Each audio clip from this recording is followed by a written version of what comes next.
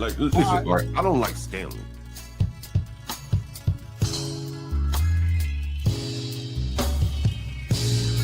I think the only person I had been was Stanley.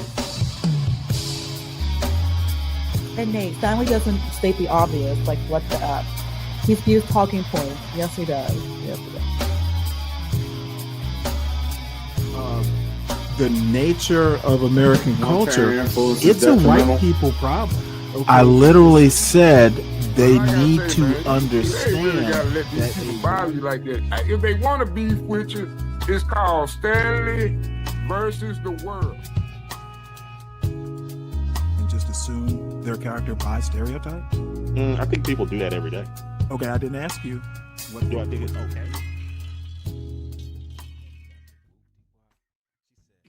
It just shows you how people don't understand that when you truly in tune with yourself, that travels well. You can be yourself in corporate America and be yourself in the hood. And like he said, I don't code switch in the hood. You do have to code switch in the hood. Because you ain't going to talk to everybody in the hood how you would talk to in corporate America. You might, say some slick shit to him that you won't say to him out here. You know what I'm saying? Because something could happen to you. You know what I'm saying? So the code switching thing, I think is just, it gets conflated with just decorum and awareness. But let's keep talking. And I'll give you an example. I mean, I'm living in the ghetto. I live in Southeast DC. Martin Luther King, Malcolm X. Welcome to Stanley versus the world, everyone. Happy Monday, if there is such a thing. I actually, Fred, my buddy Fred, sent me a link to Philosophical's show, and on it, he is reviewing a panel that he was on, and John Galt happened to magically appear.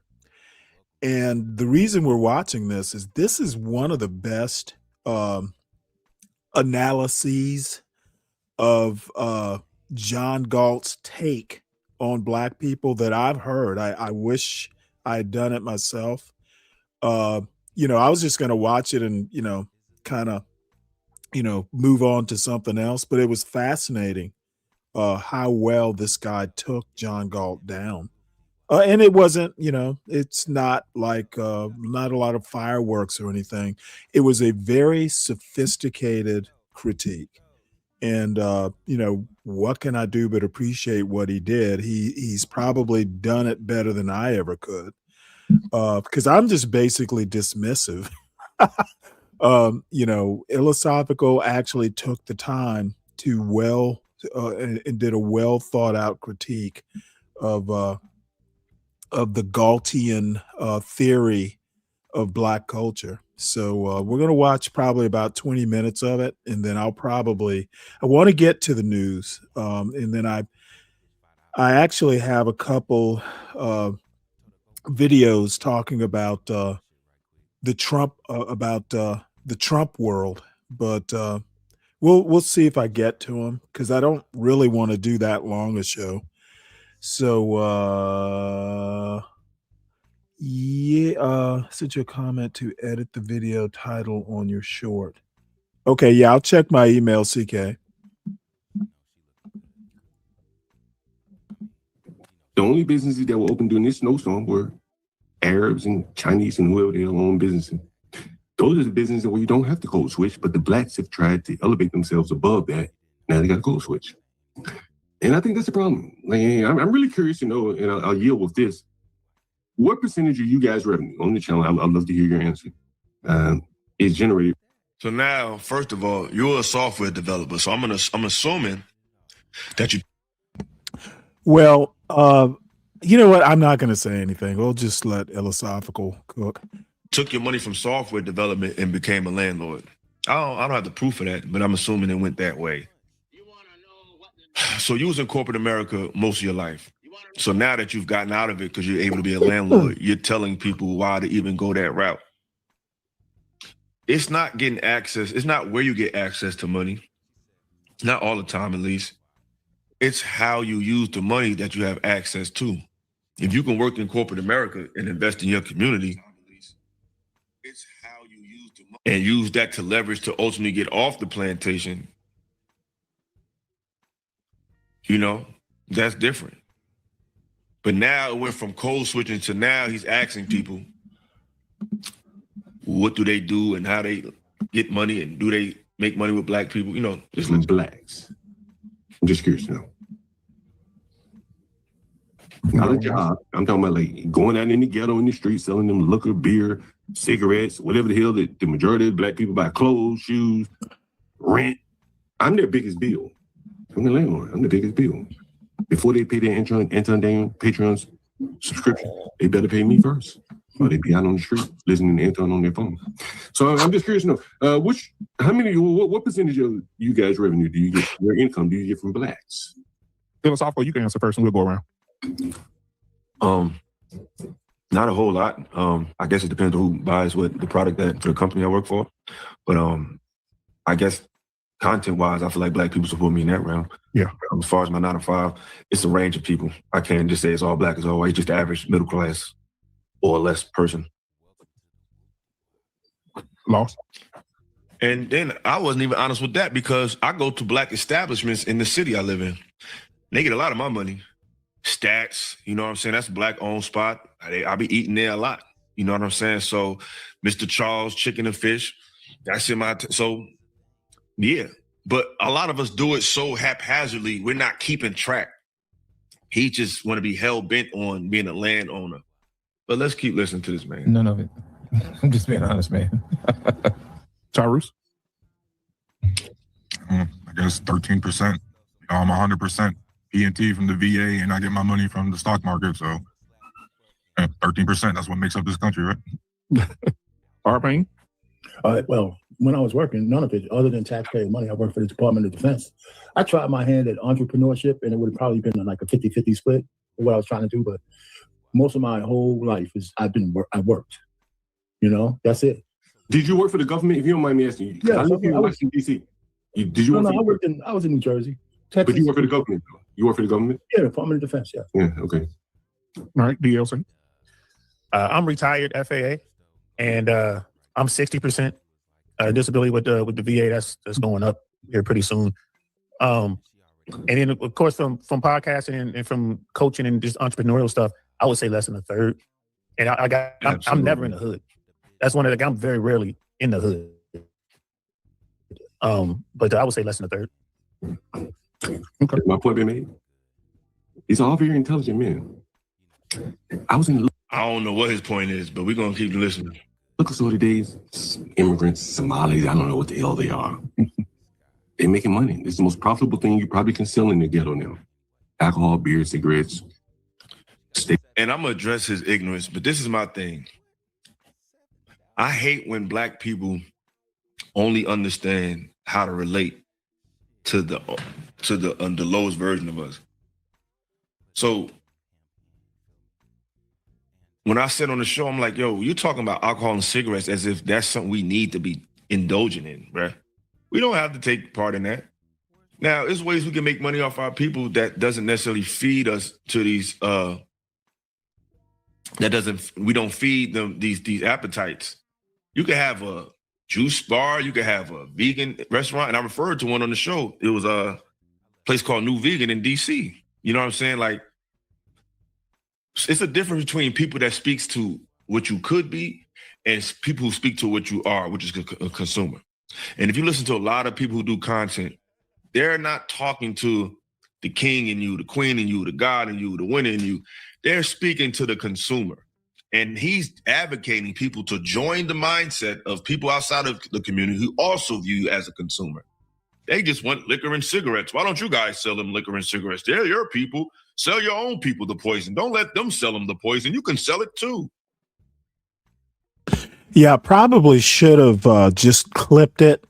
But I think I watched this to maybe a total, this is going to be about maybe 20 to maybe even 25 more minutes. It was just fascinating, the analysis. I just thought it was just, kudos. As a matter of fact, it was so good, I subbed to the channel. I know who philosophical is. I've seen him on a panel or two, but anyway, I never thought to subscribe to his channel. Grown ass man. Let's listen. People products, things that don't spoil. Blacks don't have any entry into that market. I don't see them. Entry. They think they're smart. They can go and do some greater things. I don't know what they. It's all very intelligent men. I was in the liquor store today. Immigrants, Somalis. I don't know what the hell they are. I was in a liquor store, not the farmer's market, because where you go tells a lot about yourself. Some people don't be in the liquor stores that much because they don't shop there. Like that exists. That exists. They made a stat. They said this generation is drinking alcohol less than any previous generation. So if you're a businessman, alcohol is actually trending down. See, some niggas be stuck in like the crack era or some shit. So they live in areas where the crack era is still the crack era. So they think the world is the crack era. So he only relates to the lowest vibrational Negro, liquor and cigarettes. Just listen to this man. They're making money. It's the most.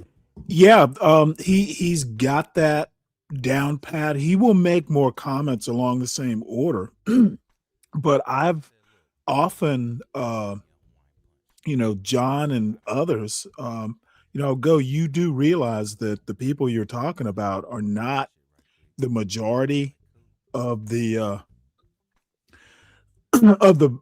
American Black population. Most Blacks don't live in the hood. And the response is always, well, you know what I'm talking about.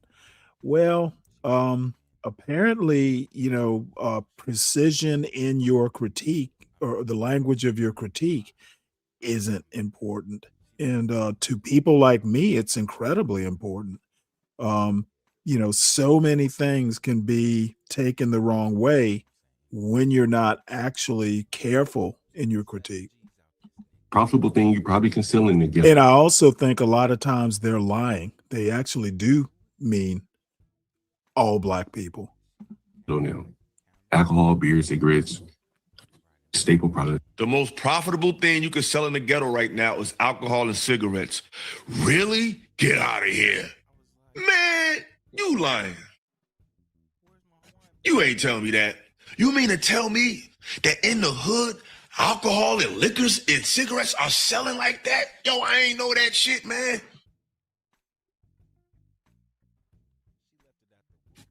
Captain Obvious. Dude, just like saying, fuck, that's like this, just like saying yo. In the end, John looks down on Black people. His take is that, hey, we need to all be entrepreneurs. We need to move back to the hood and we have to make money, basically create our own economy, I guess, making money off of each other. And, nobody fucking wants to do that.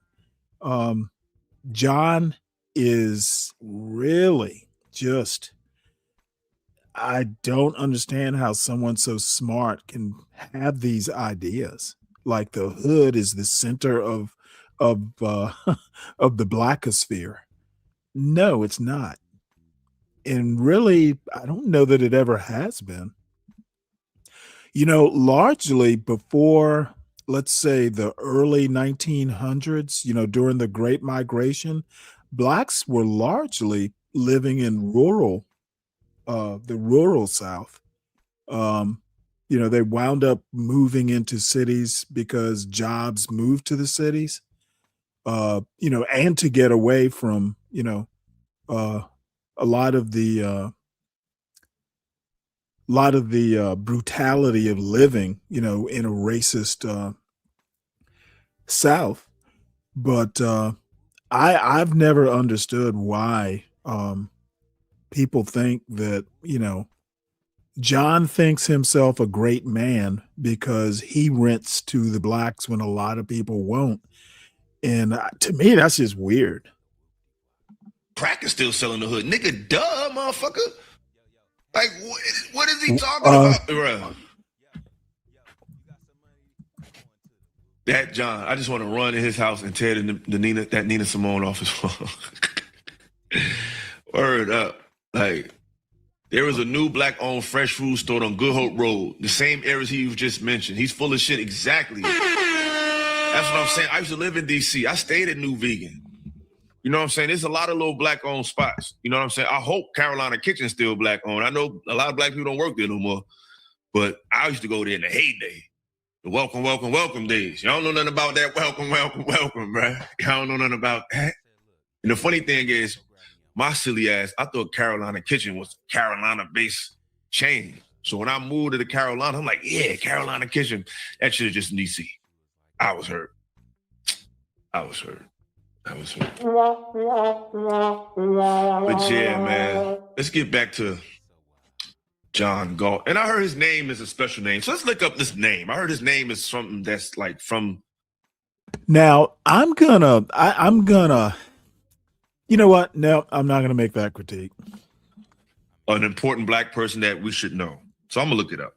Who is John Galt? Because obviously it was somebody that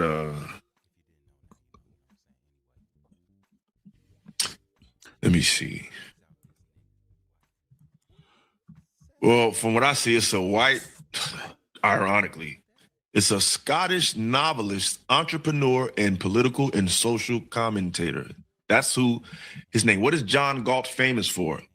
John Galt is known as the mysterious heroic figure and philosopher from Ayn Rand's novel, Atlas Shrugged, leading the world's creative minds on a strike against a collectivist society that punishes achievement, ultimately causing civilization to collapse until he reveals he's famous for the phrase, "Who is John Galt?" Symbolizing a search for meaning or a rejection of societal burdens, representing Rand's ideal man, a genius who values the mind and production above all else, withdrawing his talent to stop the motor of the world. Okay, so he was basically like a heavy thinker who really wanted to change the game. And you got to read the novel, Atlas Shrugged. Now, in the novel, it's basically just a novel. But if you know anything about Ayn Rand, let me put it to you this way. People like Paul Ryan and a lot of these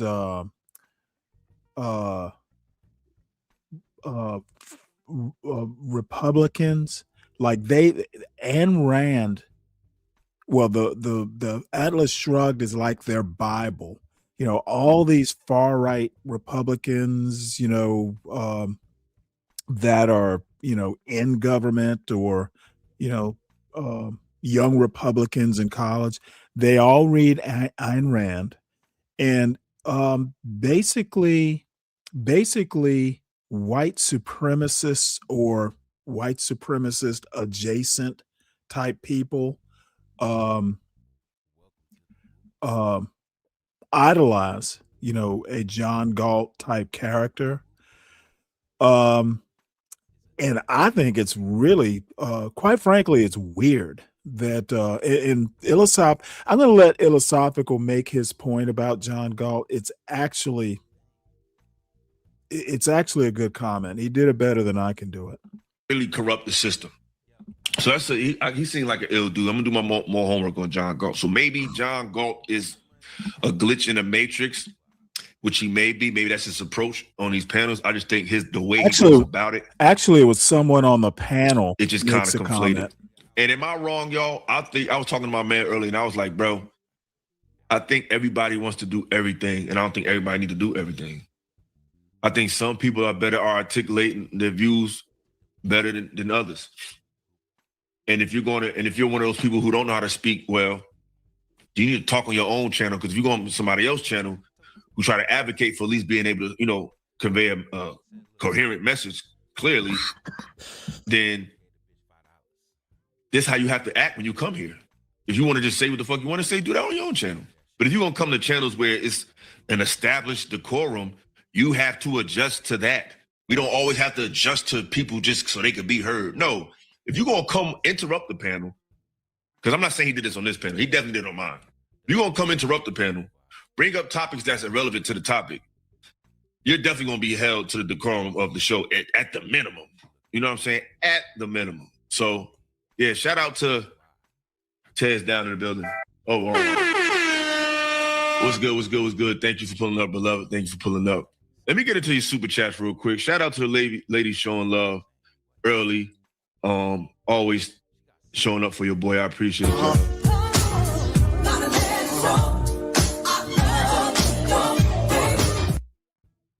Jamie with the $5 and Miss Plum with the $4.99. Shit, let me set the tone. Illa needs a new camera. Fun. Greatly appreciate you and the content and you share with us. I appreciate you. So yeah, let's get back to John the Baptist over here. The things that don't spoil. Blacks don't have any entree into that market. I don't see them. They think they're smart and they can go and do some greater things. I don't know what they think they can do, but they're doing about 40% gross margins, or maybe a gross margin, maybe, I don't know, in some of these corner stores. And the blacks have ceded to higher ground, which many of them are not intelligent enough to compete in that realm. That's my opinion. I was a software developer for 30 years. I probably count on two hands. You know, it keeps changing. It used to be 20 years. Now it's 30 years. I have thoughts on that. I've known plenty of software developers. But I'll just leave it there. I'll let Philosophical do the heavy lifting. How many blacks I worked alongside? And if you ask me to differentiate between the blacks and the Caribbeans, it'd be even less. Black Americans, the FBAs, or whatever. So you spoke about a niche skill that you did for 30 years, and you don't think you could have taught somebody else that? But his conclusion was they're not smart enough to compete on that level. So what we should do is just rent houses to people who are not smart and keep buying, keep them addicted to cigarettes and alcohol. You don't think we need some software developers? We don't need people that can do that can take our culture and take our ideas and put them into content and apps. And you don't think we need? Yeah, well, the problem, look, I think it's a great point he's making. However, John does not think black people are smart. John pretty much think he and Philippe are the two smartest blacks in America. All the rest of us are just fooling ourselves. You'll hear John in the past. He has said that, like living in a white neighborhood, basically he thinks he'll use that Booker T. Washington phrase from the Atlanta Expo speech, cast down your buckets where we are. Now that sort of thing, Booker T. Washington's advice back in 1890 something when he gave that speech, it was great for the times, but dude, that was 100 years ago. Okay, if you're still talking about cast down your buckets where you are, that's some bullshit. I mean, literally, a black person can be president. We know this now. So John's whole point is that blacks should not aim too high because you'll never make it. And that was that was part of the comment. My thinking on that, blacks shouldn't aim high.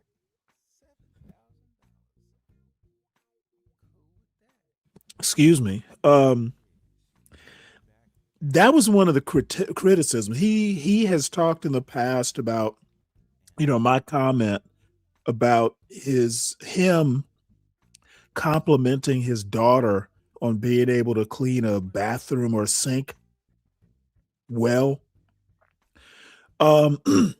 He never goes into the context of the comment because at the time, my full comment was, is that all you want for your daughter? Because he had gone on and he made more. He's taking the whole thing out of context. My point is that, hey, it's great that she knows how to clean a sink, but is that your goal for her? What about her grades? What about doing well in school? I want to know the full picture. And anyway, I'm not going to belabor the point, but John doesn't think black people should aim to be anything other than entrepreneurs in the hood. And I have my theories as to why he's not I know why he's not a software developer right now. And since we've kind of, since we're in a kind of a detente, I'm not going to get knee deep into, my theory, but having known John for a couple years now, there's a lot behind his comments that people who are new to John Galt don't know about. There's a reason he's not a software developer currently. And let me just say it was because of gross stupidity that he's not. That. Listen to these people, man. So you got to cast down your buckets where you are. Got to cast down your buckets where you are. I read the blacks every day in Washington, D.C. Some of these blacks and all these probably, why he said blacks? But now, D.C. is close to the most richest black neighborhood in America, which is Prince George County. So if you're just around the most decrepit blacks, that's a choice. But let's keep going. Whatever. But I rent the blacks every day in Washington, D.C., Southeast, whatever. Oh, by the way, John has a critique of Prince George's County.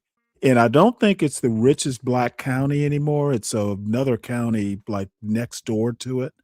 But John has talked extensively about, what he thinks of Prince George's County. I'm one of the few landlords that will rent to these blacks. I take phone calls on my channel from Africans. Think about this. Lowly Africans. I know this is how you blacks think about them. And they say, I don't want to live around no blacks. This is how low the black reputation is. Trust me, I see it every day. I document it every day. And that's why all of you blacks on here can't make any money off of them for whatever reasons. And that guy next to me said he don't even go around them. So let me ask this. Anybody else want to respond to what he just said? Well, I think Wait, you were Arpain being philosophical. Go There ahead. you go. There you go. I mean, He's like, what you say about the dope man? Was he a dope lord? You see, he said, there you go. There who go. Let's repeat that. Sound like an agenda. It sound like I said something to get a response from somebody, to get a moment with somebody. How many blacks I worked alongside? And if you ask me to differentiate between the blacks and the Caribbeans, it'd be even less. Black Americans, the FBAs or whatever they call them. So you got to cast down your buckets where you are. You got to cast down your buckets where you are. I read the blacks every day in Washington, D.C. Some of these blacks and all these probably, why you say blacks? Whatever. Okay, again, these people, and MAGA blacks in particular, they still think that cast down your buckets mentality, it's basically saying back in maybe it was 1896. It was more than 100 years ago. I have to look up the date of that Atlanta Expo speech that Booker T. Washington gave. But essentially, Booker T. Washington was telling blacks in America, this is post-Reconstruction, that, hey, don't aim too high. Okay, you can make a perfectly good life being a second-class citizen. Wherever, don't aim to be, a surgeon or an astronaut. Don't aim it because the white people won't let you. But hey, you can live okay, living beneath the radar. Well, that's over 100 years ago. We are post 1964, And that cast down your buckets mentality is bullshit. Okay. If that's what you're teaching your kids, you are being an albatross around their necks. With hard work and determination, a young Black child can pretty much be an astronaut or, a surgeon. They can pretty much go as far as their capabilities will take them. And in my opinion, that Booker T. Washingtonism is an anachronism. We're free now, John. Well, it's, relatively free. But I rent to blacks every day in Washington, D.C., Southeast, whatever. I'm one of the few landlords that will rent to these blacks. I take phone calls on my channel from Africans. Think about this. Lowly Africans. I know this is how you blacks think. He said, I'm one of the few landlords that are rent to you blacks. Mind you, he's saying he's in the fucking hood. There's nothing but blacks there. So are they not willing to rent to black people or people in the hood?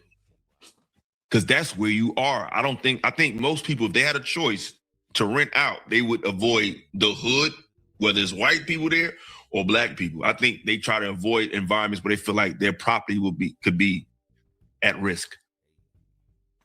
Am I reaching y'all? Am I reaching right now? Or is that clear? Put a 1 in the chat if I'm reaching. If I'm reaching, correct me. Am I not listening, y'all? Is this something I'm not hitting on? Okay.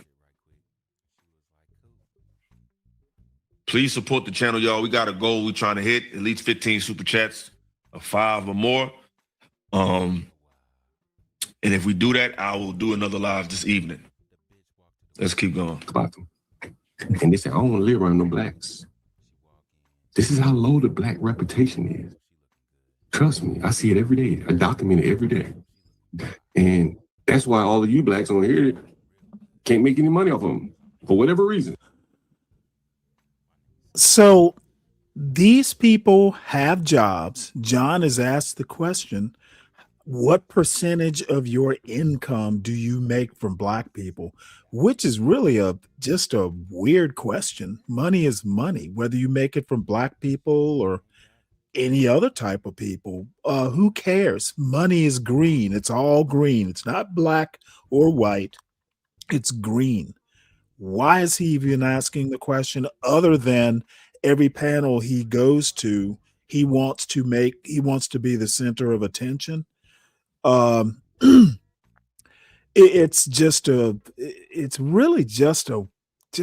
It's weird. Nick guy next to me said he don't even go around. So let me ask this. Anybody else want to respond to what he just said?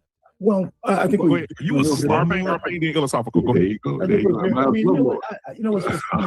He's like, what you say about the dope man? Was he a dope lord? Let him finish, John. Let him go. Yeah, because I wasn't going to criticize you at all. I mean, I just think it's circumstance that I didn't make money off of the community. If I would have started a business, I'd be targeting the American people. I would not limit it to just black if I was a businessman in that way.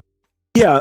See, John basically wants to go back to the Jim Crow days. One of the things that I criticize when people like Byron Donalds want to say how successful blacks were during Jim Crow, where blacks were forced to be a community. There was a ceiling that racism placed on people. You could be a doctor, for instance, but you are going to be limited to just seeing people in your black community or maybe several black communities. You wouldn't have, your business was only gonna grow so much because you couldn't attract business from other communities or patients or whatever from other communities to grow your business. It's dumb.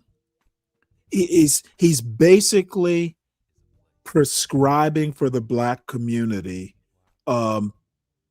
putting limits on what black people can do. Cast down your buckets where you are in the Black community. There is no hope of growing beyond the borders of your Black community. It's a lot of this defeatist attitude that basically beneath the surface he's trying to project. Nobody fucking thinks like that, or very few people do. What the funny thing though, John Galt, wait a minute, man. You gotta Hold on, let him finish. Let him finish. and I'm gonna end it here. He's inebriated. He's under the influence. He's drunk. He's drunk and high. The funny thing is you call Talking about how no one wants to bring to the Blacks. Nobody. I talk to everybody. None of them wants to work with the Blacks. Not the Somalians. No one likes the Blacks. Nobody. All they do is drink and smoke. That's all they do is drink and smoke. They're horrible tenants. Nobody likes the Blacks. Like, this is what this nigga is doing. yourself John Galt, because there's very few Black people know where you got that name from. So what is that a code switch? It's just a book I read. Yeah, well, but is that a code? Don't read that much into it. No, I'm just asking you. As I came here to explain to you, you see me, like, I can smoke and drink all day. Okay. Did you hear that? So John has joined that panel to explain to them, to enlighten them that their own lives are limited because they're not moving back to the Black community and profiting off the people that live in the hood. It's perverse. And Ilosophical actually makes a really good point here. Tenants, the one who depend on me for rent, I ain't got a code switch. I don't give a damn. They don't give a damn either because I got that dope. Real dope. I'm their biggest bill.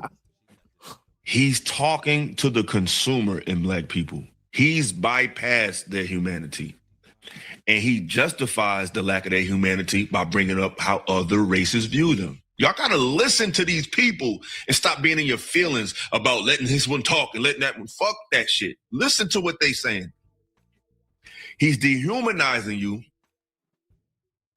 Then he justifies the dehumanization based on other people's rendition of you. Yeah, that is about as sophisticated an analysis of that John Galt bullshit as I've heard. That's exactly what he does. John basically views Black people as not equal in ability, intellect. He'll talk about how dumb Blacks are all the time. He is literally a Black man looking at the Black community through a white man's eyes. And a lot of MAGA Blacks are like that. A lot of Black conservatives. I think Thomas Sowell kind of did the same thing. Hey, I'm a Black man and I'm going to separate myself from the community and look at it with a, quote, fresh set of eyes and be objective about it. Well, I hate to tell you this, but there is no objectivity in a racist point of view. There is no logic in a racist point of view. You're starting off from a flawed position. And John Galt is about as racist as any white man I've ever met. He is an actual dyed-in-the-wool racist. That's when the consumer perspective and the consumer narrative becomes crystallized and justified because he devalued you outside of anything else. You have to listen to these people. Before the Blacks go out and pay anybody else, they better pay me. Trust me on that. He said, I got that. Okay, so let's get philosophical in here. Philosophical, go ahead and well, I think you was philosophical. Go There you go. There you go. What'd you say about the dope man? Was he a dope lord? Let him finish, John. Let him go. Yeah, because I wasn't going to criticize you at all. I mean, I just think it's circumstance that I didn't make money off of the community. If I would have started a business, I'd be targeting the American people. I would not limit it to just Black if I was a businessman in that way. But the funny thing though, John Galt, Half the Because- people, wait a minute, man. You got to Hold on, let him finish. Let him finish. you know, and I'm gonna end it here. You know, the funny thing is you call yourself John Galt because there's very few black people know where you got that name from. You know, so what is that a code switch? It's just a book I read. Fictional white Yeah, well, but is that a code? Don't read that much into it. No, I'm just asking you. As I came here to Funny enough, nothing in John Galt's online persona suggests that he's anything like John Galt, the actual character in the Ayn Rand novel. He's not. John Galt was basically like a person who had basically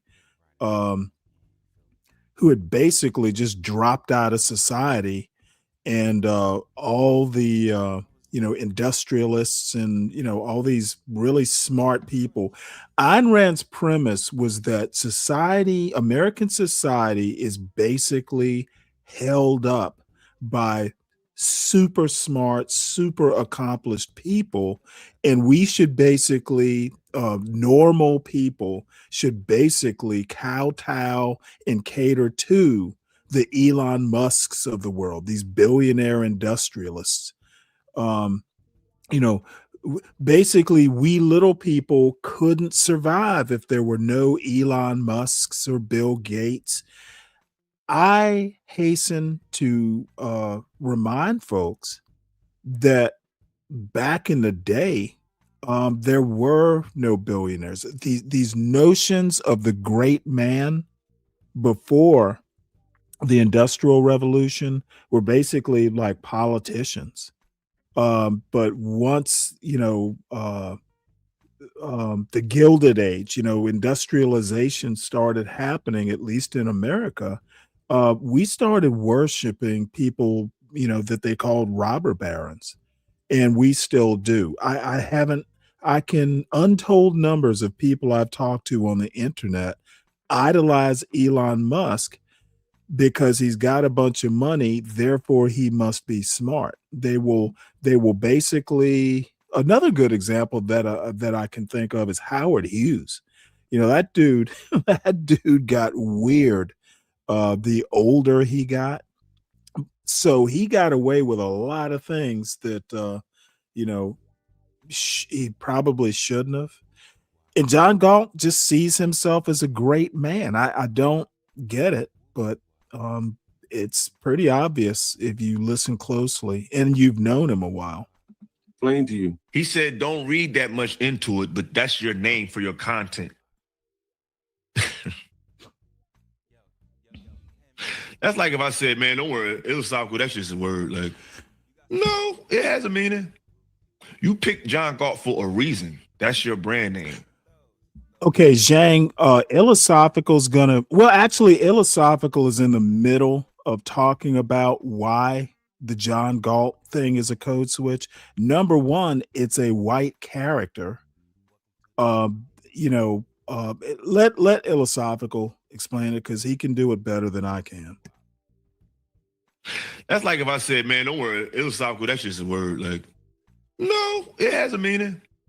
You picked John Galt for a reason. That's your brand name.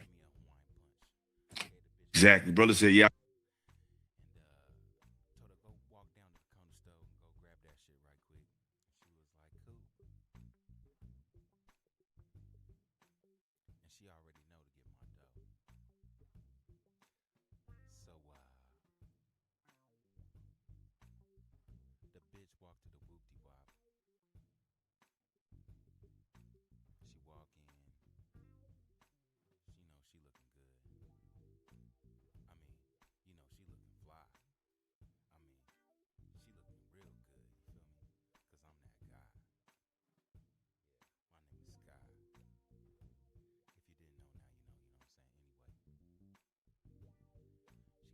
I can't stand a self-hating buck dancer. Exactly.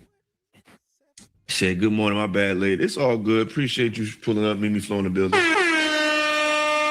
Yeah, so let's continue. You see me, like, I can smoke and drink all day. Okay. And my tenants, the one who depend on me for rent, I ain't got a code switch. I don't give a damn. They don't give a damn either because I got that dope. Real dope. I'm their biggest bill. Before the blacks go out and pay anybody else, they better pay me.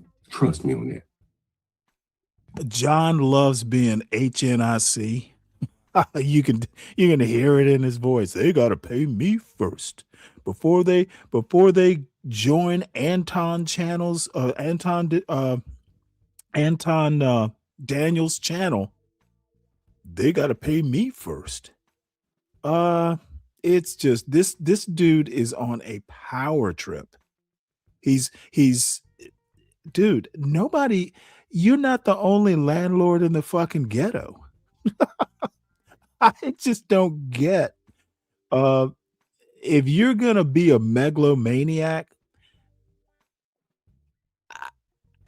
do something that's actually like admirable. You being a landlord in the hood, why would someone want to do children in the hood point at John and go, oh hey son, you need to grow up to be like John Galt? I don't think that happens. Okay, so let's get philosophical in here. Philosophical, go ahead and respond to that. Then we got Trey in here, man. What's up, my brother Trey here? Philosophical, go ahead and respond to that. You muted, brother. Yeah, I think first of all, you have to code switch in the hood because different blocks got different dialects, different hoods got different way they talk. So I don't know how deep in the hood you are to even know that aspect of it, but it's different when you're dealing with it from a landlord aspect and dealing from a tenant or someone who's actually of the neighborhood, not somebody who's making money off the neighborhood. That's for one. So code switch is not necessarily selling out. And if you're saying that having not, like I said, sometimes the lines are blurred because the examples that you brought up as far as even because you're seeing so many mixed messages. Because on one hand, it's like you're advocating for owning land, and that's very we definitely do that, especially if we can rent our own. So I hear that message, but there's also a condescending tone about Black people in the same breath. So it's like you're advocating for rent, and then it's funny because the more you speak, the more I realize how you view Black people, and you don't care about the human in them. You care about the consumer in them. You look at Black people from the same perspective at these other races. That's why you keep bringing them up because they don't look at us. They dehumanize Black people and look at them as strictly consumers. And you have code switched, ironically, to that mindset of people who look at Black people as strictly consumers. Mm-hmm. That's why the businesses that you even brought up for us to even integrate in, because there's people that's integrating in holistic lifestyles and juice bars. And, it's not the most popular thing, but it's businesses by Black people. There's two in DC. One of my favorite ones is called, I don't know if you're familiar with it. It's called New Vegan on Georgia Avenue. It's a Black-owned spot. It's awesome. Vegan food. So Black people are investing in things like that. You brought up alcohol. Alcohol is literally poison. So for you to even use that as an example of what we need to invest in, that's something that we shouldn't invest in. If anything, we should definitely invest in things that our people want, but everything that they want is not what they need.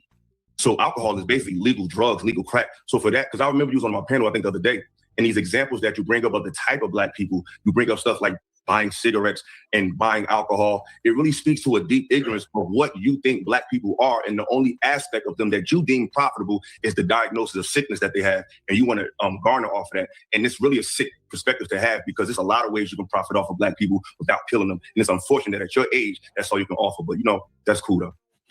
Yeah. That fucking part.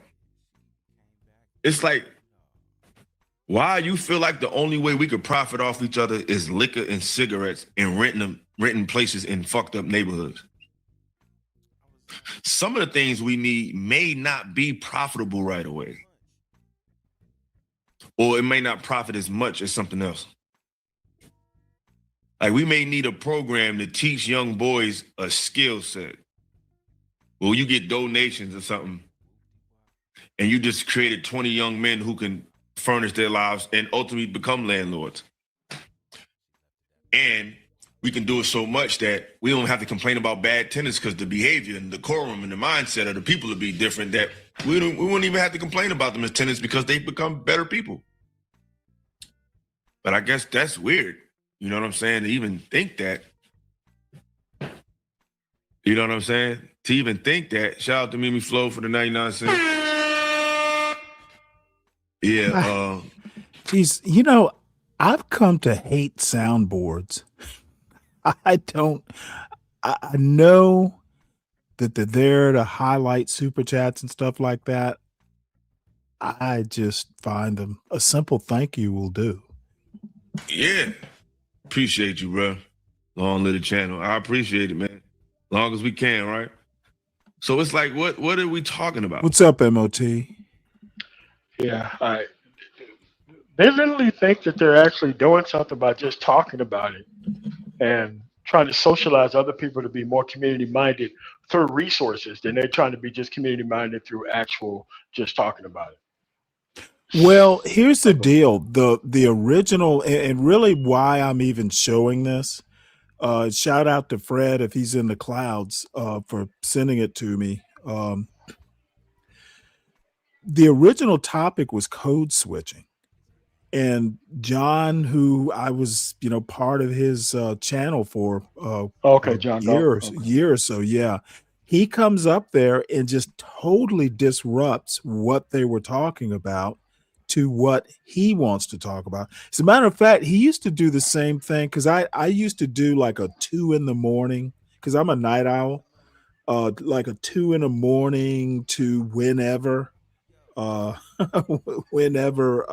show, because they were largely black conservatives and I am basically a center left guy, and I figured what, my politics and really my just sensibilities is better if I just do a night show. I can stay out of your hair, I can do what I want without any interference. Well, a lot of times, it'd be 7, 8 in the morning. John would come up, and whatever I'm talking about, he needs to be the center of attention. And I'd go, well, John, if you want to fire up a show on your own channel, I can shut this one down. Okay, but what I'm not going to do is talk about what you want to talk about. And I think the owner of the channel or moderator of the panel should have just shut John Galt down. He should have said, hey, John, what you need to do is maybe we can talk about it after we're done. We've exhausted this topic. But John basically came up and virtuoso performance, I guess it was, but it wasn't the topic of the panel. John, but they take advantage of the non-panel moderation. Like, who used to do this shit all the time was Angry Man. He used to come through and destroy everybody's platform and siphon off the Delta Novembers and leave you without a platform. Well, here's the deal though. John has a channel, and I think I heard somebody say that it's been down for 2 weeks. Something he did, got it shut down for a couple weeks. Yeah, So but it can't exist in a vacuum by itself. Like, if there's any other reason, logic and common sense around while the simultaneous existence of his channel, he has to try to come and shut your stuff down so that way he can stay afloat. Well, let me tell you why I don't have proof. It's just my opinion. John came up on this fella's Illosophical's channel, and basically he and John went back and forth. I saw a clip of it. I might have even shown it. Maybe I did. So probably the only reason John went up there is because Illosophical was on the panel. That's my guess. It really had nothing to do. He didn't want to talk about the topic. He wanted to just basically engineer a confrontation, and it doesn't happen. But he like I said, he literally came up and disrupted the channel. And again, I've known John. I work with him. We talk behind the scenes, that sort of thing. It's a vendetta. He sees Illosophical up there, and he just wants to go up and disrupt. So wow. But the reason I'm showing this is I've heard of Illosophical. I've seen him on a couple panels. I've seen him in some chats. But his takedown, or it's not even a takedown, it's really a good critique of John. And I have never been able to do such a sophisticated critique, or at least put it in as eloquently it's really a masterful job. Otherwise, I wouldn't even be showing it. It was just like an example. It's probably one of the best critiques I've seen of John Galt, but maybe And it's one of the crazy best. that these people are obviously younger than him. That's what I don't. Well, he's 50. Yeah, he'll be 51 at some point. But But that's what I'm saying. So how do you have like younger people who kind of have this stuff kind of figured out, and he don't have it figured out at his age? well, he does have it figured out. Like he says, he basically lives off rental property income. He's a landlord. Yeah, That's what he yeah, does. And so he says several times in the video, I can drink and smoke all day. I live in the hood. I don't have to code switch. yeah. Welfare recipient. Yeah, that's what he is. Well, I mean, it's off of black welfare checks, maybe. Correct. But No. Like as much as he think black people ain't shit, he ain't shit because he deliberately goes around and try to live around and live off of these type of people. well, yeah, but Ilosophical made the point that John Galt doesn't care about the people. He No, it doesn't. cares about them as consumers of Yes, his product or whatever. But justice mostly product. what he's doing is dehumanizing them. And that Yes. to me is like the best critique I've ever heard of Yeah. what John Galt does.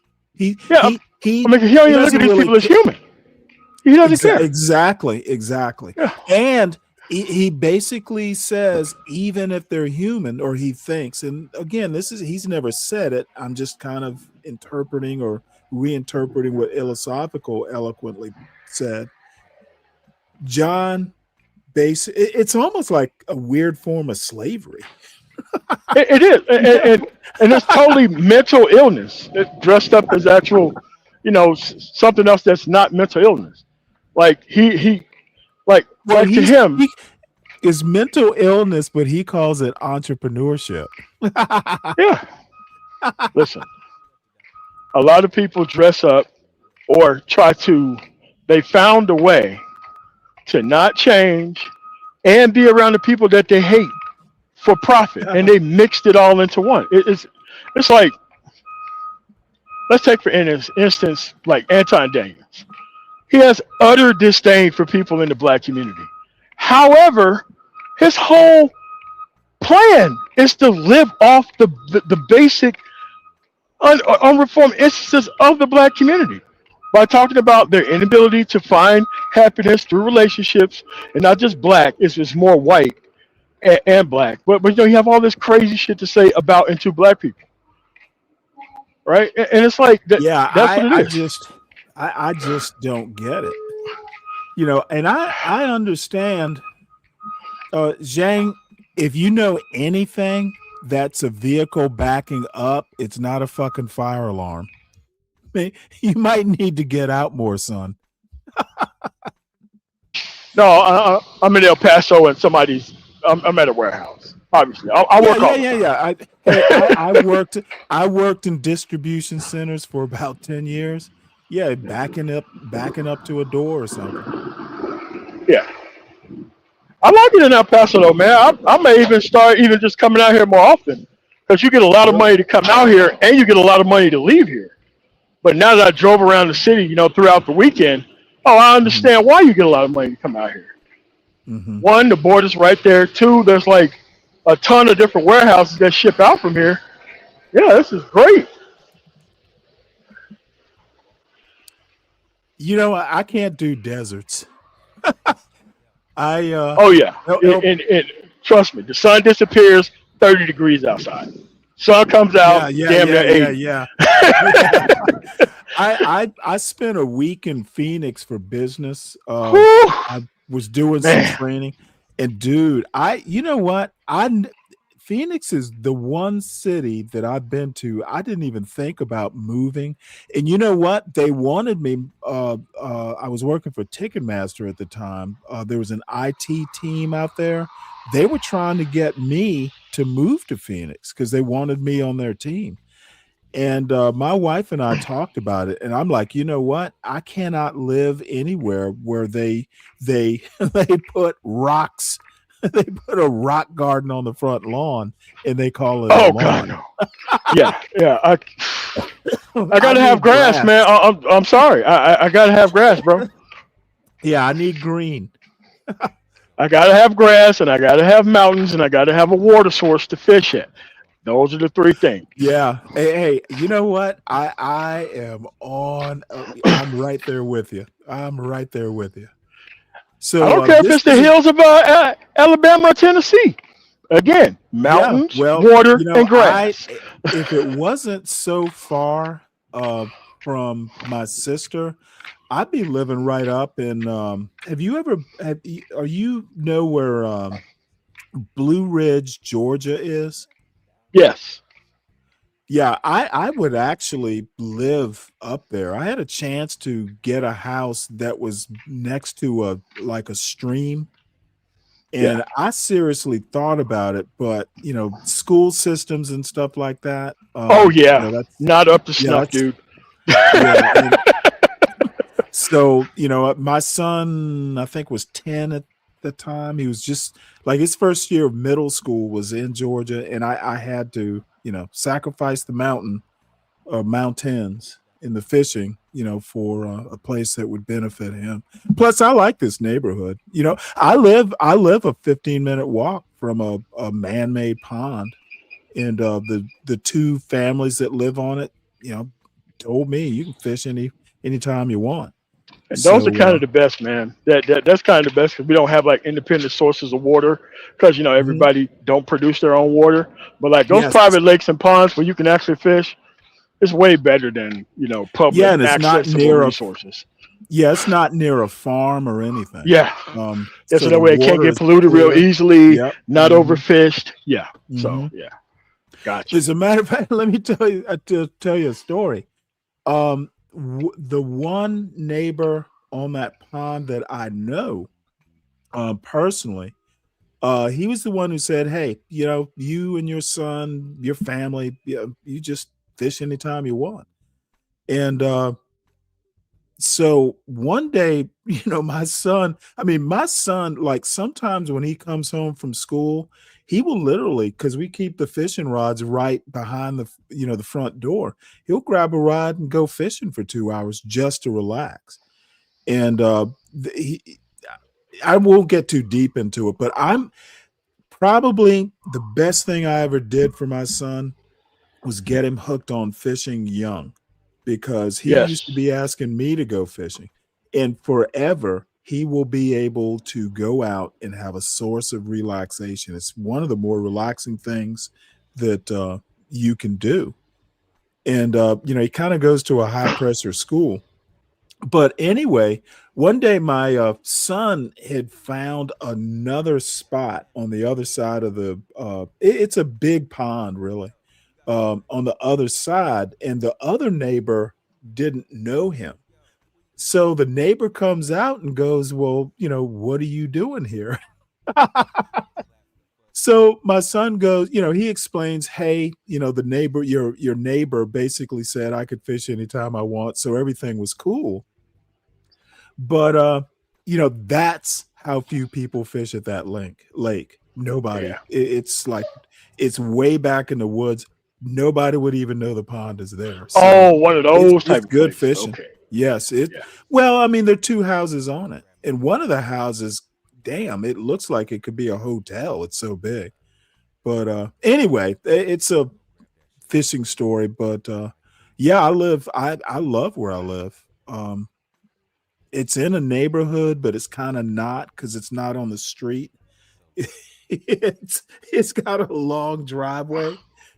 So when I get an Uber or have beer delivered, that's my new thing now. I don't even have to go to the gas station to get beer. They have a hard time finding the house, which I don't know. I'm a partial recluse, I guess. Yeah. But And my father and grandfather kind of got like that quiet socialization of fishing too. For them, it was like the stuff you can say while you're fishing, you can't say around the family. The questions you can ask while fishing, you can't say around the family either. well, years ago, shit, it's probably 20 years by now. We used to go, there's a place in Savannah called, it's the Bonaventure Cemetery. It's kind of like Confederates are buried there. It's like a really old cemetery with sections, but it's right along the Wilmington River. I don't know if you've ever been to Savannah, but it's basically you cross the Wilmington River and you're in a place called Thunderbolt, which is just, it might as well be Savannah. But anyway, it used to be fun. You know, all these old retired black men who basically would fish every day. You know, it was almost like a social club out there. And I used to love going fishing with those guys because they were funny as hell. You know, they were saying things that you probably couldn't say at the dinner table. Correct. And that's why they were out there in the first place. Yeah, they'll get mad and everybody go fishing. Hey, let me tell you something. If you want to talk about a guys club, you know, that's kind of the manosphere I can do, you know. And they will talk fishing and they'll go, well, hey, you know what? They'll pass on expertise. Oh yeah. So I miss those days, and you know, I imagine at some point I'm going to wind up moving back to Savannah, and I'll be, I guess I'll be one of those old men. I really never thought I would be one of the old men fishing, but hey, you know what? How you know, and you get some fresh fish too. Saltwater fishing is the best. So I'm going to watch a few more minutes of this and then I'll wrap it up and get into the news articles. But this was just, it was, you know, I hate to use the word, but it was an elegant critique. That part about John Galt really only looking at black people as consumers is dehumanizing. Yeah, it's a resource. Yeah, it's a resource. Yeah. And it's like really John Galt, it isn't the only one. Like in Mississippi, you have like you know, obviously conservative whites who don't care about blacks, who actually run all the nonprofit organizations that help black people, and they have the same attitude that John Galt has, nearly identical. Well, you know, that attitude, you should be grateful that I'm helping out. Yes. John has said that several times. That, I mean, he sees himself as a hero because a lot of people don't rent to blacks in DC, and he's one of them. But dude, you know, I just find it distasteful. And you know, people will ask me, well, if you found it so distasteful, why were you on his channel? Well, you know what? Because he had a channel and I had an offer to do a show, but I used to do the overnight show because I didn't want to be necessarily associated with what was going on during the daytime. That's why. And people ask me the same thing about, okay, so why was you on Minister Jab show? And why was you on Angry Man show for such a long time? If, you know, if you felt these way about these people, like I didn't know, I didn't feel that way about them in the first beginning. And then I started to see things loop. Yeah. To where, oh no, these people are trying to live off of this collective brokenness and dysfunction of these people. And I'm not with that. I already got money. Like, I don't have to help these people survive. Like, I'm not trying to live like that. And it's like, but most of the people there have actually given up in life, period. So that's kind of what the other issue is, right? Is not understanding, you know, where you are, why you're there. To them, it's okay because you're not a content creator, so you're not a threat. So, you know, you're like, you know, you donate a bunch of money, you come through, you say some words, and then you get off. But once you start to put it all together, like, oh no, these people are trying to live off of this. They're not interested in solving for any of these problems. I think it's a valid critique.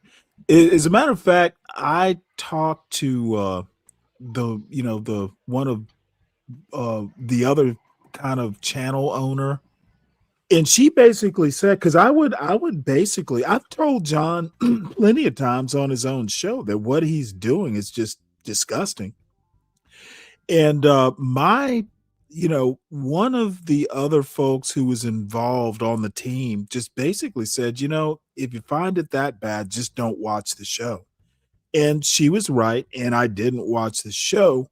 But I honestly think if people want to criticize me for being on a channel that I just found that distasteful, I think it's a valid critique. I was lazy, basically. It takes work to it takes work to set up a fucking channel. Mine is bare bones. But if you're doing something like what Nightish does with the soundboard and the I'm not making trying the to do all that. music and all that, yeah, I just didn't want to. I just didn't want. It was a pain in the butt. StreamYard isn't hard to set up, but then I had to evaluate: do I want to stay with StreamYard? I've kind of got the hang of it now. Shoot, I'd never done video editing at all. I didn't have any editing software. I have a level of disdain for it. I don't. I refuse to do it. Well, now the good thing about StreamYard is they will auto-generate clips, and you can just delete the ones you don't want. So if I had to actually sit down and create clips, they'd never be done. Because I hate editing. Yeah. So StreamYard might be worth the money just because they auto. But the problem with StreamYard is the show can't be longer than 6 hours, or it won't auto generate clips. So that's going to be a reason I start limiting. And you know what? You really shouldn't be doing shows. Maybe 8 hours if you want to do that. But sometimes I used to do shows that long, seriously, because I used to take off from January to April, maybe before COVID, and I used to be on every night. Really? Every night. Yeah. And that's how I got most of my audience. You had a show Sunday night, and I didn't even get to listen to it. What was it about? No, it was about the ICE murders and how Donald Trump is just burning the Republican Party to the ground, and everybody has to retire from it because that iteration of the Republican Party is done. Yep. Like, you can't run the family values bullshit anymore. You can't run the immigration talk anymore. You can't run the Second Amendment talk anymore. Dude, he's really burning the place down on his way out. Well, let me ask you a question on that. Don't you think that in a way he's doing them a favor in a perverse way? Because they weren't. Oh, no. He's doing the whole country a perverse favor in a way. Because now, since the Civil War, everything that we said was correct.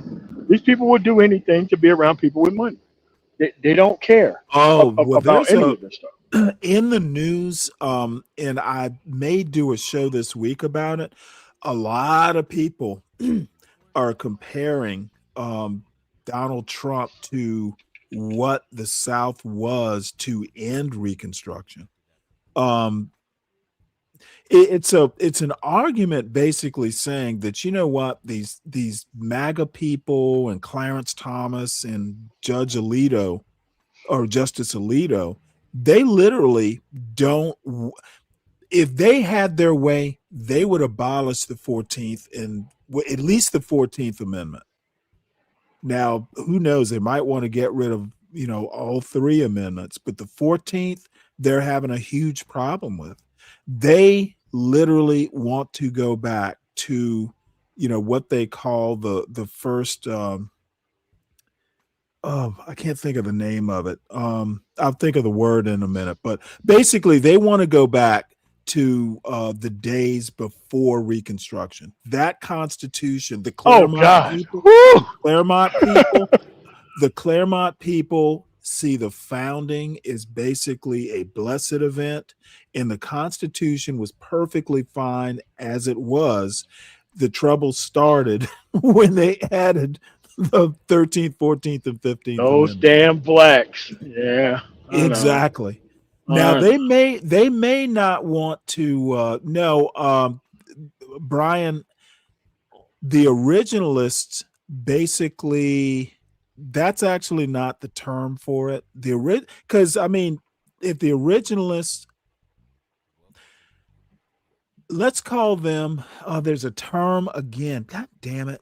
Getting old, sometimes you can't recall the word you literally, I'm thinking of the word but can't articulate it. But no, they're not originalists. They are basically, excuse me, constitutional fundamentalists. They think that the Constitution as it was in 1789 Was already perfect. was perfect. We didn't need anything more. And that's just ridiculous. That's crazy. No, you the should not be thing allowed is, to have a law license if you believe that. You should not be allowed to actually serve in public office if you actually believe that. You shouldn't be able to join the military if you actually believe that. Like, yeah, like there's a lot of things that you should not be a part of if that's what you think and that's what you believe. but you know how you destroy that argument? Point. Well, number one, if you look at the Ninth Amendment, the Ninth Amendment is ignored. Let me look it up right quick. This is something that is just basically ignored. So the Ninth Amendment reads, the Ninth Amendment to the U.S. Constitution states, the enumeration in the Constitution of certain rights shall not be construed to deny or disparage others retained by the people. Basically, it's supporting amendments. There's an amendment process. So the framers actually knew that the Constitution would need updates every now and again. Yeah. And the other thing is that the rights in the Bill of Rights, they understood that at some point, you may have to add some rights. So to me, the Ninth Amendment is a perfect avenue, say, for something like Roe v. Wade. But for some reason or another, the Ninth Amendment, they kind of ignore it. And I need to figure out, probably need to find a constitutional lawyer I can talk to. I have no clue why it's there, why they ignore it. And I just call up one and pay one. Just call up one and pay one. They'll come on for money. I'm sorry, say that again. Just find a constitutional lawyer and pay one. They will come on for money. Well, maybe I'll do that. I had plenty of offers of people who wanted to come on and explain XYZ. They just want some money or to be able to do so. Well, here's the deal. It says here the key meaning, and this is just something I did a rough Google, but it prevents the government from claiming that only the rights listed in the Constitution are valid. Okay, you can add stuff. And I don't know. To me, that justifies Roe v. Wade. You know what? They didn't think about it because, time flies and new issues come up. So, yeah, that I need to write a note because I need to go back and follow up on this. And then there's the whole amendment process. They put an amendment process. Now, there are also people who basically say that the founders knew it would be difficult to amend this Constitution. It's practically impossible to amend it. So, that's a problem in and of itself. And sometimes it's good, sometimes it's bad. So let's get back. We'll watch a few more minutes of this. I think everybody, you shouldn't be able to vote if you can't define what a woman is. Well, tell you what, Brian, can you type in the chat what the definition of a woman is? You might be the only one who knows what a woman is. So just type it out for the edification of we in the chat and we on the panel. If you would be so kind, Professor. But let's see what he says back. If I may respond, this is a typical black response, and that he goes into criticizing me. A typical black response. So saying that we don't need to drink alcohol and cigarettes, and we don't need to,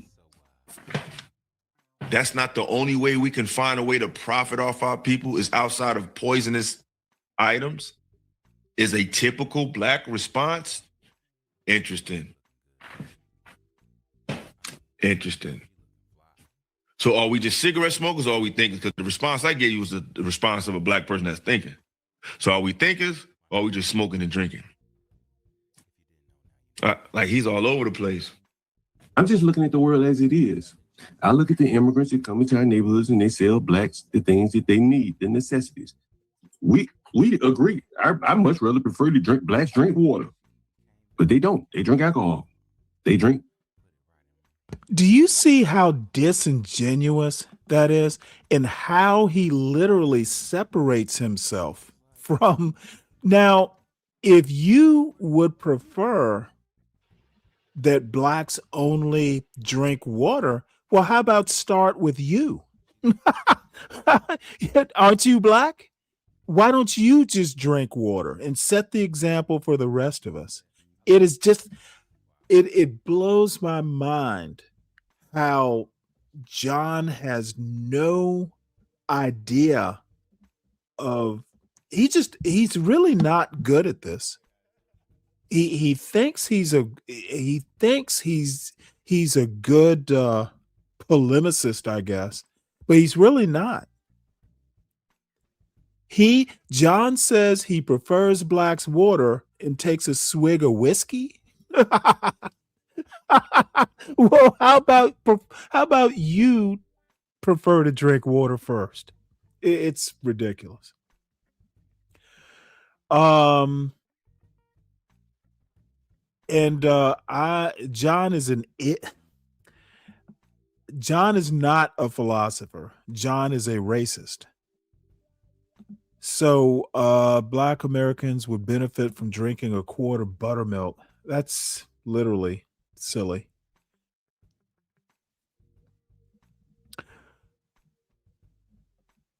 Yeah. It's funny John should say that, right? That's really funny. So yeah, that's what drinking water will get you. 100 bottles of piss.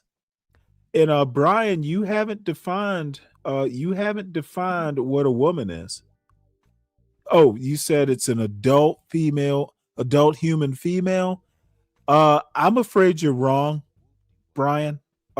Woman is not a biological term. You're actually more right when you describe an adult human female. That way you can talk about the anatomy and biology and stuff. Woman is not a biological term. So thank you there, Professor. Sodas and stuff like that. I'm in the stores with them when I see them buy these things. You can see this on my channel, so you know I ain't lying. I live in Brooklyn. I think you live in Brooklyn. You used to live in Brooklyn? I live in Brooklyn too. See, I live in DC and New York. And I live in Crown Heights, the Ralph and Buffalo. You know what it is, right? You got an idea. I'm not from New York, I'm from Jersey, man. Somebody from New York, you know. And I'll never forget, I was in the corner store in the height of COVID. There's a 12-year-old boy slinging beer, malt liquor, whatever you want to sell, no mask at the corner of Ralph and Buffalo to blacks, Arab boys. So I said, damn, like, the blacks could be here doing this, but here's an Arab boy, and they may be sending money out of the country. So the blacks could be there selling loose beer and loose cigarettes on a corner. Really? The fuck? That's some weirdity. And I'll coin the term weirdity. Why would he want black people doing that? Who knows? And I'm assuming he means black kids. If it was a boy, some Arab boy doing it, I'm assuming he's asking why can't black kids be out there selling beer? You do know that a minor selling beer is illegal, John? And you got to accept the world for as it is. If you own the liquor store here, you could be. I mean, you don't know what to expect from somebody if you don't know them. Like, that was my second time being on a panel with that guy. So what to expect from him, you don't know. That's what I'm saying. These are people I just seen. You don't know what a person is until you see them, and you can't just judge them based on how they look. But once you talk, you see. But this is my second time around them. Didn't matter like 3 or 4 days. World class. What up? Just a matter of what's the name? Like, this is only my second time talking to him. So no one looks good. No one there to even intervene. John, if we're supposed to accept the world for what it is, the statistics show right now that the entire country, which includes Black Americans, are drinking less. So why would you recommend to Black Americans to open up a business that might be a failing? Well, people are drinking less in the aggregate, but not maybe down on the level. See, like, here's the thing. In my neighborhood, there's one liquor store. You on deck, Trey. In your neighborhood, there may be. Hey, you do know that landlords are supposed to do like annual inspections. I don't know if that's by law. Might be. So he can actually control tenants with piss bottles in their room. He's just drunk and high all day and doesn't feel like it. 3 or 4 liquor stores, and now they got to split the revenue amongst a smart group of people who are cutting back on alcohol. Over here in the ghetto, I'm on Martin Luther King, Malcolm X. These people ain't coming back. They ain't read the statistics that you're talking about. So John, hold on just a second. So Trey wanted to respond to your comments. See, did you hear that? Go ahead. What? So John is basically saying Black people don't read. Dude, this dude. This dude is awesome. Come to the show, man. What's good? I don't know if I necessarily want to respond. I mean, he's in. And I hear him. It's like, why not have a market share on things that your people are obviously interested in? Cool, man. But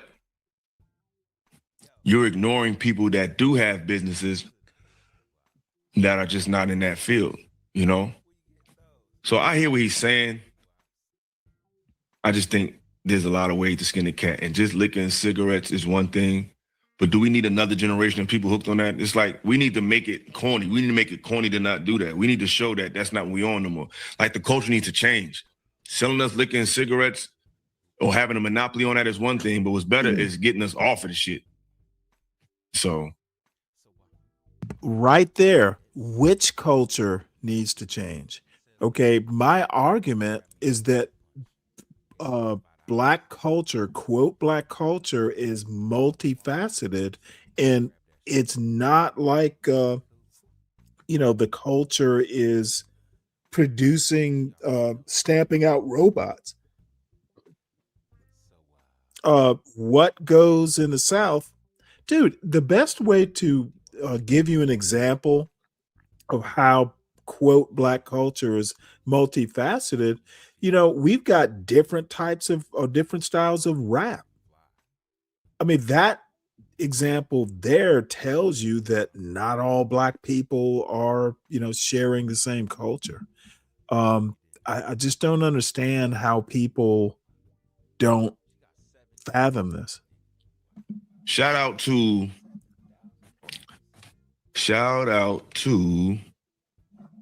the brother Chicago Rilla and KV the Great with the super chat, brother. I appreciate you, brother.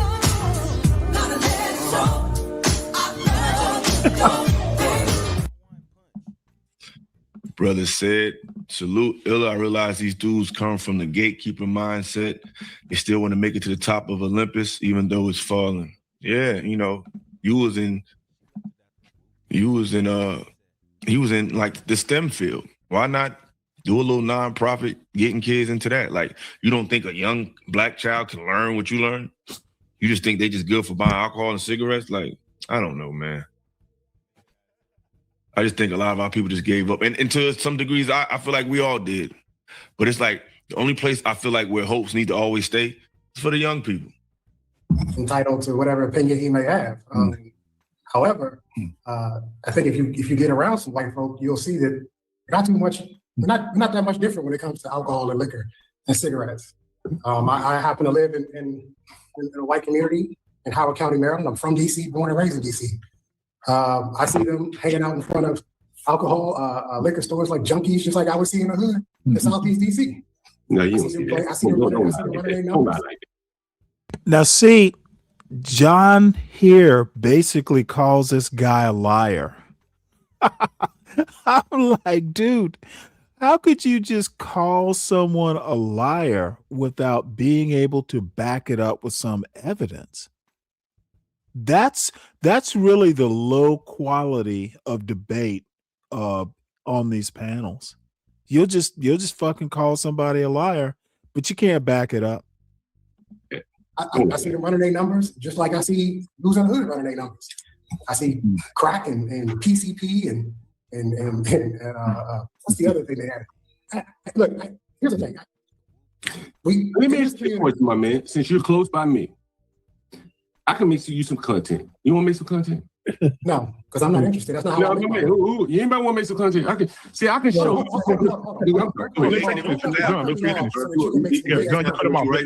My bad. I'm sorry. I'm so sorry about that. At the end of the day, this whole code switching thing is necessary. Like I said, I'm from DC. You can't go into meetings and interviews saying area and Maryland.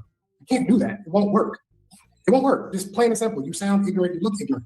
But again, my man, what I'm telling you is, I've been smoking and drinking all day. It shows.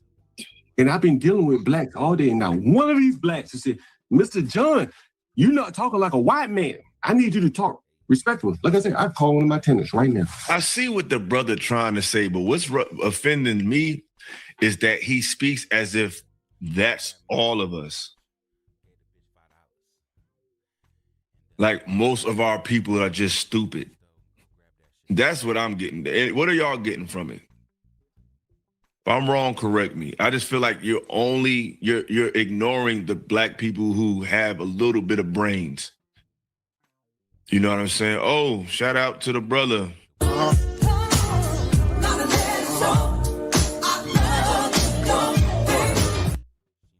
Kyle Gorilla said, peace and universal family. Appreciate you. Appreciate you, brother. Yeah, it's like, exactly. He's trying to paint us all with the broad brush.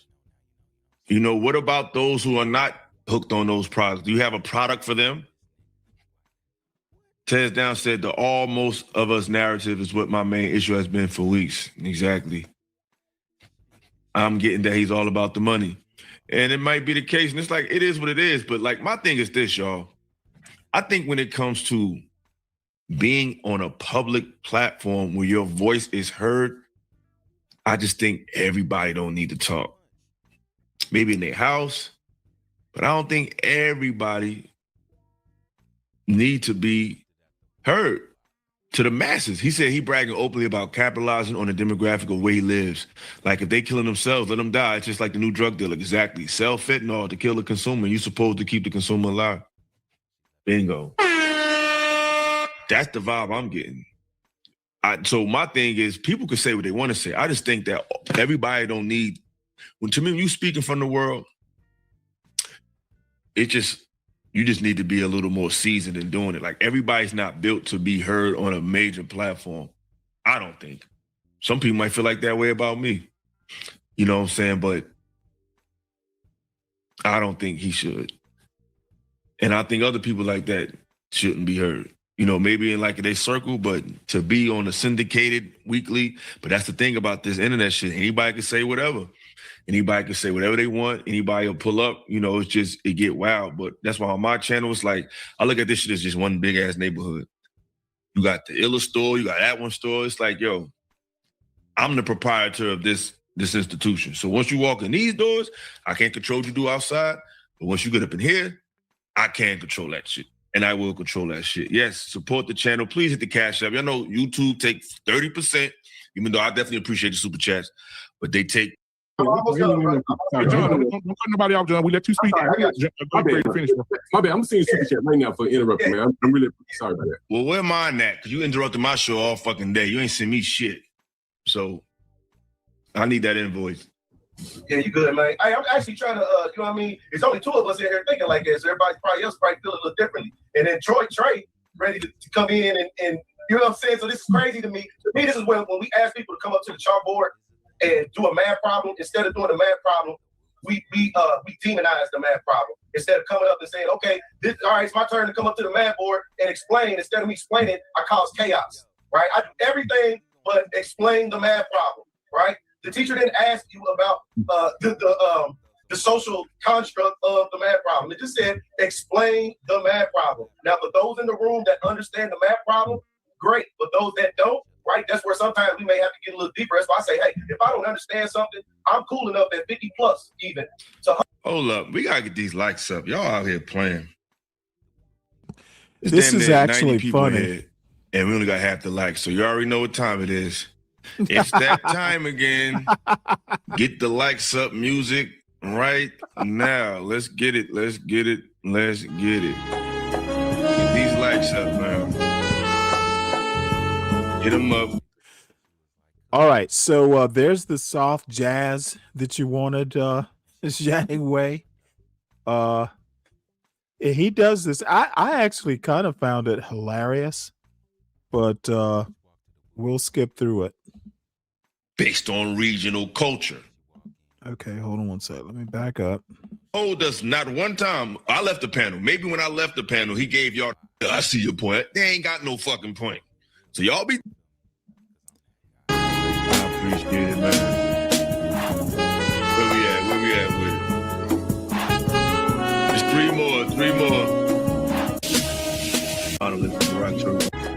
more. Like.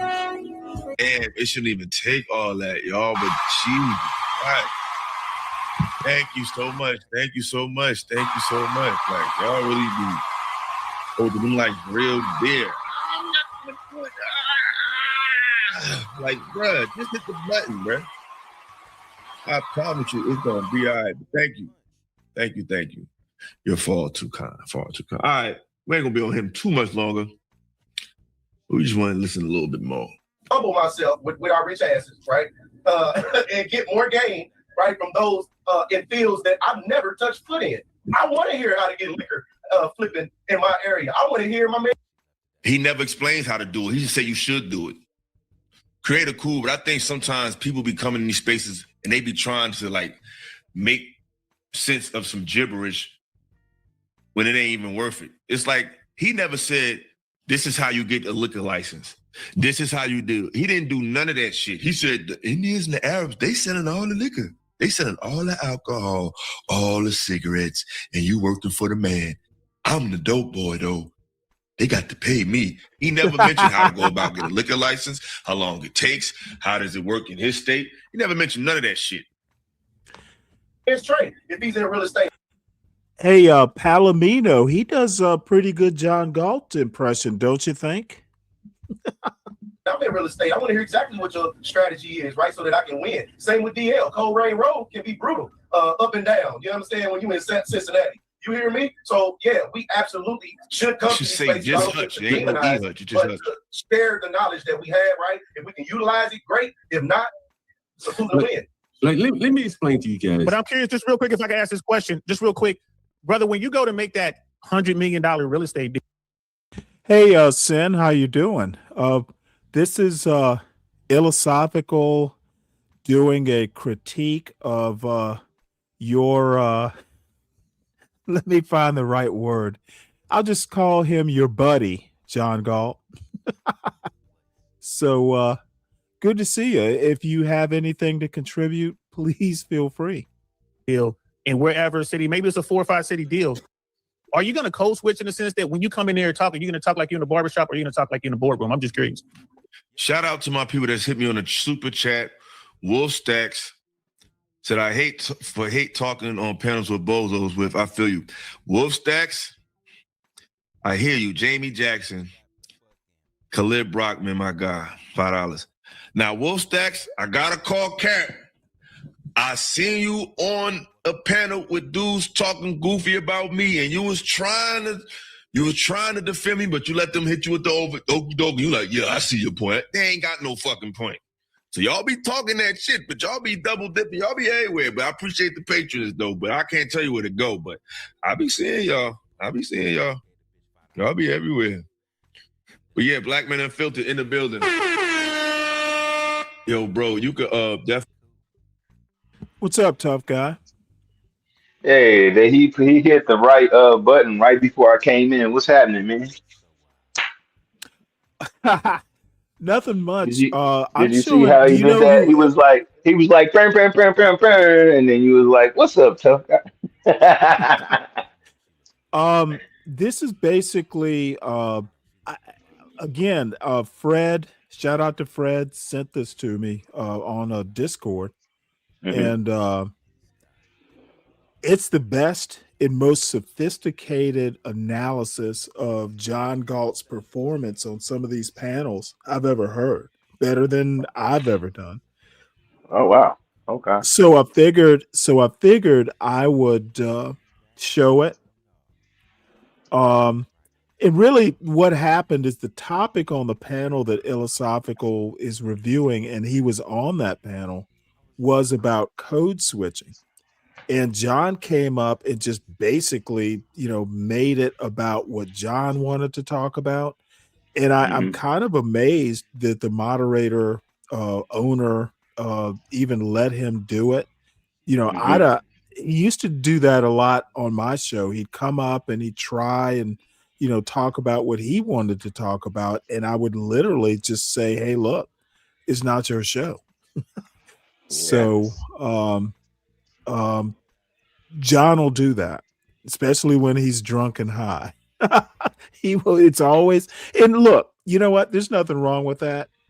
I do the same thing on my panel. Yeah, motherfucker. It's all about me. It's my channel. But but anyway, what you got? Have Shit, you man. just hanging out? Yeah, I'm about to move here soon. Yeah, you were telling me.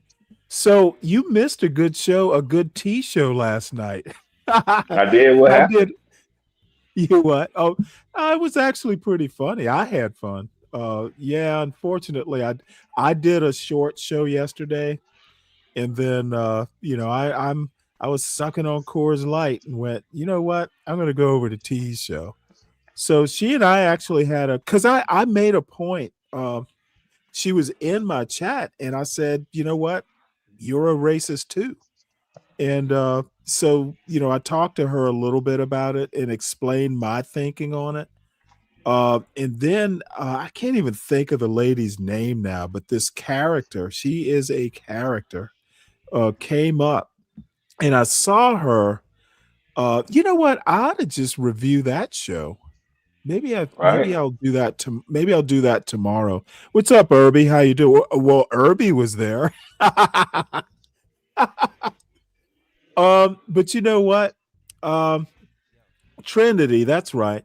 Well, she was shredding men, like shredding them. And sometimes if you talk to people kind of nice, they will kind of calm down, and as a matter of fact, I kind of like her. I might, So anyway, next time she goes up, I'm definitely going up on that panel. Shoot, she's age appropriate. If I recall, she's like 50 or older. So it was a good show. I may actually review it tomorrow because it was actually a good. It's probably the most fun I've had on T's show. I'll put it that way. Okay. Well, I'm glad you enjoyed yourself, old man. Yeah, well, when you're my age, you gotta take the joy where you can get it. I'm just No, it wasn't You're still young, Stanley. You're still young, man. AAE is not fun. Neither is Republic Tea Room, by that way. They are two of the most unfun women I can think of. And I love Republic Room, by the way. I think she's awesome. She's just not a Really? fun.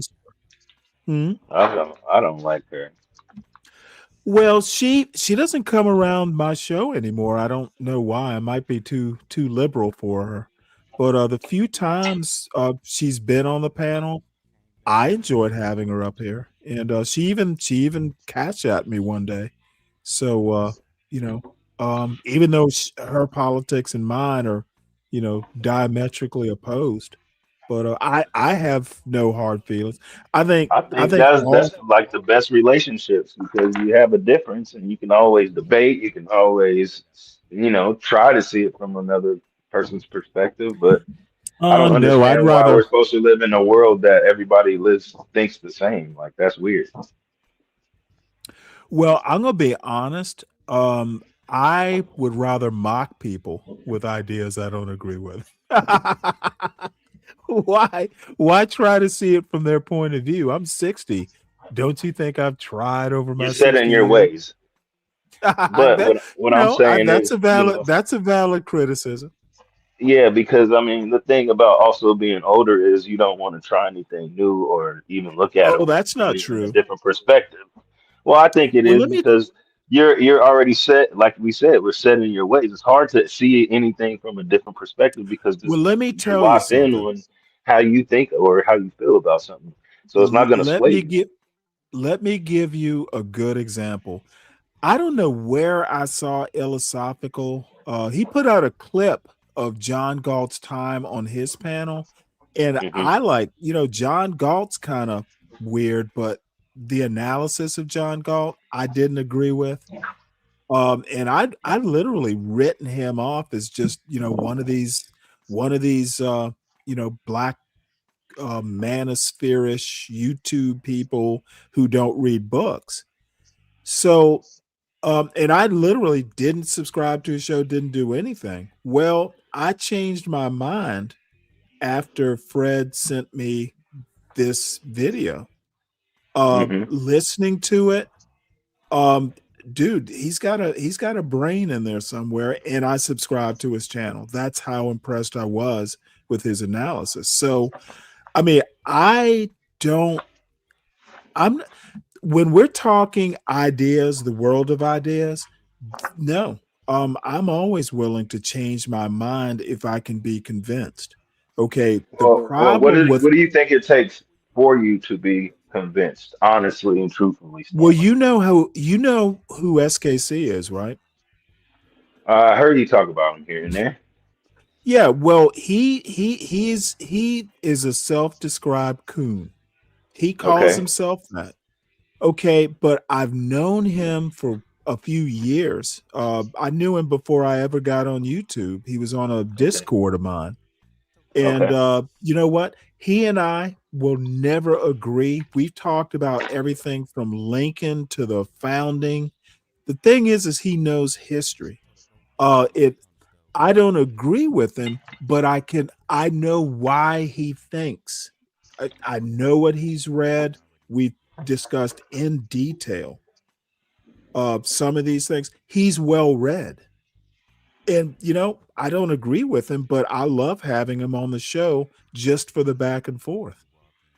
I honestly don't respect people who want to come up and talk politics in history if they haven't done the reading. If you just coming up and you're just talking about your feelings, Donald Trump is macho, and I like him because he's macho. If that's your only reason, yeah, I may not dislike you, but I'm going to disrespect that opinion Hmm. because you haven't done your homework. You're just surface level, esoteric, whatever words you want to use. You can like Donald Trump, but why do you like Donald Trump? Because he's macho? Well, dude, anyone who thinks Donald Trump is macho is a little weird in my opinion. But I probably know more about MAGA than most people who are MAGA because I've done some homework. I haven't quite finished the reading I need to do, but I've watched the people who have written books and I'm reading their books. They're trying to put an intellectual underpinning to make MAGA more sophisticated. Some are actually good at it. Actually, none of them are really that good at it, but it's interesting to see what they're trying to do. This pivot to basically reinforcing, they're calling it the Donroe doctrine, where he basically wants to reinforce the Monroe Doctrine, basically saying, hey, essentially everything in the Americas is under our purview. So China can't come in. These countries are essentially it's annexing these countries without annexing the countries. Yeah, come up, Dirty Weather. Salute to you. The link is pinned. And if you need me to drop it, I'll do that. They're trying to put an intellectual underpinning under the quote Donroe Doctrine, and I think it's ridiculous. It's just when Stephen Miller gets out on the White House lawn and says, "Hey, power, might makes right." Essentially, that's the law of the goddamn jungle. And in my opinion, that's the worst way you can run or conduct foreign policy. Law of the jungle. Yeah. Theodore Roosevelt said, walk softly and carry a big stick. Well, the time Trump is like, let's just use the big stick. Fuck the talking.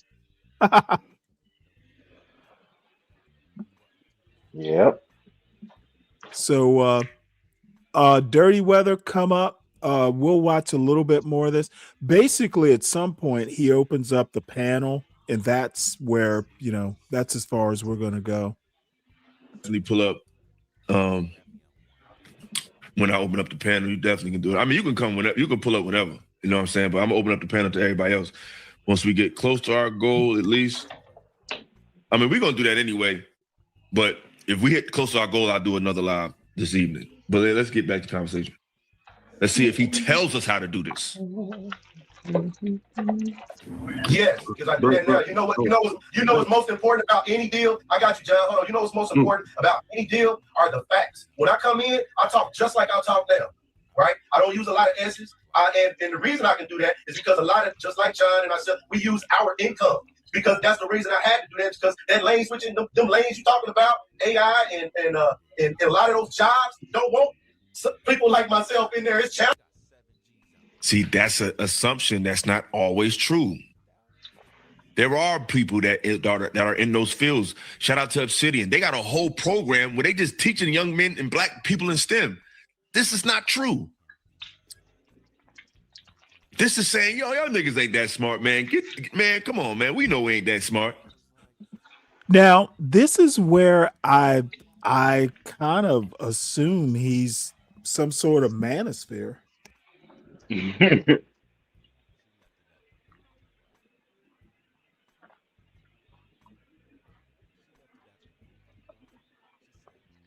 Oh, I'm sorry, I was muted. I don't get that part. I don't, I have watched Obsidian, I think it was on Freezy's channel a couple times, and I was not impressed.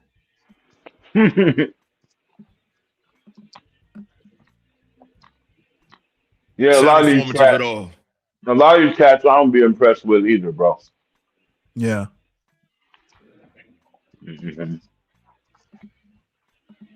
Very few. Not informative at all. There are people that got programs, and most of them I've seen be black people teach you how to get into tech, how to get into cybersecurity every fucking day. This is not true. This is ignorance. So, and I got bills to pay while I'm trying to fill out applications. So guess what? I got to make something shake on my own. And when I discovered that $200 a day, if I made it or I go work for somebody else, it's still $73,000 a year. Well, it made sense to me to go make my own. Who knocked entrepreneurship? See, that's what I'm saying. Who knocked it? No one said that shouldn't be nothing.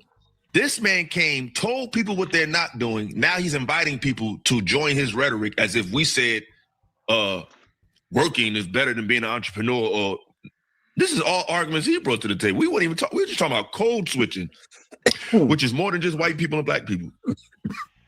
What the hell is he talking about? You smoking weed, Stanley? No one not working for yourself. The weather's been bad. They get that mic, boy. It's been really cold in the air. Oh shoot! It got down to got down in the teens last night. Oh man! Yeah, it's supposed to be. You need to get you a heated blanket, man. You got to get one of them heated blankets, bro. You know what? I've heard those aren't really great. Now I do have a comforter, and then top sheet, and then there's a blanket. So I've got 3 layers. Plush covers are really good too. Who was it talking? Maybe it's my nephew. Has a weighted blanket, and maybe one day I'll get one and try it out. It's supposed to make you sleep better. I can't imagine. Yeah, but if you go on Amazon, they got good ones out there. You know how they say that it wasn't good? That's because they might be talking about the old school ones. They got so many different kinds nowadays. You just need to look through them and see which ones have the best reviews or how you feel like it will heat your body correctly. Because I've seen even like this thing, it's like a robe. You get into it and you just like cover yourself in it and you can watch TV in it and shit like that. And that shit heats up. So that's not even a blanket. That's just like a robe that you wear around the house. You know what I'm saying? So they got a lot of stuff out there, but Amazon be having that. So I mean, just do your research. But I'm telling you, them heated blankets be cool. They work for me. I like heated blankets. Right. Yeah, because all you do is plug it in. You can feel that shit all the way through. Yeah, but what happens when the power goes out? That's why you're supposed to always have a generator and all that shit. For real, you're supposed to have one of those. And they got these lightweight ones. I think they're a little costly, but they come in handy. You can charge it up with a battery or plug it in until it has a full battery, and those things last 24 hours. Right. My friend has one because we do music, and we can play anywhere at like any location just off the whim because we got that. It's electricity anywhere, you know what I mean? We could set up a whole damn stage and everything with the speakers and all that. That nigga got lights and everything, bro. My nigga, he don't play now. He got the whole shebang bang boogie. And then he got cameras and GoPros and yeah, man, he got the whole setup. Yeah. Well, my grandmother's old house is my brother's plaything. He's got that thing. He's basically got it to be a smart home. I guess the generator is next. Oh wow, nice. Yeah, man. People be making them upgrades. I mean, if you got it like that, why not? Yeah, one day I'll talk about it. My brother and my father literally gutted my grandmother's old house. And literally ripped everything out, walls, and they moved walls and load bearing and all kinds of shit. Like the kitchen is probably like 5 times bigger than the original kitchen was. They just went in because they were going to turn it into an Airbnb sort of deal. And then my father just decided, when, the kids, the grandkids or and their parents come to visit, they can just stay there.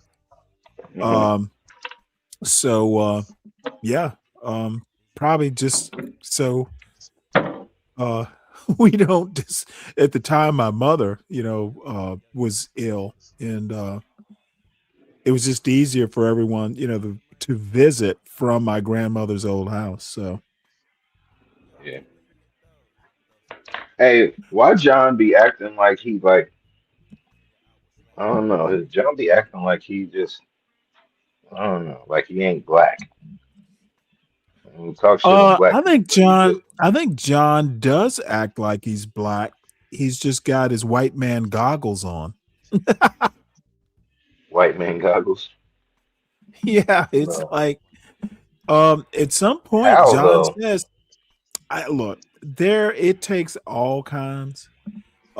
John makes a point, if he hasn't already made it in the video, about Booker T. Washington. Actually, he has already made it about cast your buckets where you are, cast down your buckets where you are. And that that speech was over 100 years ago. Times have changed. But that Booker T. Washingtonism needs an update. Yeah. Yeah. So let's John go ahead just and be start acting like this his up shit. again. John just act like his They just go shit's crazy. in sync. Yeah. $20 bills. If I may add, man, like, you know, and I'm a little bit, you know, I've been drinking, I've been smoking. But, you know, what I want to say to you guys, and I know I was going with this. And again, I have a finance and a software background. So I'm going to try to give you some game. How many of you are familiar with gross margins? Does anyone? Now, see, this isn't John's show. The topic is about code switching, but all of a sudden, John is the center of attention, and he's giving other grown men who are his age game. Like they don't already fucking have game. Nobody gives a fuck, John. John At acting like he least, got game. He ain't got no damn game. well, maybe he does, but see, John literally thinks he is the most successful black man in America. Okay, so this guy on the lower left with the green hat is the same age as John, but he's given game. Motherfucker, nobody needs your game. Nobody wants to, dude. One thing that I don't think John ever got about me is I have no interest in being a landlord. I'm not that kind of people person. Yeah. Well, I think that a lot of people aren't people persons that are landlords. That's why you get a lot of slumlords and people that be doing people wrong and not following the law. And you know, I mean, it's a hustle. It's money involved. So you Well, know, look, I am not now. just I'm like there's not. a wait. Just like there's doctors that are good and that they're bad doctors too. If there's good lawyers out there, there's bad lawyers. Right. So you know what I'm saying? However, John seems to think that people care. I don't. Who cares about his business as long as he's handling it? Nobody really cares. At least But I he's don't. not really handling it though. I think he is. I think I he's mean, handling it. to a He's certain, handling it. He's handling yeah, I it guess. the way he wants to handle it. And Yeah, I guess. it may come back to bite him. It may not, but it's none of my business. Okay. But he puts his business out there. Well, yeah, but I don't care. He can put it out all he wants. It's But he be falling on. doing people that he rents to wrong. He be putting their information on blast. Yes, and that is despicable. Not I only that, it's don't. despicable. It's against the law. I'm sure. I don't care. That's John's problem. Well, I mean, I don't do. This is the rare time where I. but you own a house, right? You've been in your house. You own it. Yes. Okay, so this. I'm speaking to people that rent. That's not cool, man. Well, yeah, but I'm talking about my opinion, which is I don't care. John can be as despicable. And yeah, I hear what he's saying. I don't approve. But dude, karma is a bitch, and John may be a victim of karma, but I don't care. Other than, it's a little bit of content here. And again, the only reason I'm showing this is because of Philosophical's critique. John's performance. This isn't about John. It's actually about Philosophical, who I thought has the best critique of John I've ever seen or heard. Well, I know you were saying that, but I'm just saying in general. John's He's behavior. talking about John, so he's not. He's critiquing John. It's not even so much about John personally. It's what he's saying. It's what John did to this panel, because they weren't even talking about any of this shit that John's talking about. I know, that's what I'm saying. That's the type of individual John is. Yes, exactly. The main problem here is he came up and made it about himself. He always and what does. he And wanted black to people. talk about. Because he wants to, he thinks he's up here teaching these black men of a certain age. Look, a lot of them have gray in their beard. They fucking already know how to live a successful life. No gross margins are. Yes. Right. And so you understand, if you are valuing a business, one of the statistics or data points you look for would be like the gross margins of a business. Right. That's a very important. Mm-hmm. Right. Am I wrong? If I'm fucked up and I'm drunk, correct. Yes. Gross margin is very important, correct?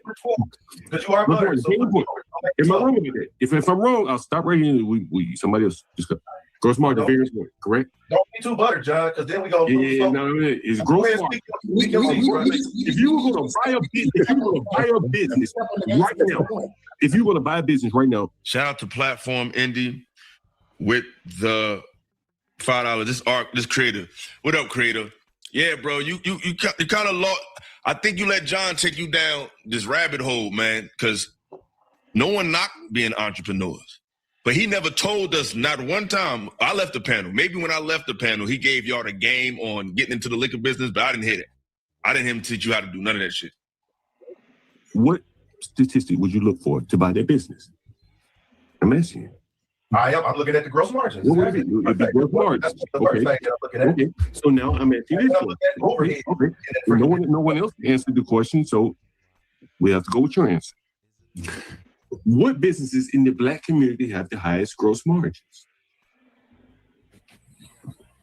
I thought we was talking about code switching, bro. That's what I was. I'm trying to get you away from code switching. So he just admitted he's trying to get you away from the topic of the show on somebody else's platform. That just doesn't make sense. Like, do your oh man, these people funny. Let them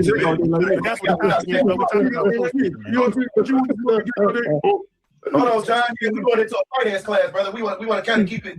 I mean, I get where you're going. I do. He just did it. But you gave him you gave him too much leeway. Now you want to reel him back in. Nah. See, y'all be gassing niggas for what it sound like they saying. As soon as they get that gas, they like, yeah, somebody done validate me. And you didn't realize he done took you around the mulberry bush. Why you code switching is because you can't get after the highest gross margins in your own community. You're the only group that can't do that. See, the other groups, they can go down in your communities and they can sell you cigarettes. And this is why when people talk like this, it makes them read. Because they speak, this is what he just explained was something that has systematic roots to it. It's not just cut and dry. So that's why when he was on my show, I said, so what do you know about us? Because our current social condition and all the financial doors that we're not behind is because of a reason. And then you got the audacity to talk as if black people can't learn AI and tech. They're doing it. It's people like this that makes us not want to do it. But you mean to tell me somebody that's 11, 12, and 13, they can't learn this? They be on their iPhone all day. Like, our people are brilliant. But like I said to y'all before, there's a group of us that has been convinced that our people are stupid. And they said, fuck it, I'm going to make money off these niggas, or it's fuck these niggas because they bring no other value to the world, which is justifying the treatment by other races. This is literally deep. I don't know that I could break it down like this, and I'm supposedly good with words. This is the best critique of John Galt I've ever heard, and I include myself in who I've heard. It's just it's well, fuck. It's Oh, learned. it's like a work of art for you, isn't it? It's learned. It's a work of art for your ass, man. You know? Dude, I look, let me put it to you this way. I subscribed because I gotta hear more. Well, I gotta get to my And I don't appointment. I don't usually fawn this much over, content creators, but yeah, I will definitely watch his show. I will be back. How long you gonna be live? It's at this point probably another couple hours. Oh, okay. Well, I'm got to go over here and do my thug Let's see, thizzle. I'm at 2 hours and 10 minutes. I know I can't go longer than 3 hours and some change because I if you go over 6 hours, StreamYard won't automatically do clips of the show, and I'm too lazy to do them myself. Yeah. Oh, StreamYard has basically forced discipline, time discipline, time management skills. Well, we should all practice that anyway. So, yeah, we should. But it was doing good a show. having you Some here. people like to stream 24 hours, and do a 24-hour You know what? show. You just got to be mindful. A lot of people work different ways, but I mean, these platforms are starting to have a lot of guidelines and procedures, and that's why a lot of people are like, man, we need to make our own shit, so we don't got to worry about not saying this and not doing that. There's platforms for that too, but the most popular ones are different. The only strikes I've had are Yeah, the content most popular strikes. ones are different, bro. Well, yeah, I've heard that too. But people actually, in theory, Anton Daniels was in my chat. I don't know if it was really him or just a robot or something, a bot. But if it was him, it was pretty cool. But I'm never gonna be a big channel. Not that I don't want to be. It's just, I don't know. I tend to be a little abrasive. So, and I'm not going to change just to be popular. So those who can take me, those value 284 subscribers, you guys are very forgiving. You are very tolerant. And I love you all. Because I try not to be an asshole, but I'm sure I rub people the wrong way too often. As a matter of fact, after I show this, I got one thing I need to show y'all. Savage has done a couple shorts about me personally.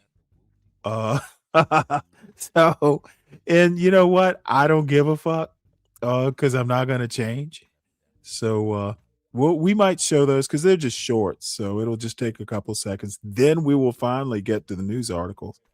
Humanizing you, and we do it to ourselves. A small group, physically, because there's a lot of ways we dehumanize each other. But I feel like when we're over, a nigga will make his own African black shit. Where I'm gonna make philosophical.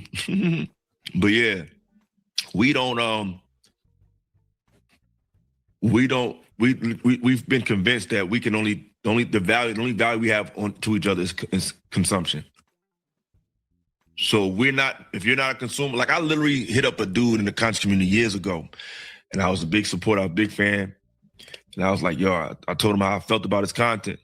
That nigga said, bro, if you ain't buying nothing from me, don't contact me unless you're ready to spend some money. That shit. Let's get back to it. They can sell you beer, wine, all these things. And so why do you with this conversation? You know what? Hold on, John. We're gonna get back to code switching because that's why we're here. We got let me just say this. We got Brad Jehope in the building. Go ahead. Guys, they don't have to code switch to deal with us. They're just who they are. They don't give a shit, and they open. This is what people gotta understand. And I was talking to my man about earlier. When we all go into a public place, a football game, a concert, the mall, restaurants, there's an understood code of all races to act just like that. There's no switching of codes. We just adapting to an awareness. Some shit is just innate. So that general code of ethics, of decorum, that shit is global and worldwide. It's not niche based. It's saying that once I leave my house, I have to deal with people on a general baseline. Period. Not full of colloquialisms that go for white, black people. We all keep our colloquial terms at home and we speak to people on a general basis. How you doing, sir? How you doing, man? Oh, I got it, miss. What's up, little bro? Common terms. It's not rocket science. So this code switching shit sometimes is conflated with just decorum. That business is just as they are. I hate niggas and you're gonna buy shit from me anyway. And so, so the problem is, so I'm just trying to connect the dots to bring us back to code switching. We should examine the reason why, as blacks, we have to code switch in the first place. I think I just explained it, and I don't think. Hold on, John. Because the next question was going to be that. The next question was, why is intelligence, articulation, emotional control often labeled as acting white? There's the conflation. See, he peaked it. Shout out to BMU. That's where we get lost at. And that's why that's when the black conversation sometimes, not all the time, can become regional. Because what's considered uppity in one city could be considered. Yeah, he's basically saying the same thing that I say. Black culture is multifaceted. That's just it. You cannot make an effective culture critique because black culture is faceted. Just talking regular in another city based on regional culture. Like I've been in the South for a while and I've been in conversations where well, thank you, Aries. Not offensively. Well, thank you, Aries. They will be back, I'm sure. They just, what can I say? And what's up, Dirty Dude? Good to see you. So this isn't going to be much longer. I'll show you those shorts. I'm trying to find them now, and then we'll move on. It won't be a thorough news account, but we will get to them. And then after that will be the boring stuff. Up north, they can take politeness offensively. You see how we have different ways of understanding each other? So that's why through dialogue, we have to get to that common ground. Because up north, sometimes saying, what's up? Nigga be like, what you mean, what's up, bro? I don't know you. It's like, bro, what the fuck? Down south, people speak. You start use certain words with certain people down south. They be like I remember I was on a panel with, I was on DJ Hamp. And there was a dude named AO up there and Chaotic Truth. And he was just asking like, bruh, what are you talking about? What? Like I was using regular words. And he was just like flabbergasted. See, you using all these words and all this type of shit. I'm just talking, bruh. So a lot of this shit be regional and nuanced.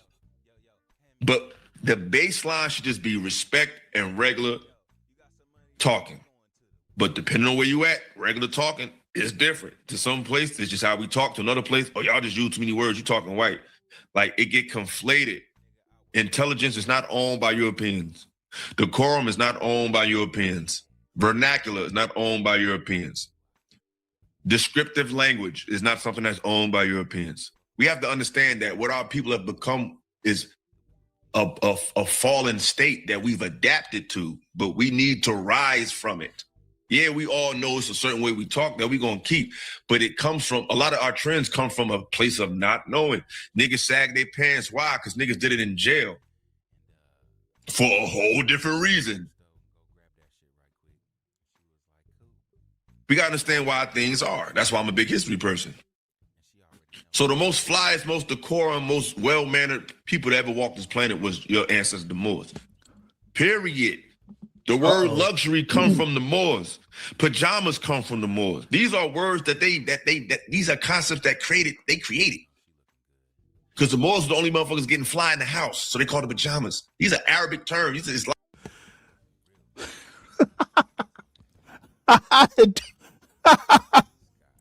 I'm not quite sure how to take that comment. Fly in the house? What the fuck? Islamic sources for these words. We was always the flyest. We was always the most well-behaved. Why do you think they call it morals? The word for love in Spanish is amore. Even who you are exemplifies standard. So that's the next question. So Arpain, we'll start with you and go up through the front, then go down to the bottom. Pause. Yeah, I mean, that's a good point. I mean, it's not my reality of worrying about, when I was in Harlem and all that kind of stuff, I didn't worry about acting white. Shit, I was marginally intelligent at all. I didn't get smarter too. I got older. But the point really is, so many Black folks have that peer pressure that when they're around other Blacks, especially in the hood, they gotta lose a little bit of themselves in order to survive, and that's disappointing. And there's not enough other peer pressure to say, listen, don't worry about that. Like I said before, we have this bifurcated community, whatever, such as it is, where we have Blacks who are on one side of the tracks and we have Blacks on the other side of the tracks. And our problem is that there's so many people in certain part of the Black community, there's no, what you would say, influence to try to break that mold. And most of us get out of the hood because we have some intestinal fortitude and some is just luck. And I think the too much of the luck part, when somebody asks me why I didn't join a gang and all this kind of stuff, we don't have enough. I can't give them the explanation because on a panel discussion, you don't have that much time to get the little nuances. But part of the reason why I didn't go that way is because I saw too many of my friends go that way. I said, that's just not for me. And the other true part of it is, I was a chicken shit. I didn't want to do some of the stupid shit they were doing. I just didn't want to do it. Okay. You know what? I'm not going to even do it. I was going to comment on the lady who commented on AAVE versus the King's English, but I'm not going to do that. And so, so it's too much luck in our community when we make it, as opposed to people who are planning out their life so they can be prepared to succeed. We may have a show title for tomorrow. Jailhouse Babble. Yeah, that sounds like a show title. And that's the thing we have to fix. And maybe code switching is a part of it. Picasso said, so does that mean we need a universal standard? And how will we set that up when everybody has individual standards without a group? I think we already had one. He said, without being anointed or having authority. I don't think we need an anointed person to say behave, talk with proper language, and treat each other with respect. I just don't believe that. Put a 1 in the chat if you think that we need an anointed person to bring our people on one accord for how we communicate with each other. Put a 1 in the chat if you think we need that. If we need an anointed person to make all Black people just have an anointed group. Do we need an anointed group of people to get Black people to treat each other on a basic level of decorum?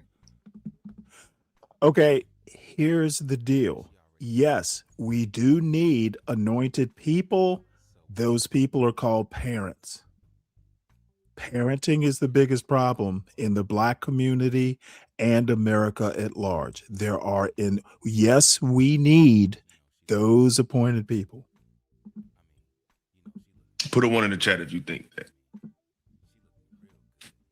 I don't. But put a 1 in the chat if you think that.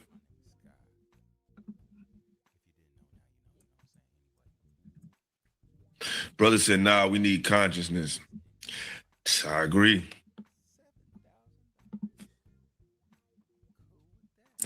The master is in jail. I guess that's supposed to be Dr. York or something. And I don't see no ones. I don't know if y'all agree or not, but me and my brother disagree on that. I don't think that. I think when you look at the rest of the world, where's their group? Like, where's the person that's galvanized everybody to say, hey, you don't have to hit your brother. You can talk to him. Hey, you can read a book. Like, where's the person doing that for everybody else? I don't know. Let's keep going. That problem we have, trying to impress people and when we're around each other. I like Dr. York, but I don't think he's the end all be all to this conversation. I don't. I think he's one of the great people in the pantheons. Yeah, Jesus was in the Bible. Yeah, and he kept telling you that it's not about him, it's about you. And what Jesus ended up doing, dying by the same hands of the people he tried to raise because they were so caught up in him that they forgot it was about them. So that Messiah ritual leads to one person dying and the Black people going back to being dumb, looking for another person. Let's follow him. Let's kill him. Yeah, we'll skip through all this. Now, because the white person's a minority creator, the white person is now a minority in Kenya. By your own logic, is that white person acting Kenyan or acting Black because they're now hiking in Kenya? Yeah, and it's kind of going to devolve from here.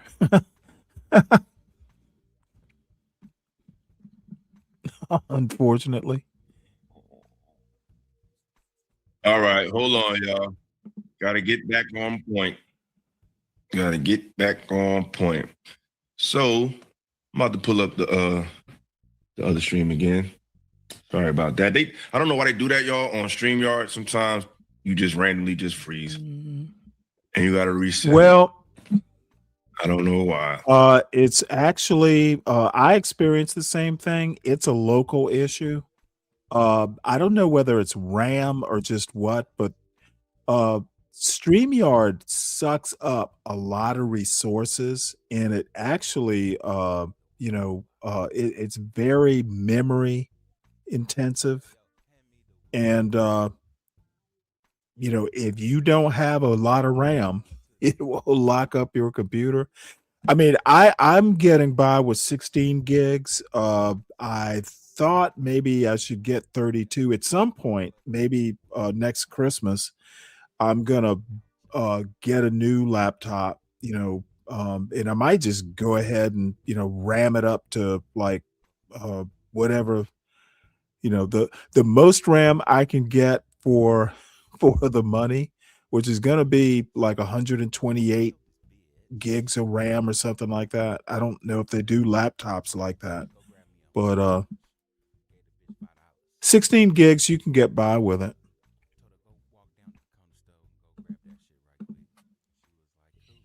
But I'm back like I left something. But let's get to the super chats. We had a few super chats since the last time we checked. I appreciate them all. Appreciate y'all. I appreciate y'all. I appreciate y'all, man. Y'all keep them going.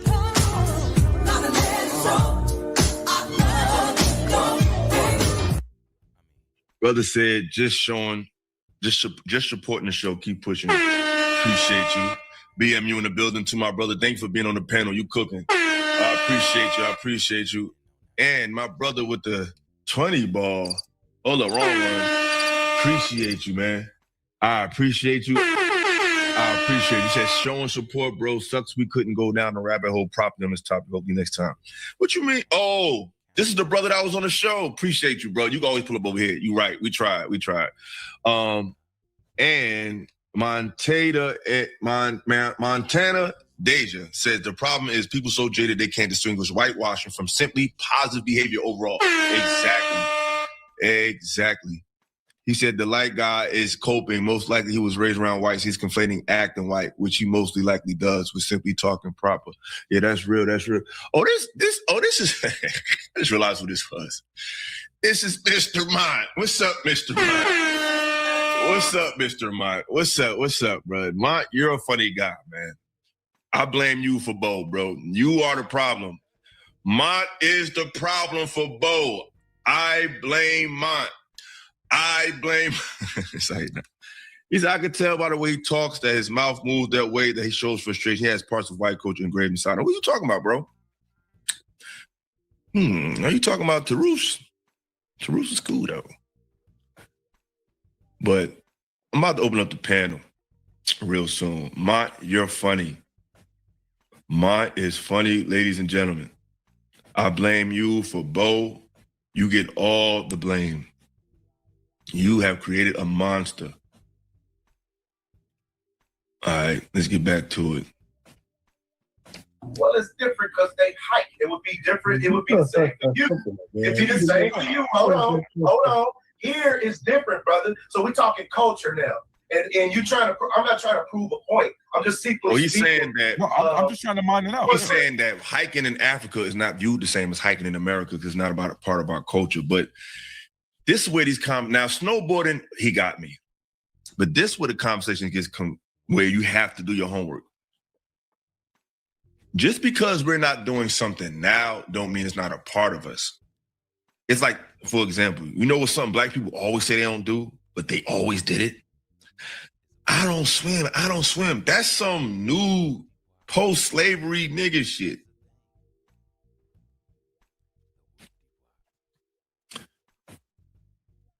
Nah, we ain't got no problem with Bo.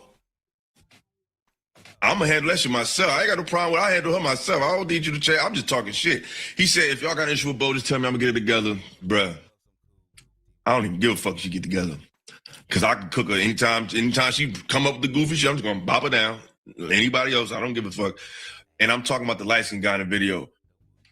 I mean, he just was talking about snowboarding. That's not fair, bro. He was I don't know what he said that particularly made you feel that way, but I think that a lot of stuff that we put off, like historically, we did all of that shit.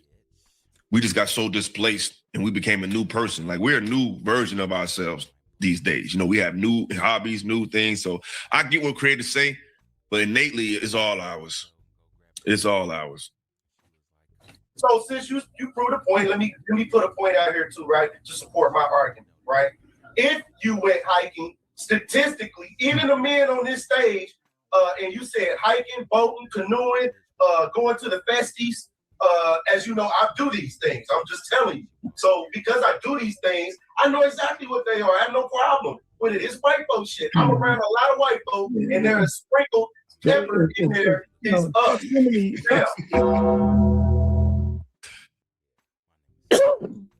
Hey, black man. Black man, can I say this? Communicate. Everybody else. And up north, people will say that's white people shit. Like if you were in Pennsylvania, people would think hunting is white people shit. But not down south. A lot of blacks hunt. It's okay if we indulge in each other's cultures, but it's not. It's we're not going to try to act like. He said, "Nah, I'm fucking with you." But what we do here in America is. He said, "Nah, I'm fucking with you enough." Actually, been on parents with him before, and I think he has parts white culture. So, yeah, it is okay, but he's not. See, it's not. Listen, you can't help who your parents are, but you can help what come out your mouth and how you move. So being half white don't necessarily make you half bad. It's how you act, and like being white don't make you bad. Now you may be related to some historically people that did some wild shit, but that don't mean you are that, and you have to carry that energy with you. You know what I'm saying? But yeah, I love to swim. Who love to swim in here? I'm a fish. I love to swim. It's just what it is, bro. Now, I can't, you're not getting ready to go nowhere. And if we all look at it a certain way, they say, hey, that's black people stuff, or that's white. That don't mean we can't indulge, but it is what it is. That's it sounds silly, but creator right. Some shit is just white people shit. And ain't nothing wrong with it. And some shit is black people shit, and ain't nothing wrong with it. You know what I'm saying? Like playing spades, that's some black people shit. You know what I'm saying? Playing beer pong, that's some white people shit. Can we both do it? Yes, but it's just Like, I think when you're a mix, sometimes it puts you in this weird place where it's like you don't want to be too white, but you don't want to be too black, but you don't want to be too black, but you don't want to be too white, but you don't want to offend white people, but you think it's cool, but you understand the shit that I think that's cool, that's white. The black people think it's corny, but I like it still anyway. But then again, like I get it, brothers and sisters, but shit, that's how it goes. That's what they do over there. If I'm a samurai, Yeah, this is going a little awry. You missed it. I put the link in the show notes, Sin. Essentially, the analysis is John basically views black people as consumers. And if you reduce people to consumers, you kind of deny their humanity. My spin on the point is that John looks at black people through a white people lens. He cares about what other people think of black people, and he cares too much. And it's literally like the worst thing a black man could do. Who gives a fuck? This is 2026. That cast down your buckets mentality, basically in 1898, I think that's when it was given. That was basically telling blacks in Jim Crow America, hey, you need to just live within the parameters that white people will let you live in. That was great during Jim Crow, maybe, at least that far back into Jim Crow. It's not relevant. That cast down your buckets mentality is not relevant in 2026. You are setting you're self-limiting yourself if you believe that. John thinks that black people are overreaching with these jobs, and then people like him and CT will ask the question, well, where are the blacks in AI, for instance? And their conclusion is black people aren't smart enough to do it or ambitious enough to do it, etc. And I don't know that they're right about that. So that's the analysis. You can go back and watch the video if you're that interested. What's up, Queen Sunkist? This guy is philosophical, and Kimmy, this will be relevant to you. He's the reason I'm even showing this is that I thought it was the most thoughtful and potent critique of John Galt's attitudes that I've ever heard, better than I've ever been able to do. So it was worth going through. So let's see. Sounds like a joke, but it's not. So many Mexicans were drowning a few years back that they both tonight. Well, it wasn't because they were crossing the Rio Grande and getting caught in the barbed wire, was it? you know, if you're getting caught in the concertina wire, that could be a reason you might drown. So, what's up, Bobby? Hey, Bobby, I had an old Navy buddy who used to call me Staniel.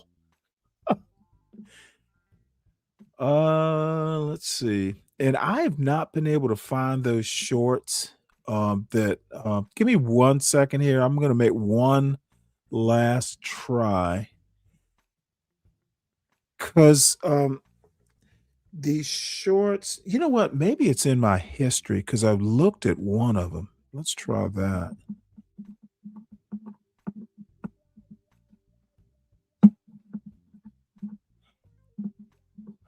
I forgot that I subscribed to Annette Brissett's YouTube channel.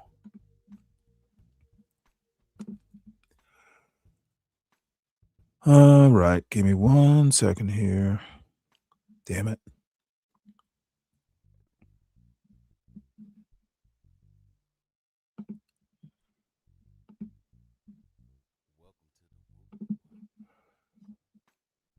Where is my history?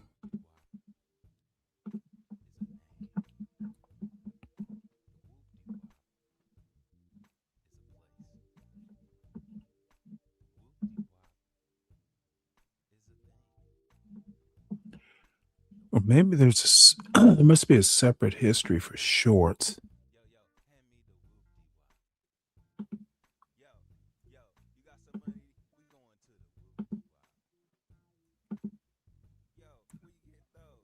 Yeah, there it is. Like you said. Okay, so this is titled Stanley Cross is up to his what is it called? Stanley Cross is up to his shenanigans again. This is a part 3. So there's a 3 or 4 part series. And the description is Stanley Cross is up to his shenanigans again, part 3, taste of his own medicine. I remember this. Finally, let's just be frank.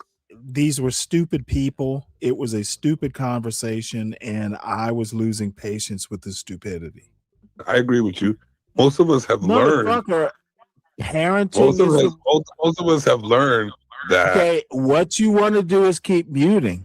Most of us have learned that everything we are. I don't care. You're wrong. Is made up from our mothers and fathers, our parents. And you know what? And Son, to be honest with you, if you mute me again, to be honest with you, it's a perfect example. I will bow out. By the way you're talking, it's y'all have the conversation. Bye. Okay, it's a perfect example. I'm not going to be muted every 2 seconds. Oh shit, Stanley, let me ask you a question. Don't bother. Continue your point so I can critique it. Do you need to make a second point? Go ahead and make your point. Let's hear what. Like you said, I agree with you. Most of us have learned. Parenting. Most of us have learned that. Okay, what you want to do is keep muting. Most of us have learned that everything we are. I don't care. You're wrong. Is made up from our mothers and fathers, our parents. And you know what? And Son, to be honest with you, if you mute me again, to be honest with you, it's a perfect example. I will bow out. By the way you're talking, Savage has a problem with my conversational style, and I have a problem with people who have no clue what they're talking about. It's not a good match. And there's a fourth one that just dropped. If it comes up in my algorithm again, I'll show it. But these guys, for some reason or another, there is some code of conduct that Savage thinks all black people on his channel should have. And I'm like, fuck that. I will act like I want. And if you can't deal with it, just let me know and I won't come up. No one dictates how I act. I'm, I've had good parenting. If I'm acting out, it's because I'm acting out for a reason. So let us move on. So we'll get into some news articles here. This actually kind of surprised me. ICE releases 5-year-old Liam Ramos and his father from custody. Lawyer says a judge basically said that they hadn't had due process, and so they actually did it. Says here on Sunday, a federal judge ordered the release of 5-year-old Liam Conejo Ramos and his father, Adrian Conejo Arias, who returned to Minnesota, confirmed by Representative Joaquin Castro. Family's attorney said DHS officials said that the father fled on foot and DHS transferred them to Dilley. I'm assuming that's how you pronounce it, Dilley, Texas, after detention in a Minneapolis suburb on January 20th. The judge criticized the government in his order and highlighted a viral photo of Liam in a blue bunny hat and Spider-Man backpack, drawing national attention.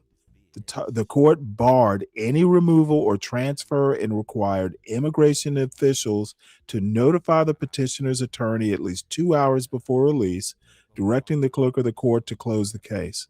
Protests at Dilley earlier this week in a nationwide outcry followed the case becoming a flashpoint in immigration policy debates with lawmakers traveling there.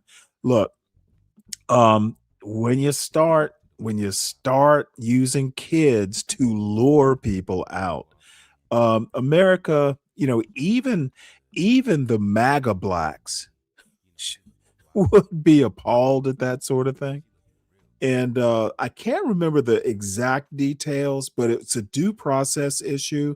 And these guys just totally fucked it up. And this is the other thing. I don't know if I have a news article or not, but I was reading something earlier today. Trump has, and the word is intentional, has fucked up the Justice Department with a bunch of incompetent lawyers. He's brought in like third and fourth stringers, and they're just not up to it. If you've ever heard John Sowers, the Solicitor General, argue cases before the Supreme Court, dude, I would say he's competent, but barely competent. That's why Trump is losing all these immigration cases. They're just like flagrantly breaking laws to do it. So Trump says feds won't intervene during protests in Democratic-led cities unless asked to do so. So I guess that's supposed to dispel the notion that he might invoke the Insurrection Act. President Trump says he's instructed Homeland Security Secretary Kristi Noem not to intervene in protests in Democratic-led cities unless local authorities request federal help. Not sure I need to go deeper than that. He says on his social media site, Trump said, under no circumstances are we going to participate in various poorly run Democrat cities with regard to their protests and or riots unless and until they ask us for help. Well, good for him. That's a wise decision. What riot is he talking about? This is actually interesting. Mike Johnson's majority to erode. They're down to one. If one Republican dissents, they can't pass a bill. Democrat Christian Menifee on Saturday prevailed in the special election in Texas's 18th congressional district, according to the Associated Press. Why it matters. And this is from Axios, folks. You know what? I should probably enlarge this a little bit. You know what? Let's do that. Nope. Can't make it larger than that.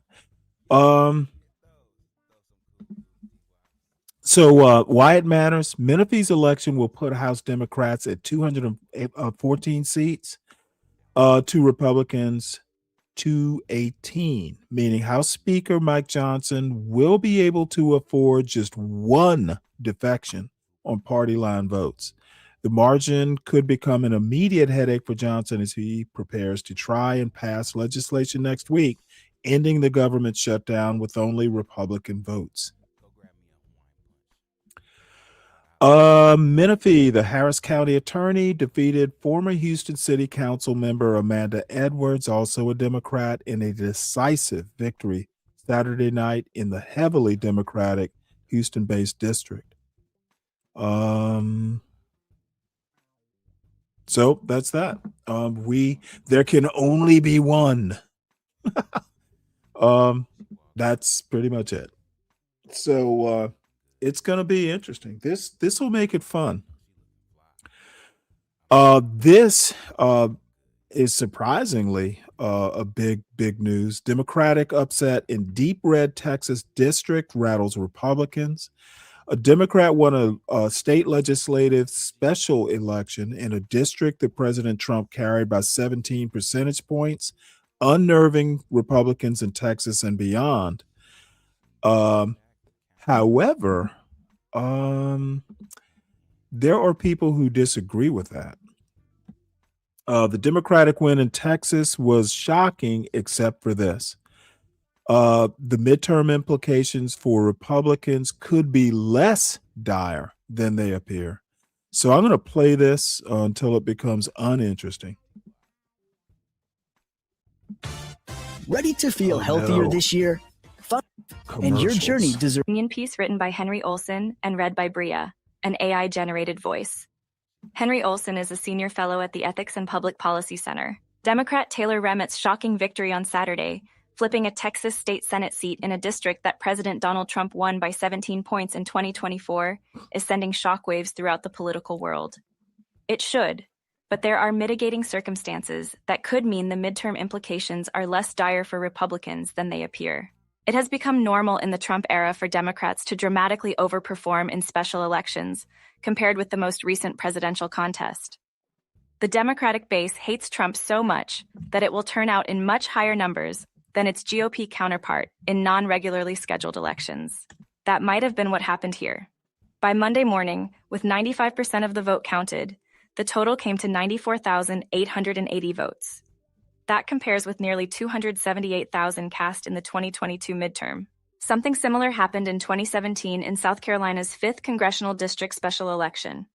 Republican Ralph Norman won a seat by only 3 points in a seat that Trump carried by 18.5 points the year before. But only about 88,000 people voted in the special. In the 2018 midterm, a historically bad one for Republicans, Norman won by over 15 points as turnout rose to over 248,000. There is some data that suggests turnout. Okay, let me help some folks out, namely Sin and Brooklyn Watson. There is a reason they were undetained. What the feds did was bullshit. Whether he ran or left the child alone in the driveway, none of it matters. You can make your moral judgments, but in the legal sense, the feds were wrong. That's why a judge ordered they be released. Who cares about the details? Turnout was not the only factor at play in the Texas race.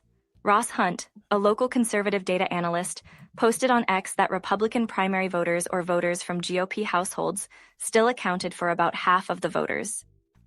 He contends this shows that turnout was only part of the problem. Inability to persuade independents or even some Republicans was a larger one. That may be, but one must then ask whether that failure is a national or a local issue. The GOP candidate, Lee Wamskans, is a conservative Christian activist whose Instagram account touts her as Ultra MAGA. It might just be that she was out of step with a large part of the Trump 2024 constituency, which, contrary to common belief, contained plenty of regular Republicans and moderate independents. The outcome, nonetheless, is yet more proof that the GOP faces a 2018-style midterm shellacking if things don't improve. Still, in 2018, Democrats did not win many House seats that Trump had carried by double digits in 2016, and did not flip any that Trump had won by 17 or more. Longtime Democratic incumbent Colin C. Peterson did win his rural Minnesota seat in a district Trump had carried by over 30 points against underfunded opposition. The Texas shocker does not thus suggest that deep red seats are at risk of turning blue in November. The result does jibe with the larger body of evidence from November's New Jersey and Virginia elections, and other special elections, that Democrats are on track to carry lots of traditionally GOP seats that are slightly less ruby red. Democrats gained 15 seats in Virginia's 100-seat House of Delegates, for example, and now hold every seat that Trump won by 4.4 points or fewer, according to data from the Virginia Public Access Project. Do that in November, and Democrats would win the U.S. House and probably gain 2 Senate seats. That dismal outcome for the GOP is precisely what one should expect when their president's job ratings dwell in the low 40s. Trump's rating now sits below those of Presidents Barack Obama and George W. Bush at similar times in their second terms. Both presidents' parties lost heavily in the ensuing midterms. Nor is it hard to see why this is happening. Trump's approval ratings on the economy have declined over the year as inflation remains stuck a bit below 3%, and the job market worsens. The tragic killings in Minnesota by federal agents amid Trump's deportation push, combined with the continuing air of confrontation in the streets, means even immigration has turned into a net negative for the president. There's a subtext to Trump's problems, too. In 2024, he won the popular vote by decisively carrying voters who did not like him or Vice President Kamala Harris. They presumably saw the chaos that had erupted during President Joe Biden's term. An uncontrolled border, the highest inflation since the 1980s, and wars erupting around the world. Trump said this wouldn't have happened on his watch and that he would put a stop to it. A year into his term, however, and the sense of chaotic disorder, domestically and internationally, is worse, not better. Wars aren't ending, at least the ones that matter to Americans, and the never-ending drumbeat of startling news, much of it engendered by the White House, is simply unsettling to many. Trump's base may love it, but the voters that he and the GOP depend on, moderate independents, clearly do not. The Texas special election result on Saturday should set off alarms in the White House. The fact that it probably won't means the 2026 blue wave will likely continue to gather strength in the weeks and months ahead. The holidays may be over, but smart savings can still continue. Yeah, I don't like these commercials that the Washington Post insists on inserting into these articles. So, what can I do but quote the Grateful Dead song Casey Jones, "Trouble ahead, trouble behind." So let's see what else is out here. Trump says U.S. and India reached a trade deal, will lower tariffs immediately. Well, good for him. Bless his heart. Let's see here. After months of pressure from Trump, India bought discounted Russian oil while much of the world sought to isolate Moscow after its February 2022 invasion of Ukraine. Trump said India would reduce its import taxes on U.S. goods to zero and buy $500 billion worth of American products as part of the deal. Trump framed the move by saying this will help end the war in Ukraine, which is taking place right now, with thousands of people dying each and every week, noting India's discounted purchases had helped Russia's economy. Longer term, the relationship remains focused on defense ties as Russia supplies most of India's military hardware, but only a small fraction of its energy supply. So Modi basically agreed to stop buying Russian oil. Damn. I don't think they should have done that, to be honest. But they're not best of friends with China.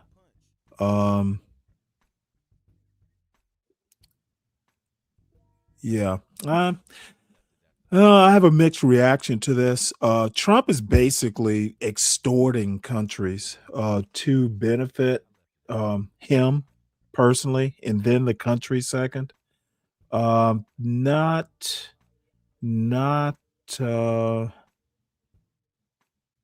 good. Oh, look at this. There are plenty of jobs. People just don't want to work. Yeah, the government lays off 300,000 people, and there were 300,000 jobs that people were working, and Trump decided to flush them. So unemployment in the Black community is up compared to other communities. Are you doing a John Galt, Kimmy, and saying Black people are too lazy to work? Wow. This is interesting. Justice Department demotes Ed Martin, stripping Trump ally of most authority. So Martin will no longer head the Justice Department task force that pushed investigations into Trump foes. Look, he's done a miserable job.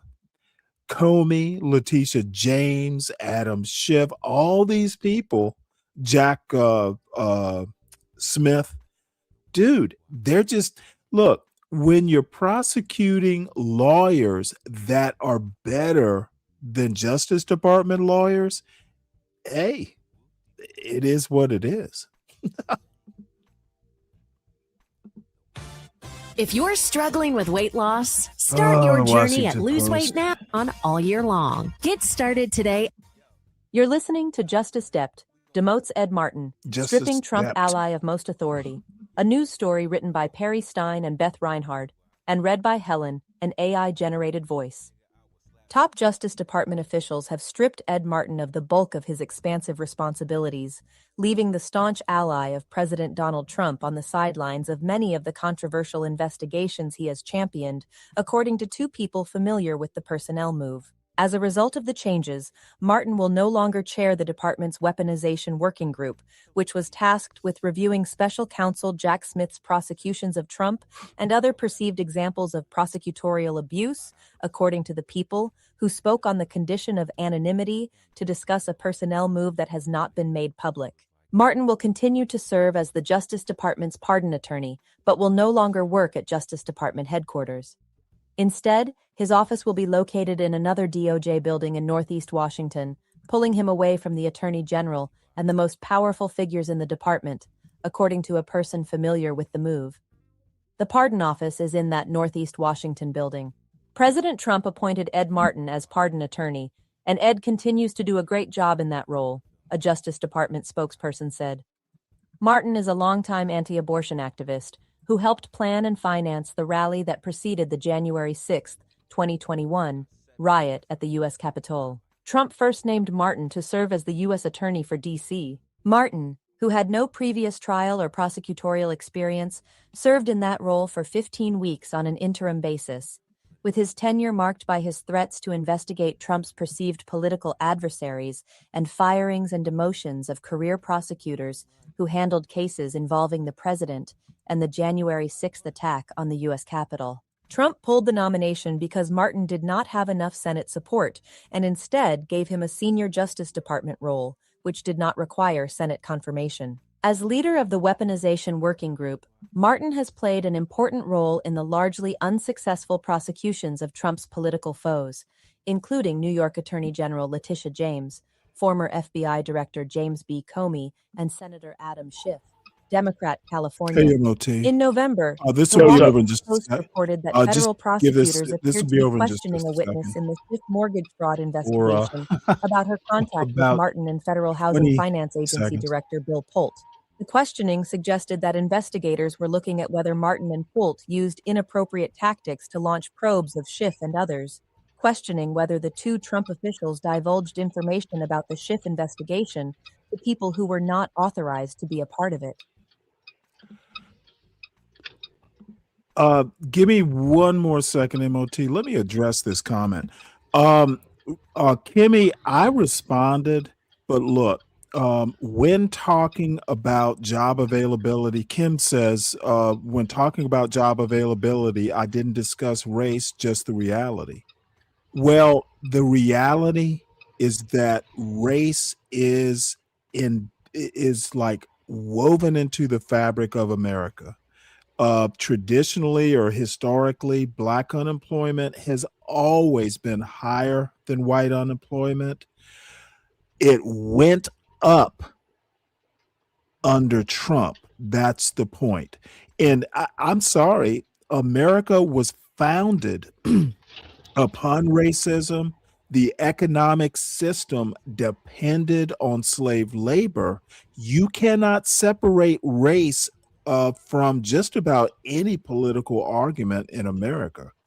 And the MAGA blacks want to pretend that race doesn't matter. It doesn't 100% of the time, but in something like unemployment and firing 300,000 federal workers, you can't separate the two. And I'm not going to pretend that you can. And again, Kim, I might have missed your response. Other than closing the border, what has Trump done that was good? Just name me one. And don't mention the stock market. Stock market is not the economy. So I'll wait for your erudite response. So what's up, MOT? Nothing much, man. I agree with you on this advertising nonsense. There is no ad that I've ever heard in the middle of an article that I actually wanted to listen to that has done nothing but make me never want to use their product, no matter what it was. Yeah, I would hate because I've had this Washington Post subscription for like I think about 10 years. I hate to end it, but they don't do it for every article, like the really important ones, they don't. But kind of the minor, like B tier, below the fold type stories. And it's so annoying. I use the It is. Washington Post a lot less than I used to, you know. Um, so oh wait, hold it. So your response is POTUS is saving the soul of America? Wow. Wow. Wait, From hold it. what? I From asked how? other wow. All right, man. Kimmy, you know excuse me, you know I love you, but wow. I don't think killing people in the streets in cold blood is saving White anybody's people in the soul. streets. No, he's sending people to heaven. Is that how he's saving souls? You keep heaven packed with fresh soul. Wow. So, let's see. This is interesting. So, Trump plans to close Kennedy Center for about 2 And demolish years, it. starting. Yeah, $500 million. Crazy. Why is he spending tax money on this? That's crazy. You know, for the people who care about fiscal responsibility, Who cared, ED? I'm just like wow. Now he's trying to coincide it with America's 250th anniversary, but that's this summer. Yeah. Now, that's not 2 years from now. Like Philip Glass, and it's so funny. Philip Glass, he's a kind of famous. I think I've heard him called an avant-garde composer.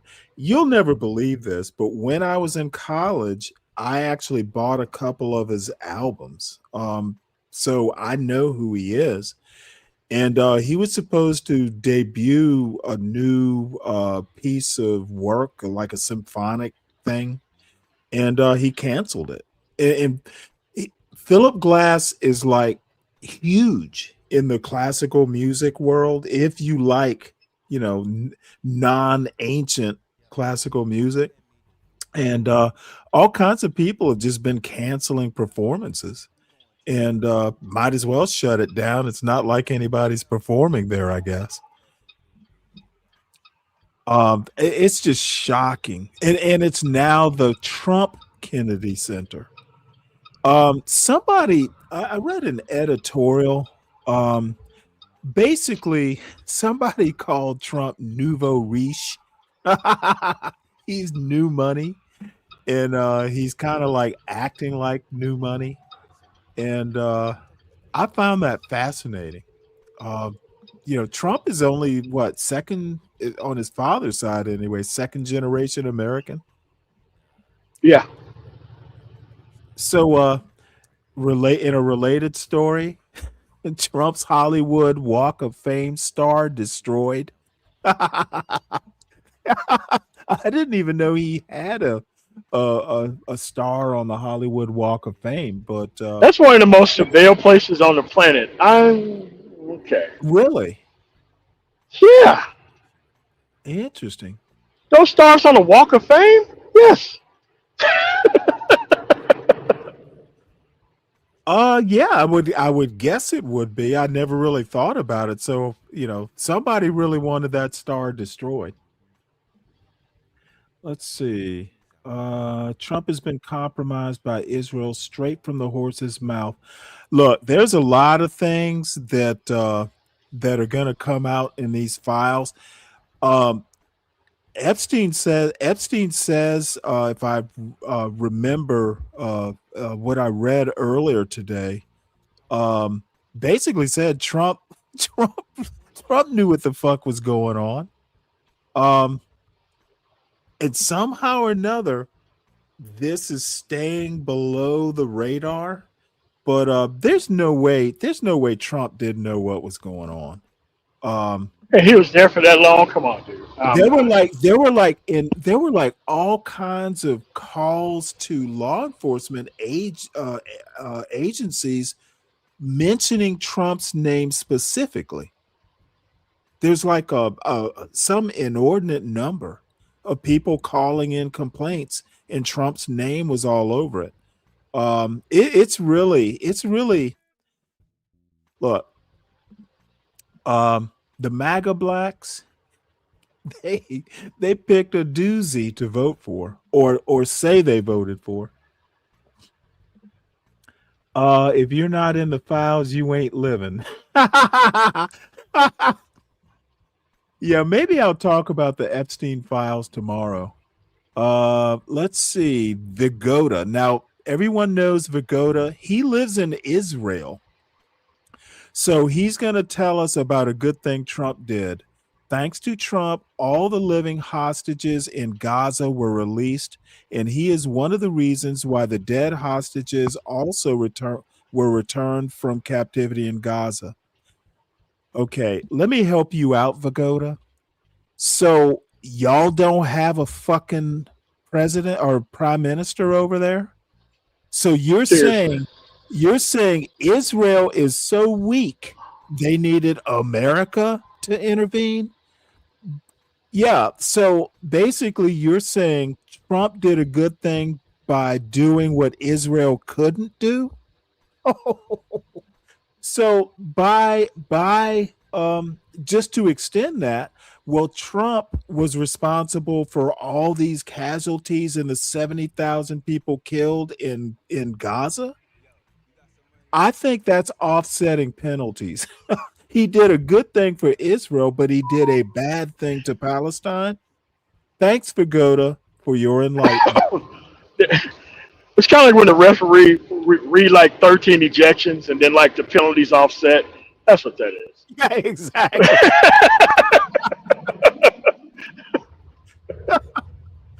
Yeah, so yeah, I know Israel has Bibi, but apparently President Trump is also president of Israel.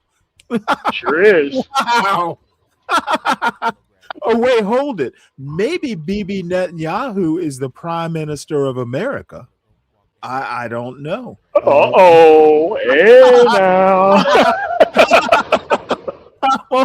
I'm on the fence about this. So let's see. You know what? Damn it. How did I close that out? Oh, give me 1 sec here because the next somehow closed out.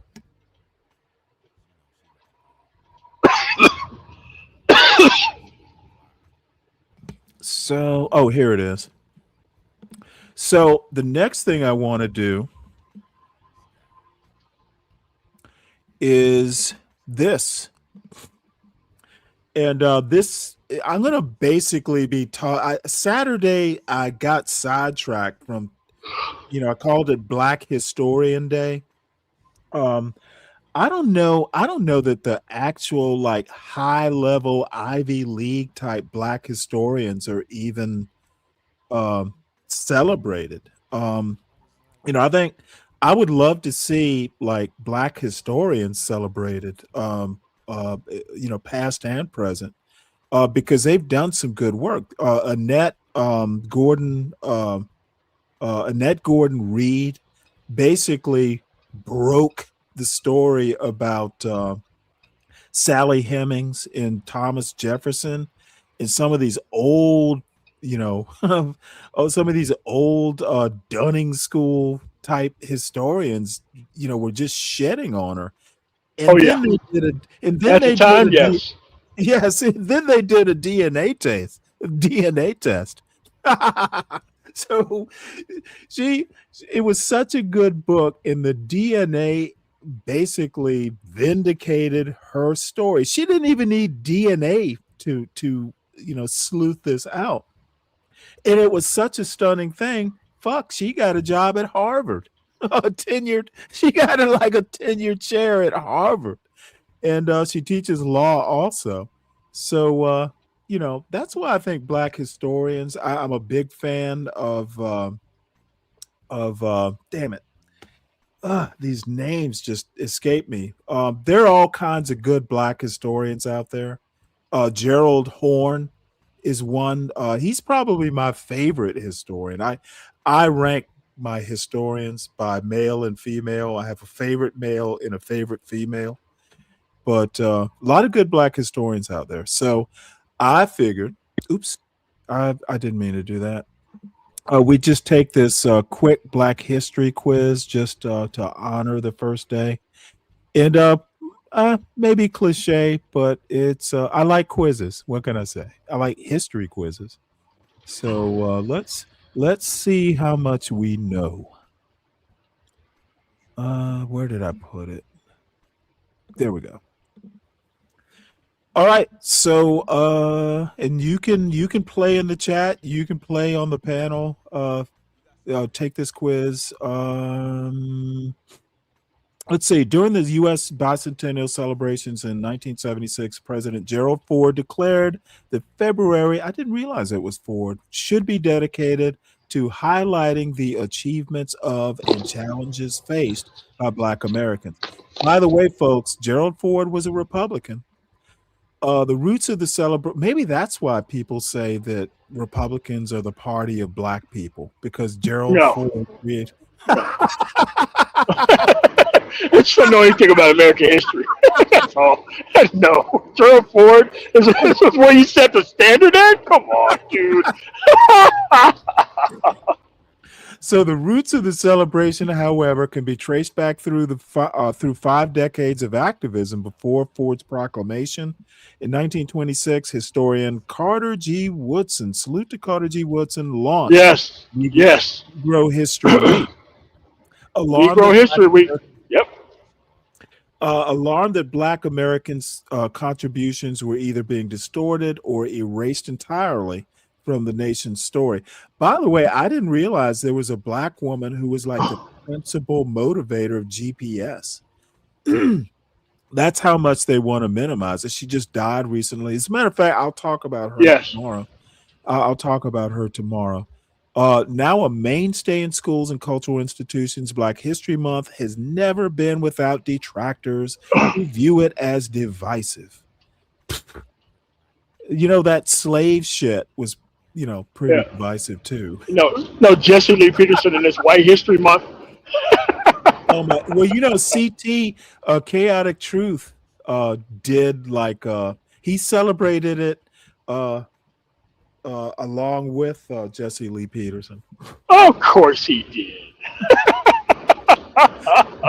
Those critiques have been amplified by President Donald Trump, who has complained that the Smithsonian Institution and other museums focus too much on negative aspects of American history.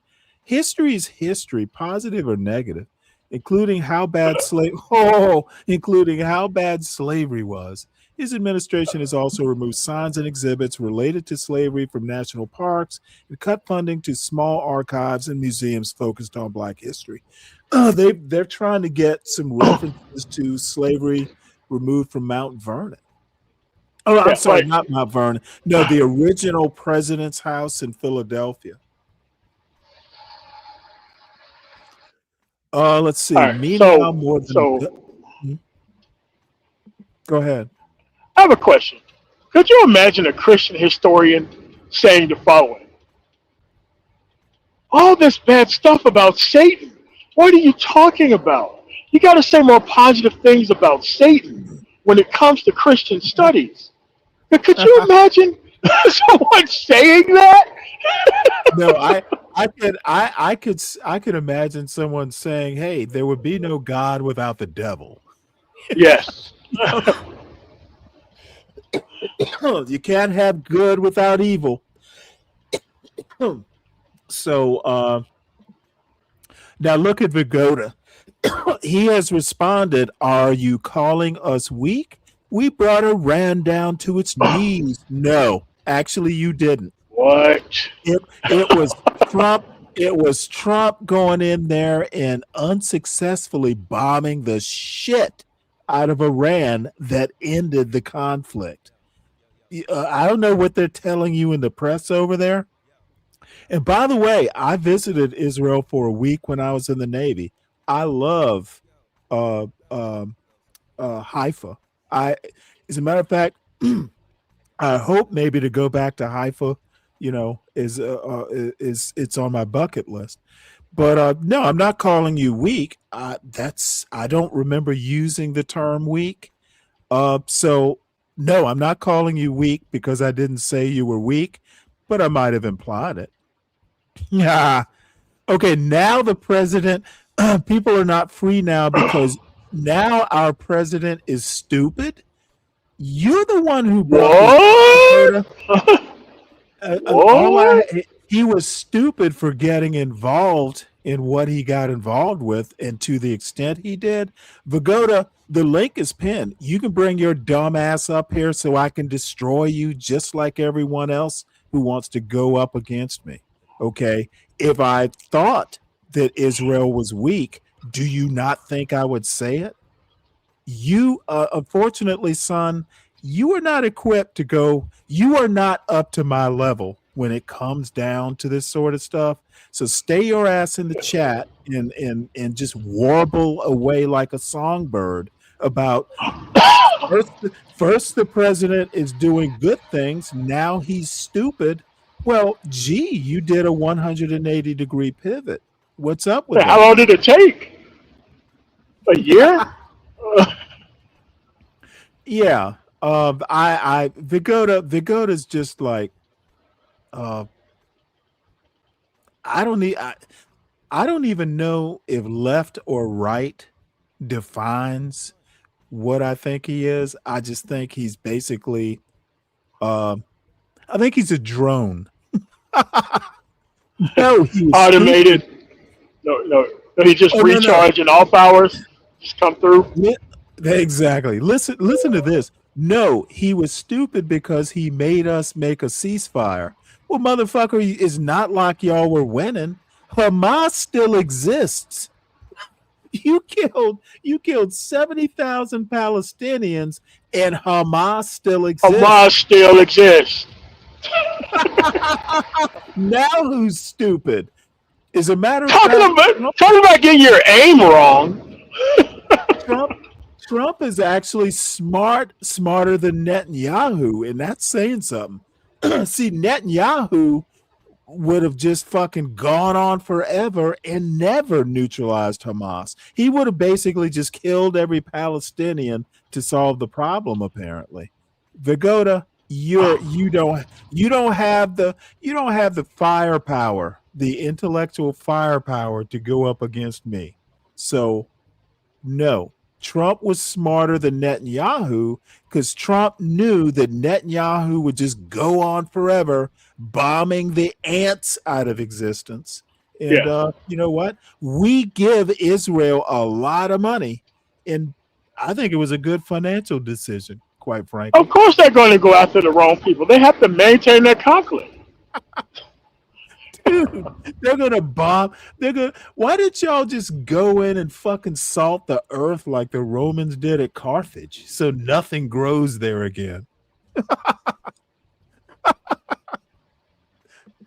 Oh boy, we get some characters. And by the way, let me do the quick commercial. Thank you all for being here. Please make sure you hit the like button, and if you are new here, can subscribe. Check us out. We are not everybody's cup of tea, but that's to be expected in some of my responses to these weirdos who want to think Trump is smart, then he's stupid. We give Israel a lot of money, son. You should let me support. Let me do a Trump who or JD Vance, who says that people like Ilhan Omar should be thankful to be here. Israel should be thankful that America supplies things like what is it? The Iron Dome, is that what it's called? Yes. Yeah. Hold on. Yeah, y'all might be a pile of rubble if it weren't for U.S. hardware. Not just that. F-16s, F-18s, F-35. Like, come on, man. Come on. And he ended the Israel-Iran conflict, not Israel. Yes. It's unbelievable how these people run their faceplate, man. I don't understand it. No. Well, Vigoda isn't a regular around the show. He doesn't know how much I like to crush stupid political points. I relish it.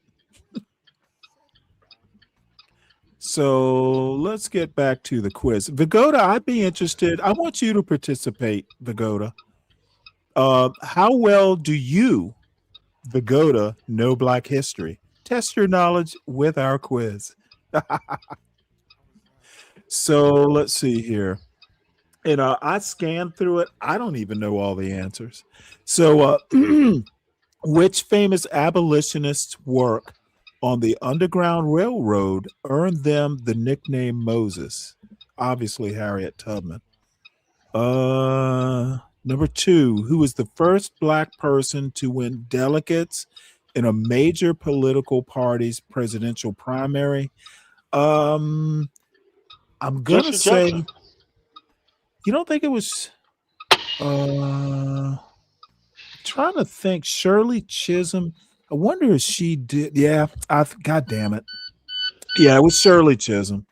And I knew that, but I couldn't remember how far she got. All right, so not quite.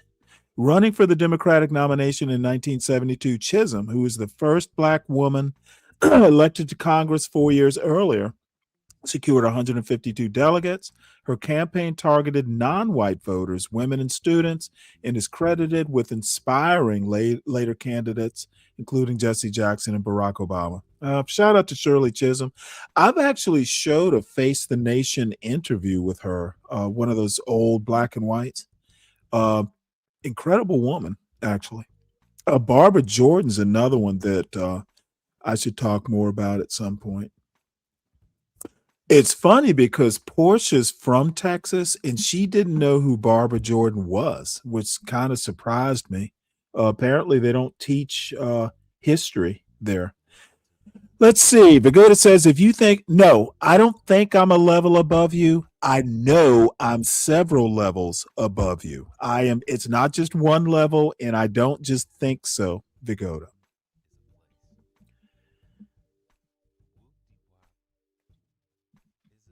Let's see. The mic is open. Who is stepping in? Vigoda. I hope it's Vigoda who steps in, so I can crush him personally. So number 3, who is believed to be the first Black man invited to dine at the White House by the president? That would be Booker T. Washington. Number 4, 1863, a white mob terrorized what city's Black population for 4 days and even burned down an orphanage for Black children to protest the Civil War draft. That would be New York City. Let's see what else we got here. Which Harlem artist documented the migration of Black Americans out of the South in a series of 60 paintings, culminating with a piece called "And the Immigrants Kept Coming"? God damn, Jacob Lawrence? Yeah, I had to do that by process of elimination because I know who B, C, and D are. So I didn't know his name. So Jacob Lawrence, will need to remember that. So number 6, who was the first Black person to hold a patent? I think it's Madam C.J. Walker, but I bet I'm going to be wrong. God damn it. Thomas L. Jennings Jennings was granted a patent in 1821 for his method of dry cleaning. Interesting. He amassed a small fortune during his lifetime and used much of it to fund the abolitionist cause. Wow. I did not know that. In what year did the final state recognize MLK Day as a holiday? I'm going to say 2021. That doesn't sound right, but let's go with it. Nope, 2000. South Carolina. I should have known, but I'm not doing very well. Let's see. This must be a sports question. How old was Tiger Woods when he became the first black man and the youngest person ever to win the U.S. Masters? I'm going to say 26. Nope, he was 21. Damn it. Which film by a black director broke a record for most Academy Award nominations? That's Sinners. Yeah. All right. Well, I only got 5 out of 9, folks. I would have gotten an F on the test. Damn it. Shit, it would have been worse than an F. So let's see. You may know more about the history of your community in America, but outside the United States, you know nothing. You are nothing more than an arrogant troll. And you, sir, are a dick. You don't know what the fuck you're talking about, and I just mocked you. Yes, I'm an arrogant troll, and you are a dick. Dicks should be mocked by trolls. They should be bounced from the chat, but I'm not going to do it. I'm going to just let you grouse. All right. So what is next is this.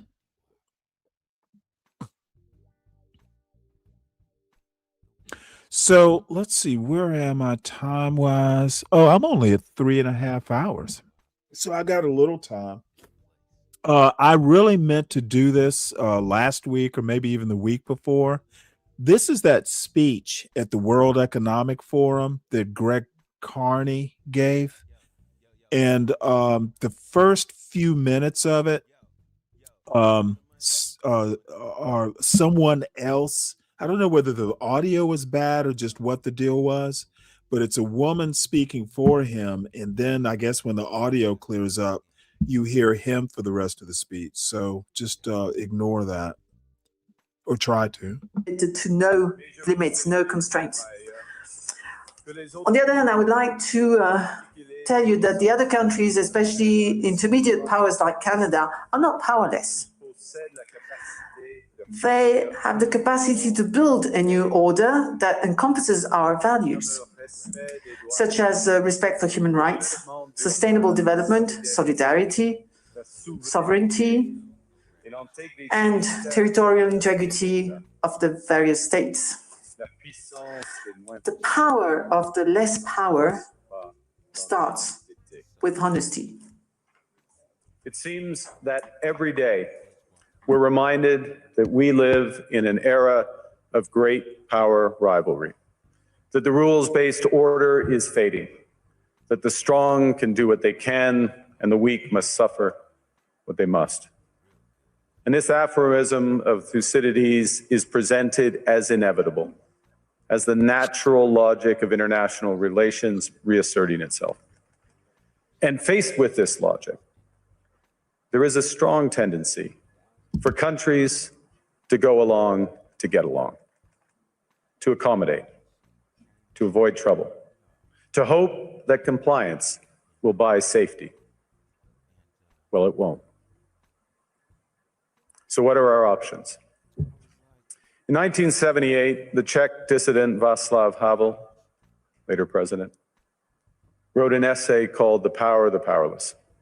And in it, he asked a simple question: how did the communist system sustain itself? And his answer began with a greengrocer. Every morning, the shopkeeper places a sign in his window: "Workers of the world unite." He doesn't believe it. No one does. But he places the sign anyway to avoid trouble, to signal compliance, to get along. And because every shopkeeper on every street does the same, the system persists. Not through violence alone, but through the participation of ordinary people in rituals they privately know to be false.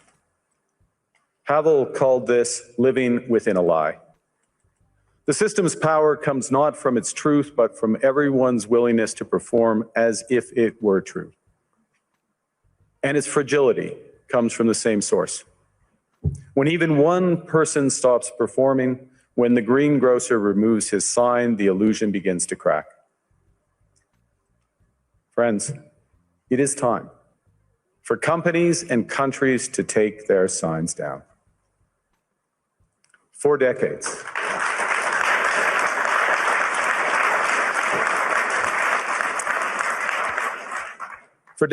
countries like Canada prospered under what we called the rules-based international order. We joined its institutions, we praised its principles, we benefited from its predictability. And because of that, we could pursue values-based foreign policies under its protection.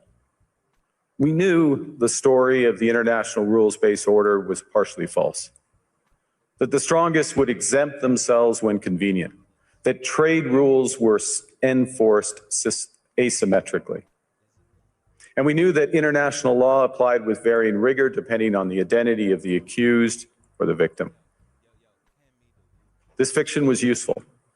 And American hegemony in particular helped provide public goods, open sea lanes, a stable financial system, collective security, and support for frameworks for resolving disputes. So we placed the sign in the window. We participated in the rituals. And we largely avoided calling out the gaps between rhetoric and reality. This bargain no longer works. Let me be direct. We are in the midst of a rupture, not a transition. Over the past 2 decades, a series of crises in finance, health, energy, and geopolitics have laid bare the risks of extreme global integration. But more recently, great powers have begun using economic integration as weapons. Tariffs as leverage, financial infrastructure as coercion, supply chains as vulnerabilities to be exploited. You cannot live within the lie of mutual benefit through integration when integration becomes the source of your subordination. The multilateral institutions on which the middle powers have relied, the WTO, the UN, the COP, the architecture, the very architecture of collective problem solving are under threat. And as a result, many countries are drawing the same conclusions, that they must develop greater strategic autonomy in energy, food, critical minerals, in finance and supply chains. And this impulse is understandable. A country that can't feed itself, fuel itself, or defend itself has few options. When the rules no longer protect you, you must protect yourself. But let's be clear-eyed about where this leads. A world of fortresses will be poorer, more fragile, and less sustainable. And there's another truth. If great powers abandon even the pretense of rules and values for the unhindered pursuit of their power and interests, the gains from transactionalism will become harder to replicate. Hegemons cannot continually monetize their relationships. Allies will diversify to hedge against uncertainty. They'll buy insurance, increase options in order to rebuild sovereignty. Sovereignty that was once grounded in rules, but will increasingly be anchored in the ability to withstand pressure. This room knows this is classic risk management. Risk management comes at a price. But that cost of strategic autonomy, of sovereignty, can also be shared. Collective investments in resilience are cheaper than everyone building their own fortresses. Shared standards reduce fragmentations. Complementarities are positive sum. And the question for middle powers like Canada is not whether to adapt to the new reality. We must. The question is whether we adapt by simply building higher walls or whether we can do something more ambitious. Now, Canada was amongst the first to hear the wake-up call, leading us to fundamentally shift our strategic posture. Canadians know that our old, comfortable assumptions that our geography and alliance memberships automatically conferred prosperity and security, that assumption is no longer valid. And our new approach rests on what Alexander Stubb, the President of Finland, has termed value-based realism. Or to put another way, we aim to be both principled and pragmatic. Principled in our commitment to fundamental values, sovereignty, territorial integrity, the prohibition of the use of force except when consistent with the UN Charter, and respect for human rights. And pragmatic in recognizing that progress is often incremental, that interests diverge, that not every partner will share all of our values. So we're engaging broadly, strategically with open eyes. We actively take on the world as it is, not wait around for a world we wish to be. We are calibrating our relationships so their depth reflects our values. And we're prioritizing broad engagement to maximize our influence. Given the fluidity of the world at the moment, the risks that this poses, and the stakes for what comes next. And we are no longer just relying on the strength of our values, but also the value of our strength. We are building that strength at home. Since my government took office, we have cut taxes on incomes, on capital gains, and business investment. We have removed all federal barriers to interprovincial trade. We are fast-tracking $1 trillion of investments in energy, AI, critical minerals, new trade corridors, and beyond. We're doubling our defense spending by the end of this decade, and we're doing so in ways that build our domestic industries. And we are rapidly diversifying abroad. We've agreed a comprehensive strategic partnership with the EU, including joining SAFE, the European Defence Procurement Arrangements. We have signed 12 other trade and security deals on 4 continents in 6 months. The past few days, we've concluded new strategic partnerships with China and Qatar. We're negotiating free trade pacts with India, ASEAN, Thailand, Philippines, and Mercosur. We're doing something else. To help solve global problems, we're pursuing variable geometry. In other words, different coalitions for different issues based on common values and interests. So on Ukraine, we're a core member of the Coalition of the Willing and one of the largest per capita contributors to its defense and security. On Arctic sovereignty, we stand firmly with Greenland and Denmark and fully support their unique right to determine Greenland's future.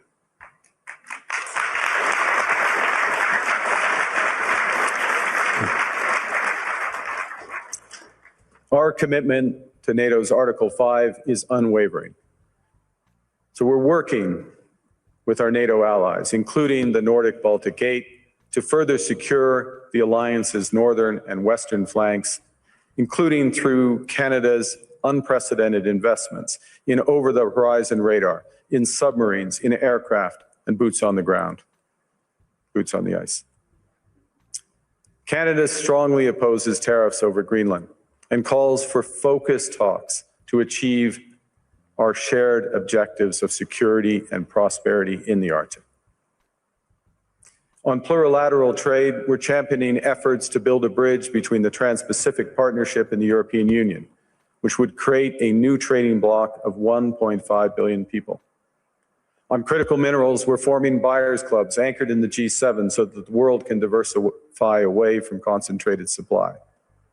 And on AI, we're cooperating with like-minded democracies to ensure that we won't ultimately be forced to choose between hegemons and hyperscalers.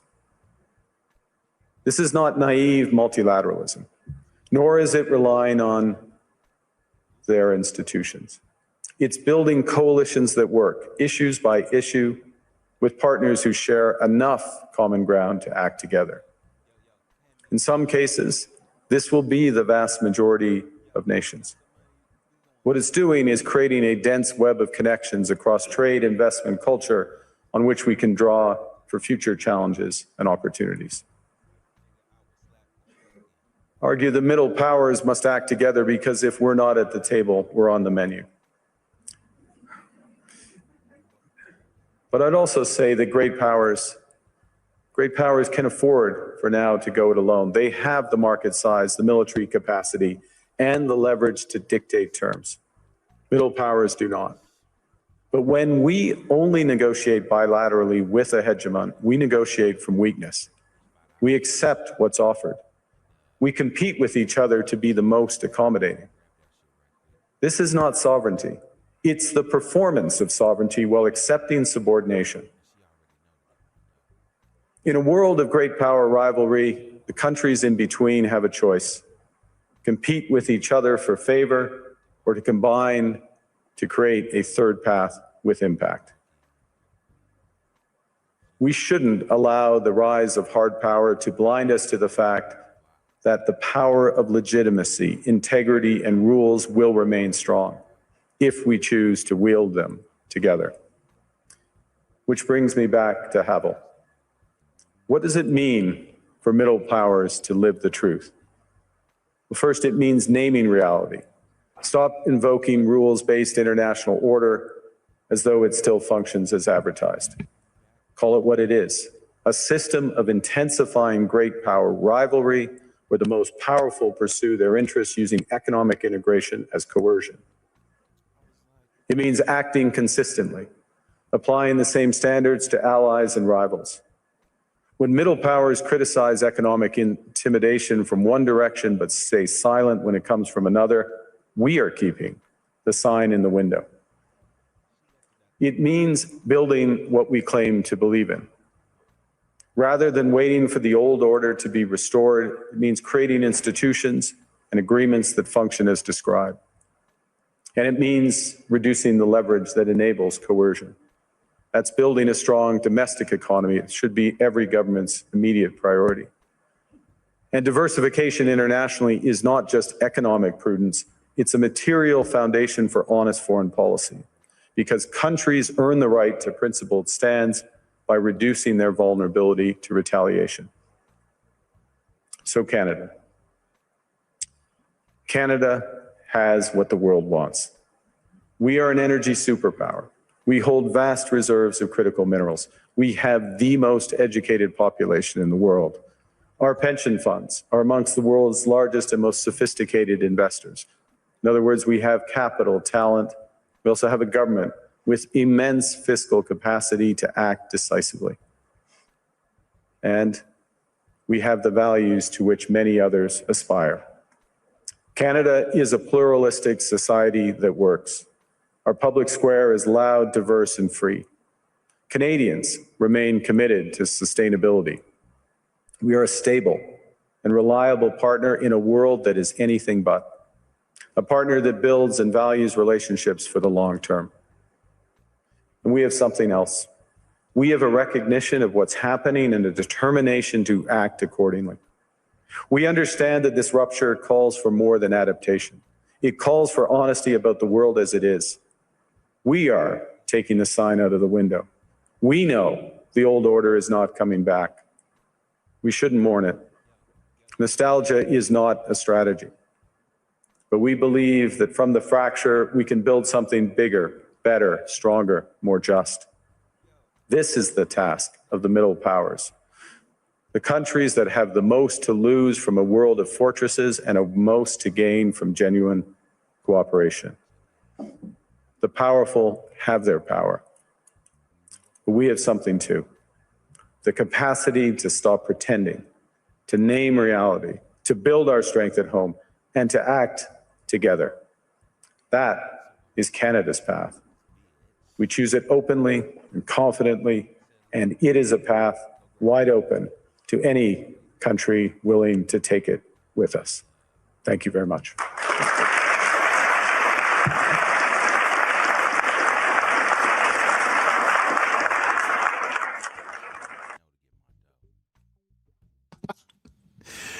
Well, you know, that's a meek shall inherit the earth speech. So what is next? I actually hesitate. I'm going to be honest with you. Ezra Klein is creepy. That's just my opinion, but I'm sure that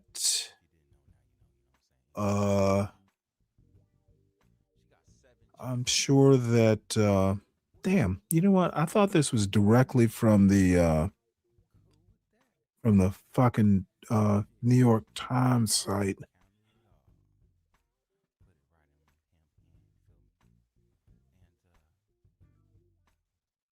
Huh.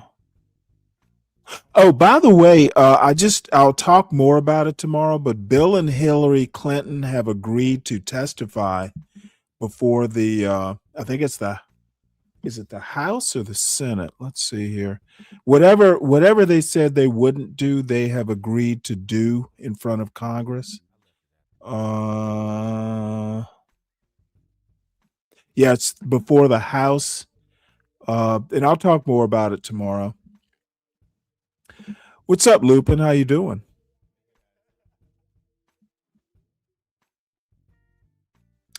Thanks to your buddy, Governor Kemp. You mean a satellite, what, Republican? Like he's working out of there? Actually, I'm interested. Apparently, Georgia's, by the way, Lupin, I'll talk about this tomorrow, because I actually meant to show the Georgia gang, that weekly roundup of Georgia news. Maybe I'll show it tomorrow. Apparently, Georgia, or maybe it's Fulton County's gonna sue over this FBI raid on the Fulton County elections complex or warehouse or whatever it was. So it's not over yet. So this is going to be about the truth about American hegemony. That's basically, kind of covering the Carney speech, and I guess they're going to kind of talk about. Well, it is about the Carney speech, which maybe dry, but I think this big change in American foreign policy is worth talking about. At Davos last week, Mark Carney, the Prime Minister of Canada, gave a speech that sent shockwaves through the international community. Let me be direct. We are in the midst of a rupture, not a transition. It was a remarkable speech by a Canadian Prime Minister. It's like a moment of clarity. It received a very rare standing ovation with praise not only in Davos, but around the world. To understand why this speech has been such an international relations earthquake, I think you need to understand something about him. Carney is as establishment as you get. He is a technocrat's technocrat. Former governor of the Bank of Canada, former governor of the Bank of England. For Carney, this kind of figure to come out at Davos in front of all those assembled government elites and business elites at this moment when Trump is threatening tariffs on Europe in order to take over Greenland, for him to come out and say that we are living in a rupture, that the old order in which you could have values-based relationships with the United States of America is over. For Carney, the leader of Canada, America's both geographically and in many ways spiritually closest ally, to say this, that is a break point. I think that's a moment, a week that's going to be remembered for a long time. Beneath Carney's analysis of what is happening here is an idea I've been following for some time called weaponized interdependence. This idea comes from the international relations theorists and professors Henry Farrell and Abraham Newman. It's in their book, Underground Empire, How America Weaponized the World Economy. And the basic concept is that over time, in this globalized, woven together world, there are a lot of ways in which being on American technologies and in American financial markets gave us leverage. And that was fine for our allies, for the world, so long as we didn't use that leverage too much. But now we've begun to make that a way we can harm them, a way we can extort them, a way we can control them. And that has really changed the nature of the bargain. Henry Farrell is an international relations professor at Johns Hopkins University. He is author, as I mentioned, of Underground Empire and of the excellent Substack Programmable Mutter. want to have him on to talk me through Carney's speech, these ideas, and if the old order is ending, what that might mean for the one to come. As always, my email, ezrakleinshow@nytimes.com.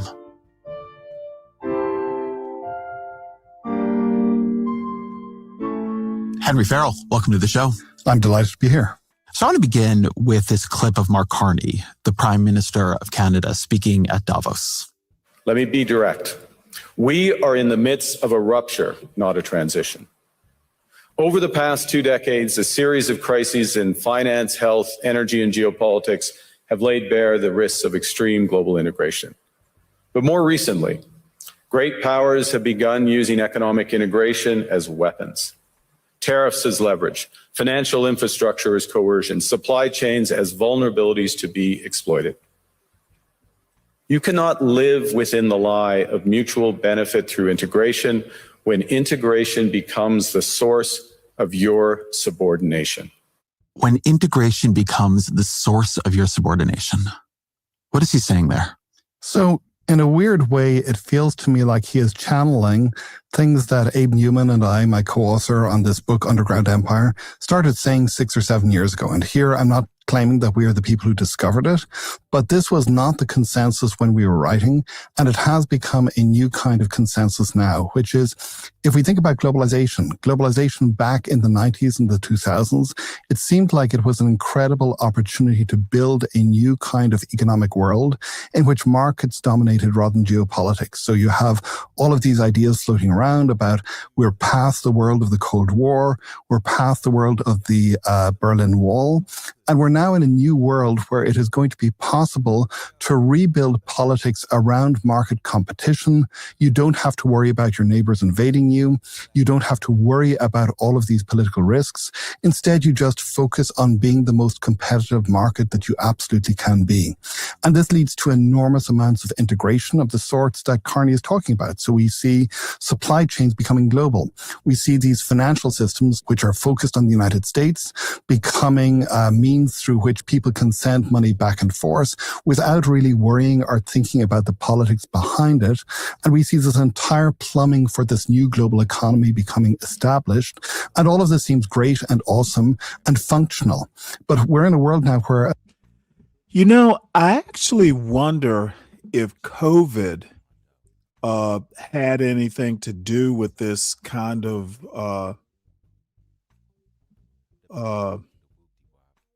sectionalism. You know, one of the things that shocked me about COVID, before COVID, I had no idea that so much pharmaceuticals were generated in China. Does anybody have any thoughts? Do you think COVID had anything to do with this? You know, it's not quite isolationism, but it's definitely sectionalism. As Carney says, the plumbing has become political. All of these means that we use to integrate the world, all of these financial systems, all of these trade and production systems are suddenly being turned against countries.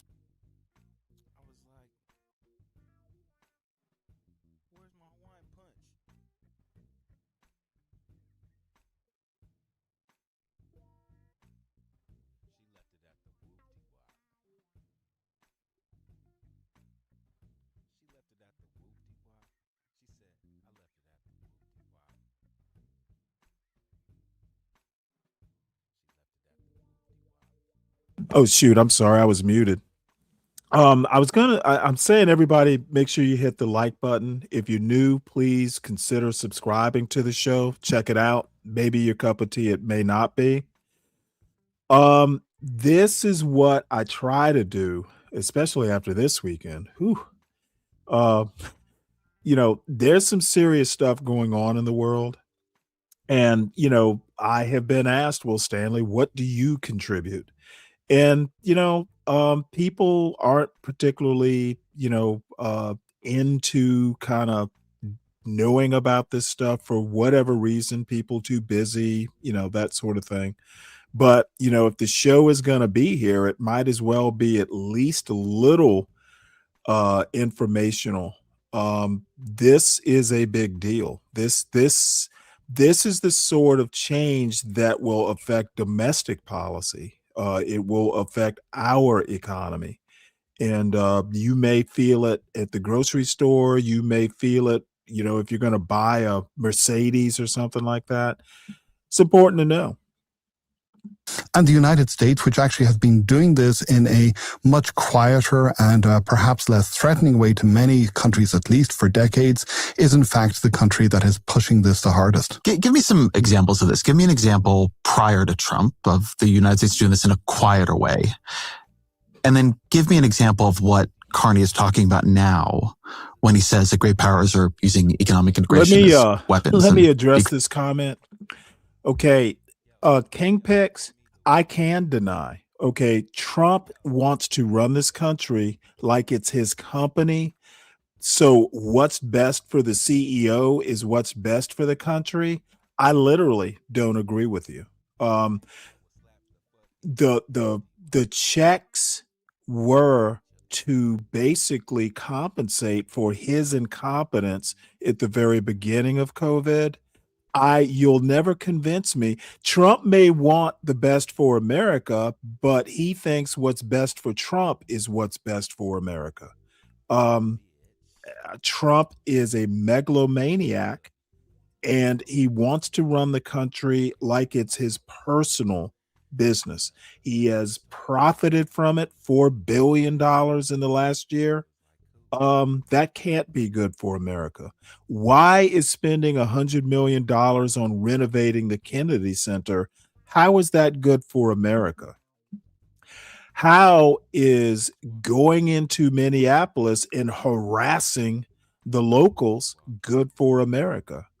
How is deploying the National Guard to these states, and we're spending who knows how much tax dollars we're spending on the Justice Department defending some of these stupid executive orders that Trump has put out.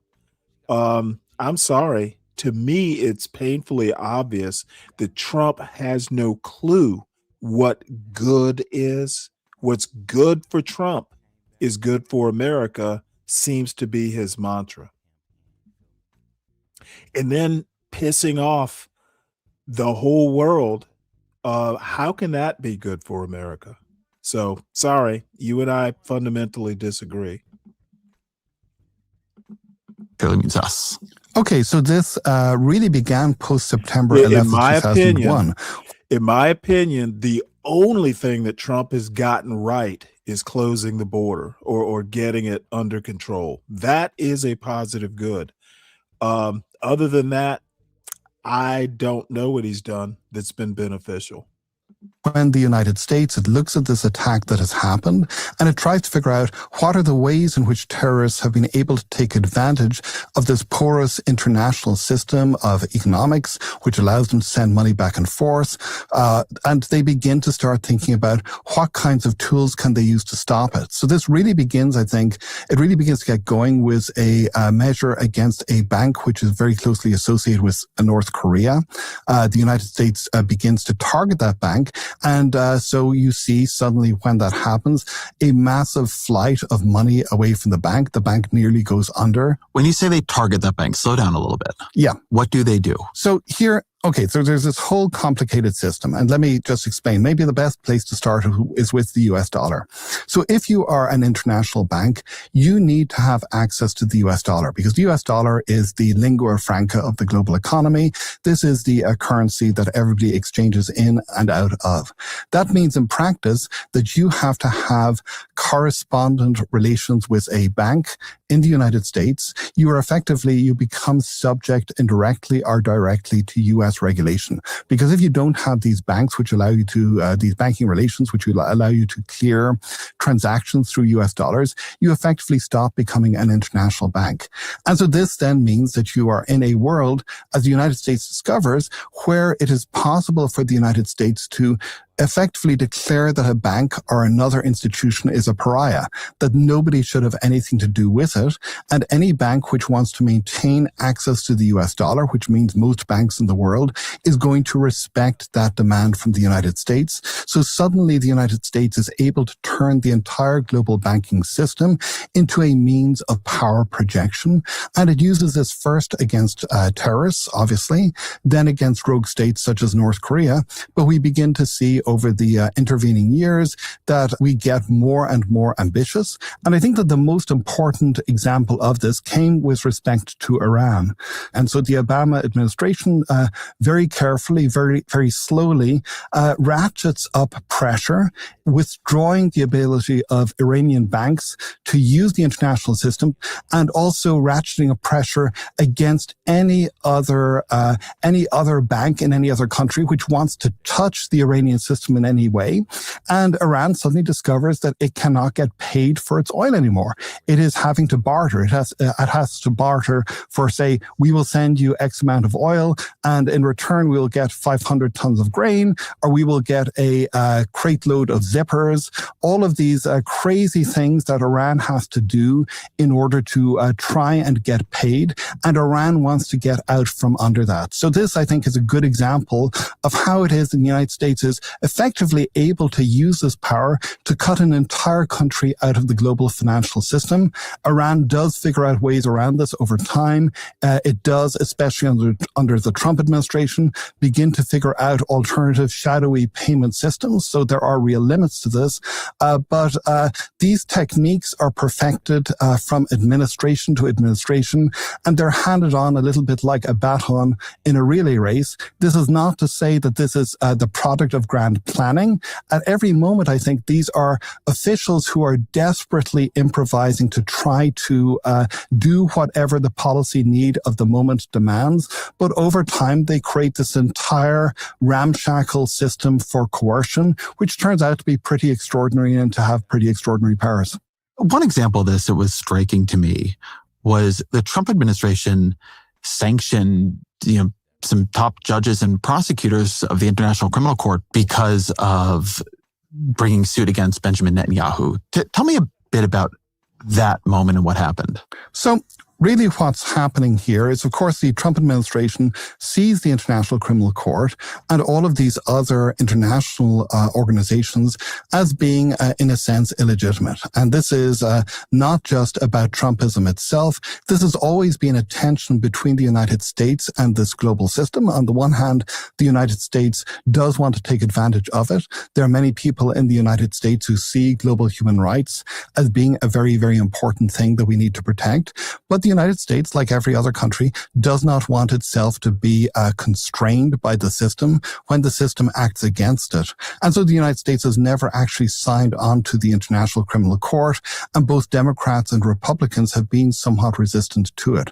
So then when the Trump administration sees what is happening with Netanyahu, it begins to go after these International Criminal Court officials. And what happens then is that these officials, they suddenly find they can't use credit cards because credit cards all rely upon these payment systems. They can't use Google. And so you discover that there's this entire incredibly boring seeming infrastructure of institutions, of communication systems, of money that is really what underpins our ordinary life. It's possible to live without access to these systems, as these judges and other officials who have been targeted have discovered, but it is a real pain. What Carney is describing here, what he describes as a rupture, not a transition, is not just the use of these tools, but the use of these tools for something. What to you is the rupture he's describing? So here, I think it is worth going back to this whole idea of the liberal international order. And the way in which this term comes into being, it's really two academics. It's Dewdney and Eikenberry, who come up with this idea. And their argument is pretty straightforward, that the United States is incredibly powerful and that that power is actually a problem for other countries. If you are another country who wants to deal with the United States, you worry that it is too powerful for you that it might, in fact, you might make some concession, and then the United States decides it wants a little bit more and wants a little bit more, and you find yourself in a situation of complete vassalage, of complete dependence. And so their argument is that the way that the U.S. has worked over the decades after World War II is to create something which amounts to a kind of international quasi-constitution that is a set of relationships through which it binds itself, through which it effectively makes it more difficult for itself to abuse at least its allies, other countries which are dependent upon it. And so from this perspective, the more that the Trump administration takes that role, the more that the Trump administration decides to use that leverage, the less other countries want to trust it. And this is why I think many people like Dewdney and Eikenberry, people who felt that the liberal international order was a wonderful thing, why they are extremely despondent about the world, because they see from their perspective the United States has effectively having thrown away this massive advantage, because if you are self-restrained in this way, you actually are able to encourage much richer, much deeper integration with other countries, and everybody ends up better off as a result. You've called what we're doing the enshittification of American power. Tell me about that idea. Okay, so this is a term which we are taking very directly from Cory Doctorow, who is a science fiction writer and general thinker, who is also, I guess, a shit stirrer, since we have used the S word already. And so he uses this to talk about the way in which the platform economy works. And so more or less his argument is that the platform economy, typically platforms start out as being absolutely awesome. You have these wonderful uses which you can make of Google search and whatever. It is beautiful. You have incredible access to information, but over time, the platform has these incentives to get shittier and shittier and shittier for the user. It basically it begins to see the ways in which the users are not the customers. The customers are, of course, the advertisers. And so you find, for example, if you're using Google these days, you look up a restaurant. Google does not want you to go to that restaurant's homepage. It wants you to click on some affiliate link to DoorDash or somebody else. So you order via Google rather than via the restaurant. So our argument is that if you look at the ways in which United States power and United States hegemony works, it's kind of like a similar system. That is that we are seeing the increased enshittification of all of these platforms that the United States provides that the world relies on. So the dollar clearing system, we've already talked about, the way in which the US is able to use the dollar in order to leverage its advantage against other countries. We can also think about weapon systems as being very similar. Once you buy, for example, a fifth generation fighter aircraft, you are not just buying the aircraft, you're buying into this extensive platform which you need to support the aircraft, to provide the information that allows you to figure out where to target things, all of these other bits and pieces, and the United States can possibly shut that off. So this is one of the big dilemmas that Canada faces, I think, is that Canada is very, very deeply bought into these platforms. Canada is more deeply integrated into the United States military structure, I think, than any other ally. And suddenly it's in a world where it has to. Let me help Kim out with something I thought every adult knows. Okay, Kathy Hochul is a governor of a state. President Trump is the president of a country.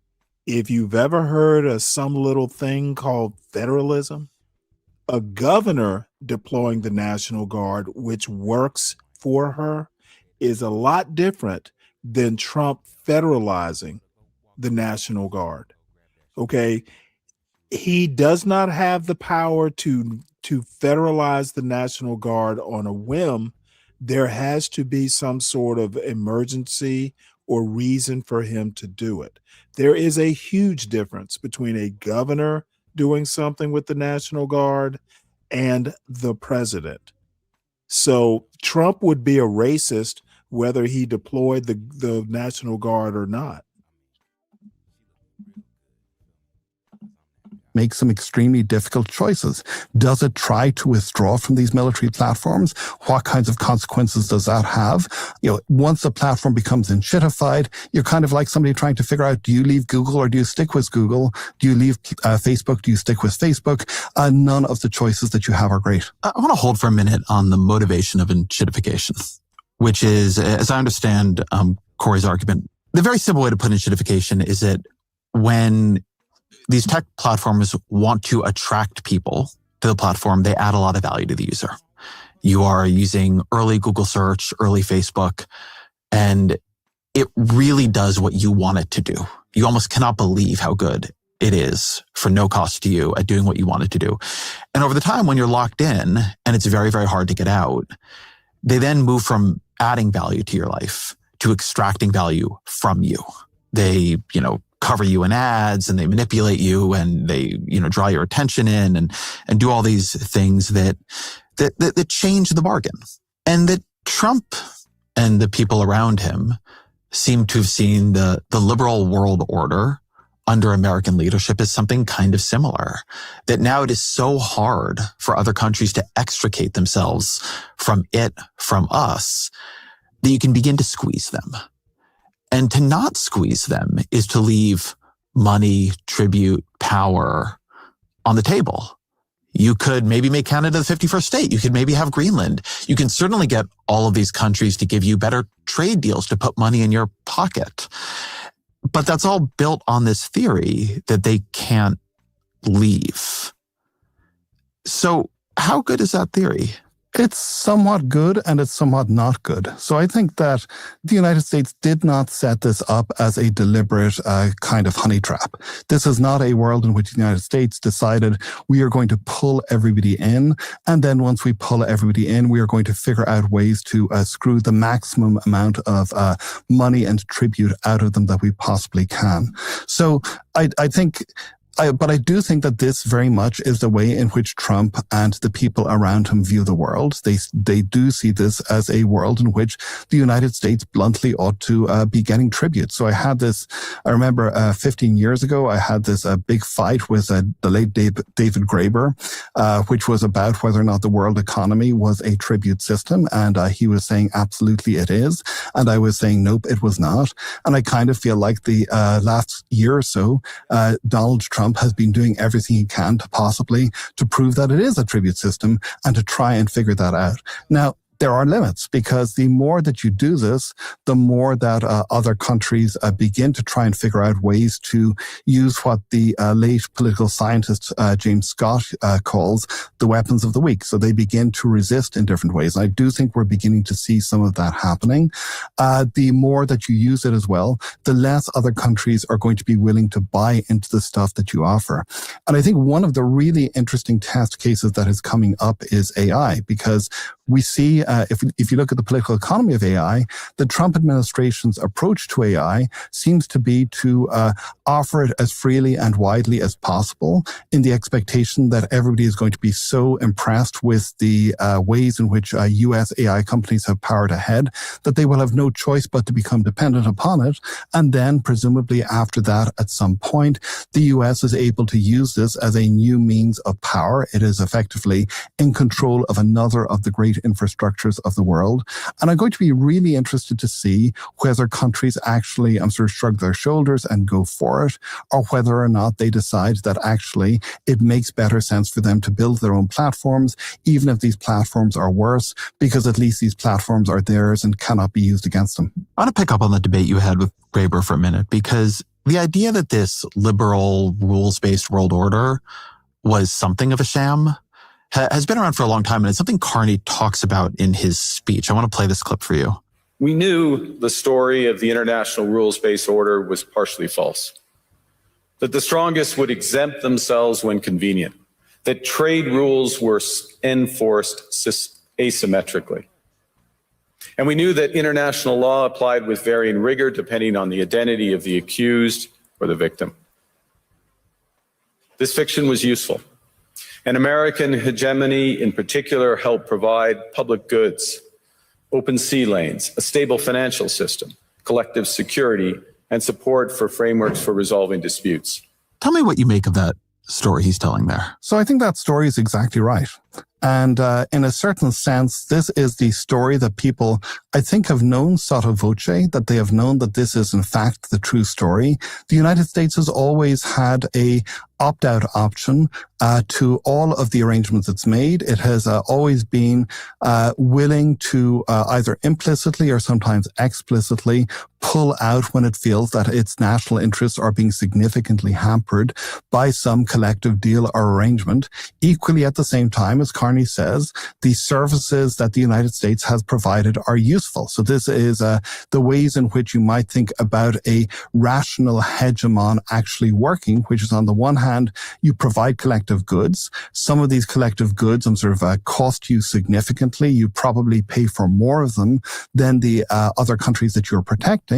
But at the same time, you get more out of the system as well, because you are able to shape the system according to your particular needs, desires, and wants. So I think that the interesting thing about what Carney says is not that this is something which is profoundly new. I and other academics, my colleague Martha Finnemore, have talked about the incredibly important role of U.S. hypocrisy in securing the order for a long while. This is not new, but the fact that Carney is prepared to say this bluntly, plainly, and openly, this is new. And this suggests that whatever order Carney wants to build, and I think that there are still some question marks open about how to build it, it is going to be different than the order that was before, which is not to say that it would not have its own hypocrisies, its own areas of self-interest, because that is a fact of international politics, but that it is a recognition that the United States has gone beyond the realm of hypocrisy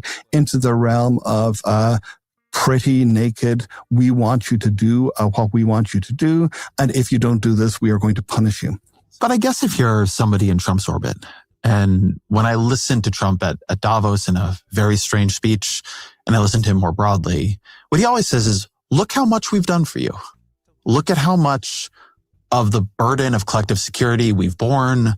And these things that Carney mentions, open sea lanes, a stable financial system, collective security. But the American political system is still guaranteeing those in that leaked signal chat, where you saw, J.D. Vance and Hegseth and everybody debating whether or not to bomb to open sea channels again. One thing Vance says, in thinking about this, fight against what would be the Houthis, is that he can't stand that America is again doing something on behalf of Europe and they're not paying any of the cost. So, from the MAGA perspective, American hegemony is still providing these public goods. We just want a fairer deal for it. So I think that the way that you would respond to that is that the United States does pay a disproportionate amount of the cost. And this has always been a problem with the US and NATO in particular. I think that there was bipartisan agreement around this, but also the United States has gotten a disproportionate amount of many of the benefits from it. And also when it comes to things like NATO, it has been the actor which has been able to set the agenda. There's a saying in Ireland, he who pays the piper calls the tune, and the United States has been capable of calling the tune. The Trump calculation seems to be that we can stop paying and we can use our awesome terror and wrath in order to provide a kind of substitute in order to keep on being able to be a substantial power internationally.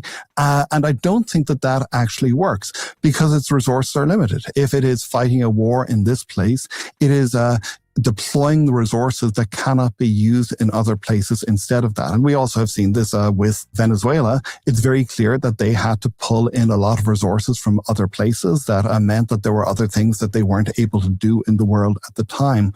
And there's also this weird kind of disconnect that I see, for example, the national security strategy, which on the one hand does seem to suggest that the United States wants to withdraw from some of its role as global hegemon. It wants to focus on really controlling the Western Hemisphere, sort of the notorious so-called Donroe Doctrine. But at the same time, I think the United States still wants to be recognized as the 800-pound gorilla in the jungle. It wants all of the awesomeness and wonderful things which come with that. And you can't do both at once. You can't both withdraw from the world and expect the world to continue to treat you as a hegemon at one and the same time. And this is the fundamental dilemma that I think a lot of the Trump administration, thinking about these things, tries to skirt around and doesn't do successfully. Something I noticed in Carney's speech is he uses the word American only once and the word hegemon or hegemony 4 times. And the only time he says American is to specify American hegemony. Is that who we are to Canada now, to the world? The hegemon? I think so. And also it should be, I should say, Canada has always had a slightly weird relationship with the United States. I spent 2 years at the University of Toronto, and it is a wonderful, I had a wonderful experience there. But it also felt to me a little bit like my native country of Ireland back in the 1970s and 1980s, which was effectively joined into the economy of a much bigger neighbor, the United Kingdom, and this feeling of, on the one hand, sort of recognition that this was the way that things were, but also a significant amount of resentment at this fact of basic dependency. So I think that that has always been there. What I think is different is the sense that the dependency is not on a uncaring giant to the south who is going to do things that are not in your interest because it simply doesn't know or care or recognize. I think that there is a worry and a fear that the United States genuinely has malign ambitions. Well, this is actually, I'm not exactly sure how to address this comment from Kimmy. Hold on one sec. This microwave timer just went off. Hold on one sec. Be right back.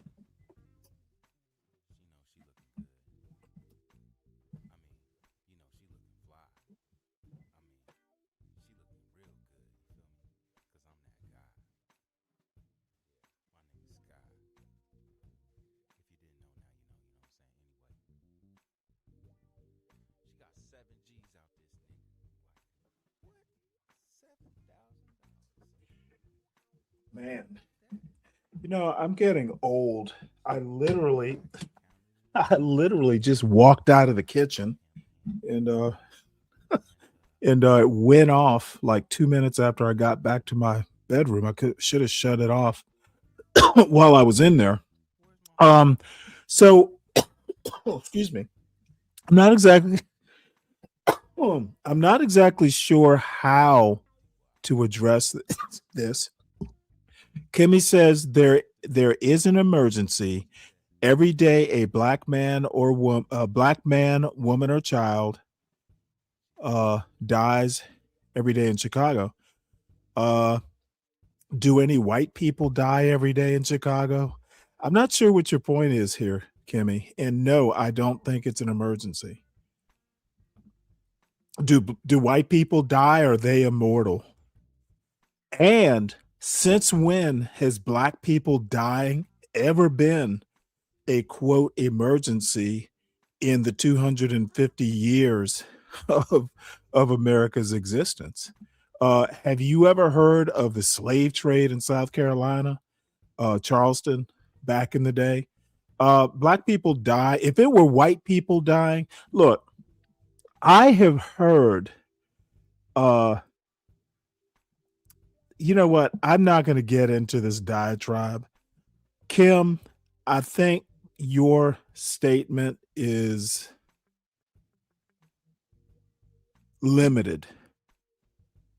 It's just America doesn't care. This Black Lives Matter stuff. The first response was all lives matter. You need to tell your MAGA buddies that Black Lives Matter. That's what you need to be doing. Essentially, you're saying Black Lives Matter. Since when did you become BLM, Kimmy? So, towards Canada, even if those malign ambitions are not directly to be acted on in the near future, the United States is now actually a risk and a threat to Canada in a way that it wasn't. One of the first things Donald Trump did when coming into office was slap huge tariffs on Canada and on Mexico. And in doing so, he elected Mark Carney. Carney and, the party he's part of, Trudeau's party, were going to lose the next election. They were running far behind a sort of more Trumpist right-wing populist. And then Trump slapped these tariffs on Canada, created a nationalistic backlash in Canada. And I think very clearly, through the election to Carney, now creating this, figure who is beginning to be one of the leaders who opposes him on the world stage, which is to say that it's not just that we are economically integrated, but highly politically integrated. And that the way Trump is acting is causing backlashes and political turbulence in other places, often in ways that help Trump's opponents by uniting the country against us. I'm curious how you think about that dynamic of all this. So it's a very clear dynamic, and it also is something that you saw over the last few days in Europe. So when we began to see the Trump Greenland crisis really come to a head, that's something we actually haven't talked about yet, which is... we're getting there. Don't you worry, Henry. But you saw a lot of very clear nervousness coming from people like Nigel Farage, who clearly do not want to be in a world where Trump is making these moves. Because if you think about this from a nationalist perspective, and all of these parties which are to some extent I'm sort of sympathetic to Trump, they are all nationalists in one way, shape, or form. All of them clearly, because they're nationalists, they are strongly attached to things like territorial sovereignty, don't touch me, and whatever. And the Trump administration's perspective seems to be not necessarily to want to grow these parties, sort of in a... This is actually an interesting point. This could possibly lose Trump, some support with those far right semi-MAGA sort of parties. If you're a nationalist, having America fucking extort money from your country via tariffs is not going to be, that's not going to be popular. In a clear way. I think J.D. Vance absolutely would love to do that. But I think Trump's perspective very often is a much more short term.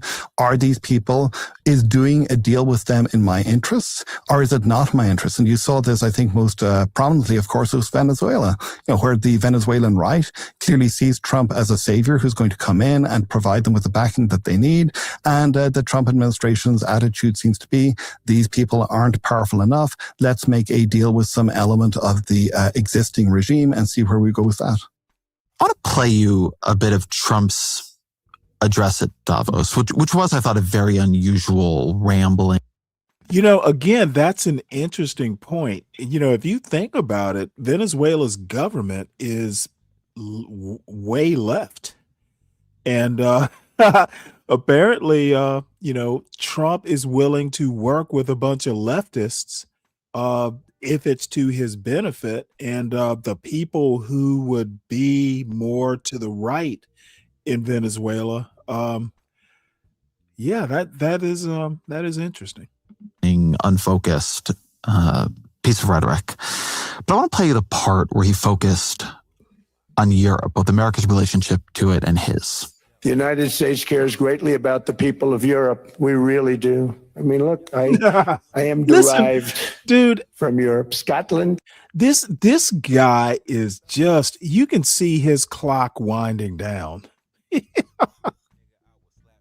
He's holding on to that podium for dear life. And Germany, 100% Scotland. My mother, 100% German, my father. And we believe deeply in the bonds we share with Europe as a civilization. I want to see it do great. Look, this motherfucker is even racist when he's talking about his parents. 100% German. That's why issues like energy trade and Why didn't he click his heels after he said that? Immigration and economic growth must be central concerns to anyone who wants to see a strong and united West, because Europe and those countries have to do their thing. They have to get out of the culture that they've created over the last 10 years. It's horrible what they're doing to themselves. They're destroying themselves. It's beautiful, beautiful places. We want strong allies, not seriously weakened ones. We want Europe to be strong. How would you describe Trump's view of Europe? So Trump's view of Europe is, and it's sometimes hard to tell what is Trump's view, what are the views of other people in his administration, because I think that there is a very, very complicated relationship. But I think that here we see the J.D. Vance version of the argument really coming to the fore. So the idea is here that we are together in some kind of a civilization. Implicitly or semi-explicitly, this is a civilization of white Christian people. And we need to make sure that this civilization is strong. And this civilization is being weakened because Europe is weak, because Europe is allowing all of these hordes of people who have different skin colors, who are very often Muslim. It is allowing them to come in. And so we are going to see the Europe that we know is going to be it's going to fundamentally disappear over the next generation to two generations. Civilizational erasure. Yes. The Trump administration uses in its national security strategy document is that Europe faces, I think it's, quote, civilizational erasure. What do they mean by that? What they mean is that Europe is going to move from being a white Christian, or maybe post-Christian, because of course not very many Europeans go to church anymore, but a place which is recognizably similar, at least if you look at a photograph, to the ideal of what the Trump administration would like the United States to look like. It's going to move away from that to being a system in which there is a majority non-white, non-European, of sort of back to 10 generations population, and that this is going to be fundamentally something which is going to destroy their notion of what European civilization is. So the idea here is that the important alliance, the affinity, is not between two land masses, but between two civilizations. And the Trump administration doesn't recognize their view of what civilization should be, of what America should be, of what Europe should be, in what they think Europe is becoming. So that's right. And I think that this is fundamentally, it is a pushback against liberalism. It is a pushback at least against a certain version of liberalism, which is about allowing systems where you have a lot of people with plural identities, that this is messy, this is difficult, but this is also an incredibly important source of growth and of life and of energy. And that is something that has to some lesser or greater extent united the United States and Europe over the last few generations. The United States has been a country which has had wave after wave of immigration. Many of these waves have been seen as problematic. I was, my equivalent, some sort of 3 or 4 generations ago, or 5 or 6 generations ago, inspired the Know Nothings, sort of Irish people coming in, were seen as being a fundamental civilizational threat. Jewish people were seen as being problematic in a variety of ways. We still see, of course, are by many members of the Trump coalition.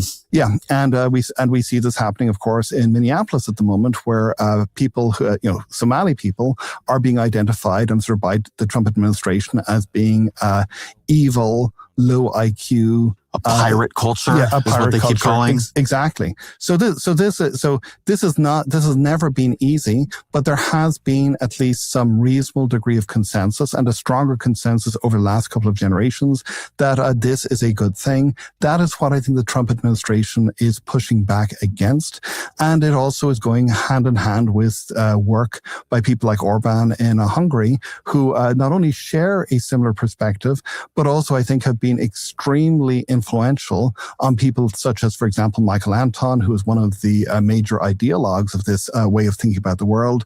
Hungary has been pushing something like this version of how we need to have a Europe which is illiberal, but democratic, as long as you have the right description of who the majority, who the people are, who the system is actually supposed to respond to. And these are the white native people. These are not the people who are coming in. So there's this dimension of the Trump administration's contempt for European government and leadership as it exists. And then there's this side, but increasingly central fixation on Greenland. Why does Trump or his administration, but it seems at least partly him, want Greenland so much? So there are a lot of different theories about that. And I think... Hey, King Picks, I will go out and see if I can find another source of the interview. If I recall, Vlad TV is pretty, they'll strike you if you show their material. So I actually do want to see this, but maybe we'll do it Saturday if I can't find a quicker copy that I can use. I didn't even know this existed, actually, because I don't subscribe to Vlad TV. So I do appreciate it. Let me see, can I find one that I won't get a copyright strike showing? But salute to you. It's really hard to know what goes into his head. I mean, this could be a specific fixation, as some people have argued, based on the fact that... By the way, this is awesome. If you folks, especially if you're a wrench holder, if you got something you want to talk about or you want reviewed, feel free to drop the link. I may do it, I may not, but I want to do at least something that interests. I don't want to be a Trump and just do what interests me. So, that's one of the ways. And by the way, that kind of folds into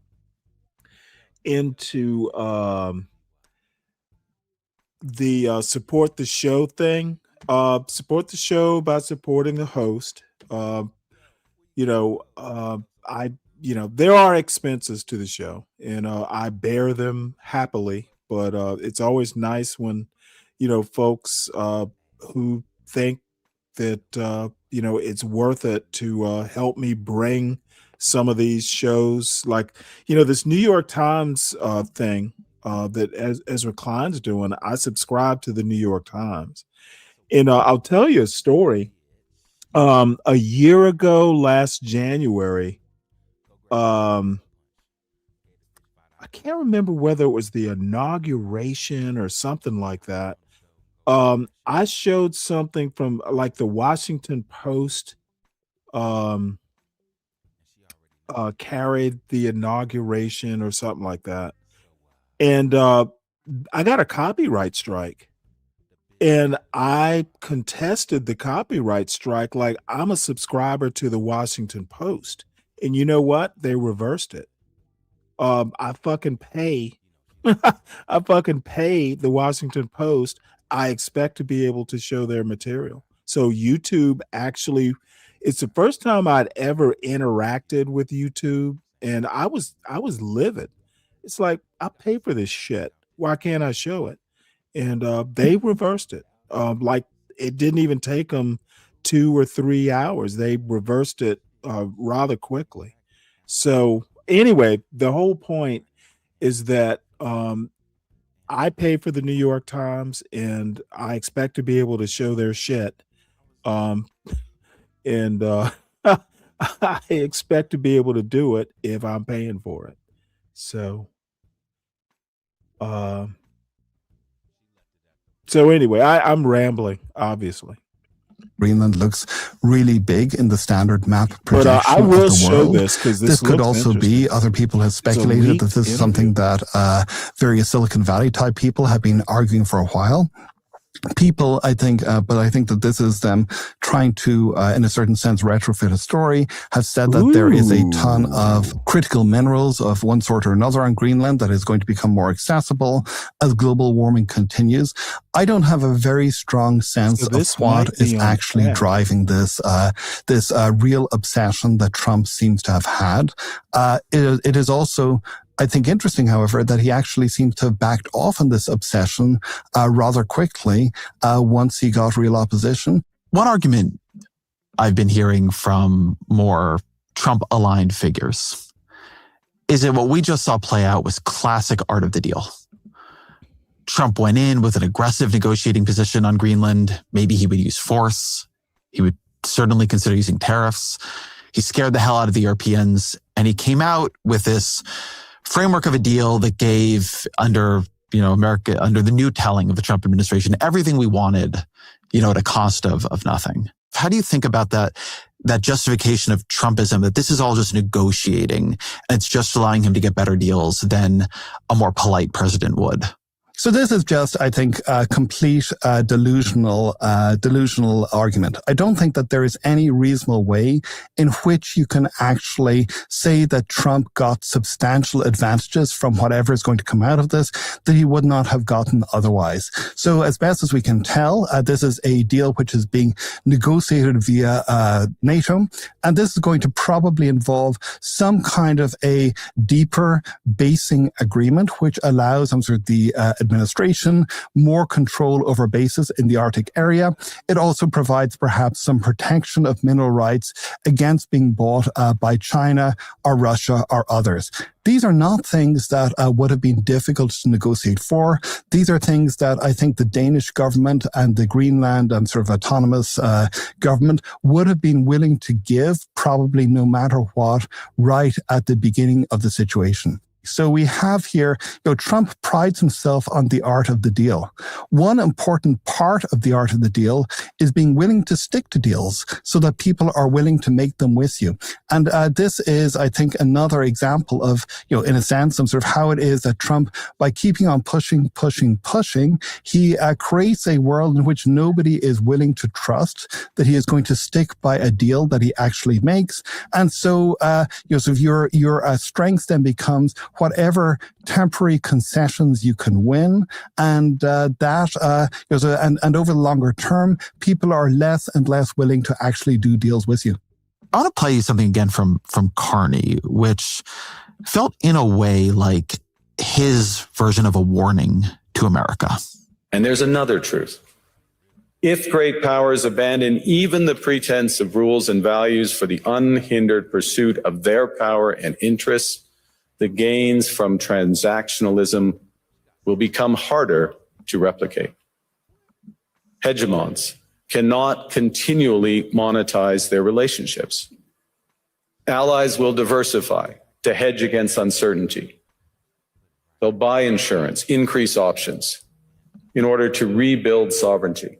Sovereignty that was once grounded in rules, but will increasingly be anchored in the ability to withstand pressure.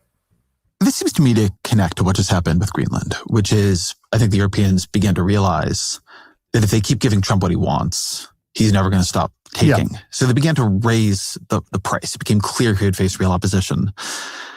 What Carney, I think, is arguing here is that the more America acts like this, the higher the cost of acting like this will become. Is he right? I think he is. So I think we are going to see a world in which there are going to be a lot of people who want to hedge their bets, who are going to be much more skeptical about deep integration with the United States in ways that could allow the United States to take advantage of them. So this is something that Carney pretty clearly and explicitly acknowledges. This is going to be not just expensive for the United States. King Picks, what I will probably wind up doing is playing this interview from my local computer, which means I've got to run it through OBS. So we're not going to see it today, if we see it at all. But let me give you a little bit of advice. I mean, I'm not above stopping something that might bore some folks, but I don't stop shows that other people want to see or seem to be interested in just to do what King Pix wants me to do. Doesn't work that way there, buddy. So as I said, we will watch it maybe. But what I'm gonna do in the morning is I'll pre-watch it, I'll pre-screen it, and I'll run it through OBS so I don't play it from the internet. I'll be playing it from my local computer. There's things that you have to do when you're a content provider not to get strikes. And like John said, Vlad is famous for doing it.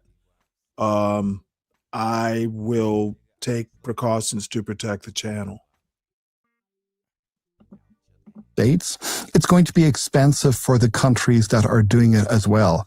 Canada, if it wants to do this, is going to be poorer. It's going to have to build its own platforms. It's going to have to try and figure out ways that it can insulate itself. And insulating itself is going to mean foregoing a lot of the advantages of a globally integrated economic system in favor of going it alone. And so here, this is, I think, why Carney talks about middle powers working together. His ambition is to create a world in which we have Europe, Canada, perhaps Japan and South Korea, although they are more dependent on the US in some ways for security, working together and trying to figure out some way to build a minimal system in which they can all have each other's backs. The question is, of course, is that going to be adequate to the challenges that they face? And I don't think it is. Is it going it alone, or is it balancing hegemons against each other? Quite publicly right before Davos, Carney made a deal with China, lowering the tariff on Chinese electric vehicles. He made a deal with Qatar. That in a very public way, I think what he is saying and threatening and even advising other countries like Canada to do is to make clear to America that if they're an unreliable partner, well, over there is China. Well, it's very, very clear that this does go together with making deals with China, for example, on things like electric cars, where the United States has seen these connected electric vehicles as being both a security and an economic threat. And Carney is saying we are going to have more imports, whether the United States likes it or not. But I think that's one possible way in which other countries can respond, which is hedging between the fact that there is a rising power, which is China, and the United States. A second is going it alone to a greater degree, that is building your own independent resources.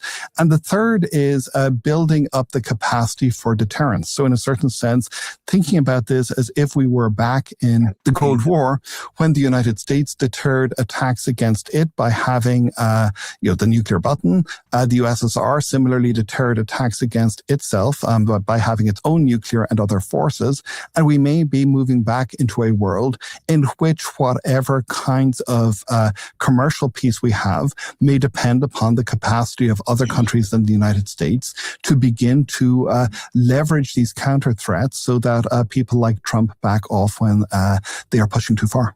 One of the, I don't know if it's an irony or a failure of the Trump administration's foreign policy is that to the extent Trump had, in my view, a distinctive foreign policy when he kind of came into power in 2016, it was that he so broke with the Washington consensus on China. He was so much more anti-China than, either the Republican or the Democratic Party was at that time. And he, began to move in the second term, the trade war with the world into a trade war with China. He then backed down from that. But he also seems to be driving other countries into China's arms, that China becomes the only way to, in a sense, both punish the U.S. but also balance against it. Now, that's dangerous because then you're dependent on China. But Trump seems to be ushering in a much more multipolar world by making it much more dangerous for our traditional allies to be dependent on us, on our technology companies. I think the experience of the European Union with Starlink and Elon Musk has become very sobering. Do you really want to be dependent on, an internet platform run by such a mercurial and highly politicized American, billionaire? I sometimes joke that it's hard to know what a Chinese secret agent who rose to high levels of American power would be doing aside from this. But it really does seem to me that he has strengthened China's geopolitical position almost immeasurably. I think so. So the Carney bet, I think, seems to be that it is much better to have some reliance upon a predictable authoritarian who is several thousand miles away than an unpredictable person with authoritarian tendencies who is right across the border from you. And that is not an entirely stupid calculation by any means. Equally, as you say, it does involve its own risks. And the other interesting thing, which I still don't have a good sense of what is driving it, is the extent to which within the administration, the China hawks have pretty comprehensively lost. So you have seen various people being kicked out of the National Security Council. There was news suggesting that people in the Bureau of Industry and Security, which is a part of the Department of Commerce that deals with export controls, they had a special unit which was devoted to looking at the development of Chinese technology, and the people from that unit have effectively been pushed out. And so I think we are seeing, on the one hand, this, so the counterproductive policies that the United States has, which makes it very, very easy for Xi, who is not under anybody's understandings a particularly nice or benevolent individual, it is much easier for him to seem like the predictable, somewhat safe alternative. And on the other hand, there does seem to be this pursuit of the deal or pursuit of something which is really reshaping the internal organization of the Trump administration and pushing people who are skeptical about China, the people who might perhaps have been linked to Matt Pottinger in the Trump 1 administration. Those people are losing. And I really don't have a good understanding of what exactly is happening inside the administration to make that happen. One of the framing devices of Carney's speech comes from Václav Havel, the famed Czech dissident who later became president. And let me play this part for you. In 1978, the Czech dissident Václav Havel, later president, wrote an essay called The Power of the Powerless. And in it, he asked a simple question: how did the communist system sustain itself? And his answer began with a greengrocer. Every morning, this shopkeeper places a sign in his window: "Workers of the world unite." He doesn't believe it. No one does. But he places the sign anyway to avoid trouble, to signal compliance, to get along. And because every shopkeeper on every street does the same, the system persists. Not through violence alone, but through the participation of ordinary people in rituals they privately know to be false. Tell me about what Havel meant by that story and what Carney is saying or suggesting in invoking it. Okay, so the way in which I think about Havel's story is to introduce another academic. I'm a professor, so professors, I guess, have professional guild responsibilities. So it's a book by a guy called Timur Kuran, who's a somewhat conservative libertarian professor in Duke, called Private Truths, Public Lies. And so the argument more or less is that this is, you can think about political society and authoritarian regimes as being like a collective action problem, where if everybody knew how much the regime was hated, everybody could rise up against it. And so the regime has a lot of incentive to disrupt that kind of shared collective knowledge of how much the regime is loathed. And one way in which it does it is by introducing uncertainty. If you have everybody having those pictures of the dear beloved leader in the shop window, then everybody is unsure about whether everybody else is actually as willing to act against the beloved leader as in fact they might be. So you're, in a certain sense, you're creating this corroded public understanding, and by doing that you're preventing collective action from happening. So I think what Carney here is suggesting is that we have something similar with respect to the way that people talk about US hegemony right now. On the one hand, we have people who really hark back to the good old days and who still are a little bit paralyzed. They don't know what to say. On the other hand, we have people who are frankly calculating that their best approach is to be craven, to put the sign out in the shop window. So we have here the head of NATO calling Trump daddy and saying that, so more or less, daddy has to come back in and to fix things. And it's very clear, I don't think that anybody thinks that the head of NATO actually believes this, but he is sort of putting out his picture and he is demonstrating his devotion by so doing. So, and this means, I think there's something interesting and weird that happened at Davos. So my sense of this, and I wasn't there, is there are a couple of things which have happened. One is that I think that a lot of Europeans in particular, they have not been directly exposed to the way in which Trump talks and thinks about the world. So I think people here in the United States are pretty used to it. But from talking to Europeans a lot over the last year, I think they just don't have any understanding of how incoherent, how disconnected his way of thinking and talking about the world is.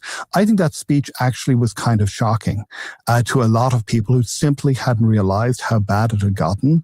Also, we saw the backing down on Greenland. And I think this is creating a greater degree of public consensus to some extent among these people who are in some ways Trump's natural allies, that there is something deeply wrong, that we do actually need to start moving against this.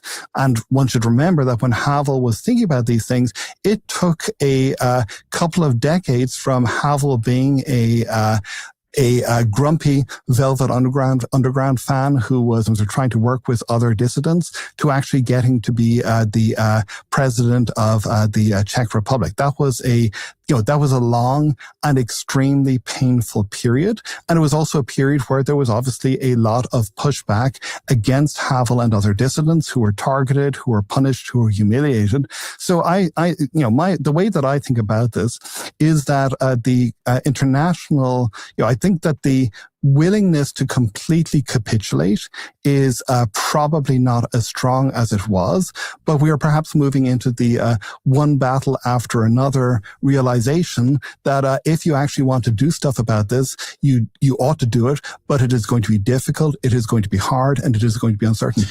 My sense of Davos and why it felt unusually important this year, given that it's usually treated correctly with contempt, and why Carney's speech was so significant and Trump's speech was so significant. Trump coming in with the threat of, at that point, by the way, also force. Yes. To take Greenland. I mean, he then disavowed that in his speech, but initially that was something they were keeping on the table, threatening the tariffs.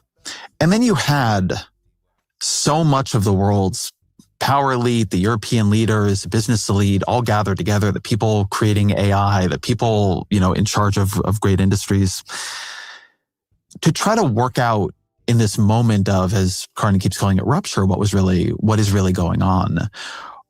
And then Carney comes in and says publicly in the voice of a very sober world leader and a very card-carrying member of that global elite, right? A former central banker, right? Carney's not some wild-eyed radical. Yeah. He is as Davos can possibly get. It created a moment of collectively admitting what was already in some ways known but inconvenient to see, right? When a marriage or something goes bad, often what has happened has already happened. But then there's a moment where the participants see it. And Davos seems to have been a moment, both because of what Trump was doing, and then in some ways Carney creating a point of coordination in which people who saw it but weren't admitting it, admitted it. People who maybe weren't seeing it, saw it. And it feels like we've moved through a sort of a portal of understanding. What that means in terms of action after it is not obvious to me at all. But I think it's hard to imagine going back to the pretenses that were operating before. And by the way, Trump has been trying so hard to destroy himself. Yeah. Right? This is not like something Carney did to Trump. In some ways, Carney and Trump are, I think, quite agreeing on the nature of what America now is. and forcing everybody else to agree with it too. Yeah, and I think that the way that I would maybe reframe what you're saying very slightly and a little bit more abstractly, as I say, I am a professor, is that what we are seeing here is, there is an agreement about what America is, but where there is disagreement is whether or not America can continue to be that and can continue to play the oversized role that it has played in the world. So, here, so I think, and I should also say, because I don't think I said it, it was a fantastic speech. So as speeches go. Carney speech. Yeah, Carney speech. As speeches go, this was not simply a emperor's new clothes moment. It was an extremely well-crafted rhetorical way of both, on the one hand, pointing to what was happening now, but on the other hand, explicitly admitting, and I don't think that it would have had nearly as much force if it hadn't admitted this, explicitly admitting that a lot of what had preceded this during the so-called good old days had perhaps not been as good as they looked. So I do think that you're right. If there is, in a certain sense, Carney speech, it's about a rupture, but it's also clearly a very visible effort to try to create public recognition around that rupture, from which other stuff can perhaps begin to happen. But whether or not that stuff is going to happen, it really, you recognize that there is a fundamental difference in the world, and you also create collective knowledge that everybody knows that there is something different in the world, and that provides something to build from, but it is an extremely uncertain foundation. The other thing that I think is really interesting here is the so-called board of peace that Trump is building up, which does seem to me to be doomed to failure. And you can think about this very cynically. You could think about this as being, and I do think that this explains maybe 80% of it, it's a little bit like Truth Social, which is his pet social media service in the United States, which is a platform wrapped up in a special purpose vehicle, which is intended to profit him and the people around him. But it also is, I think, a kind of a bid for a different kind of legitimacy. So my co-author, Abe Newman, who I've mentioned, together with Stacey Goddard, has this piece which they wrote recently on what they call neo-royalism, which is effectively arguing that what Trump and people around him are trying to do is to create a different kind of international system, which is based around clan loyalties and based around people recognizing that legitimacy does not come from the fact that they are states, but comes from their relationship to Donald Trump. So I think, in a certain sense, so if you could see the Carney speech as pointing towards an uncertain future, and you could see the Trump approach of the Board of Peace as pointing towards a project which I think is going to be extremely difficult for them to actually pull off, in which the power of the world shifts to people like Trump, shifts to other authoritarian regimes, and shifts, in a sense, to recognition of who are the big, powerful individuals and those connected to them, and in a certain sense, to a kind of the creation of a dark Davos. In other words, the idea is you take this consensus, which is this consensus which is really an elite consensus, and you try to push it towards a very different form of power, which is much more based around sort of the recognition of personal relationships, creations of family dynasties, all of these things that we haven't seen since the 15th or 16th century. The Havel story reminds me of something that you've written about, building on the late political scientist Russell Hardin. And you wrote there that power in modern societies depends on social coordination. That is just as true of aspiring authoritarians like Trump as of the people who want to mobilize against him. Tell me a bit about this idea of power as a coordination problem, both for, the authoritarian or the hegemon, and for those trying to create some kind of alternative. Okay, so here the idea, and I should say this is building upon other people's arguments, is pretty straightforward. So if you think about a transition in political order, and you can think about this in the US context, you can think about this in the global context, it is really an effort to try and recreate collective knowledge, collective wisdom, collective consensus, everybody's understanding of the way things work around a different pattern, a different approach of one sort or another.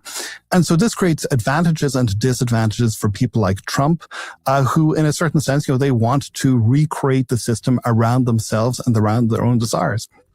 Their advantage is if they are in charge, as the United States is in a certain sense, it does have power in the global system.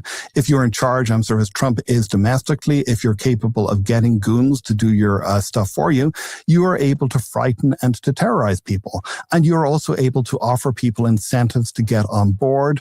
So what you want to do is to create a world in which everybody knows that the sensible strategic thing is to join the Trump coalition. You want to create a world in which this becomes just the general consensus. Everybody knows that this is what you want to do, what they ought to do if they actually want to prosper and succeed and have any chance.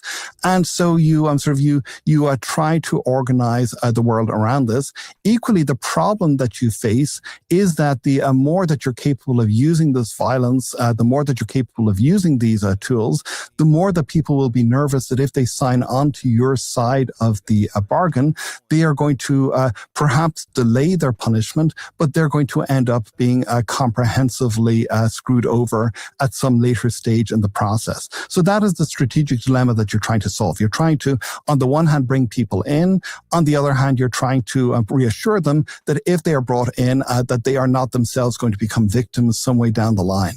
The other side of the thing that both the world and that the opposition in the United States have going for them is that Trump is not particularly good at this game of persuading people on board, and then persuading them that they will get what they want out of him. He is, in a certain sense, his short-term transactionalism, I think, works very heavily against him. And I think you see this, for example, the best example I think I see of this is the law firms. So you see there's one firm, Paul Weiss, which signs on very early. It crumples and gives in a way that encourages other law firms to give in as well. But once it gives in, it discovers that the deal that it thought it was signing up to is not the deal that Trump thinks that he wants to have. And it's very clear that it then becomes, it finds itself in a situation where it is going to get squeezed and squeezed and squeezed and squeezed. And reputationally destroyed. And reputationally destroyed. Young associates presumably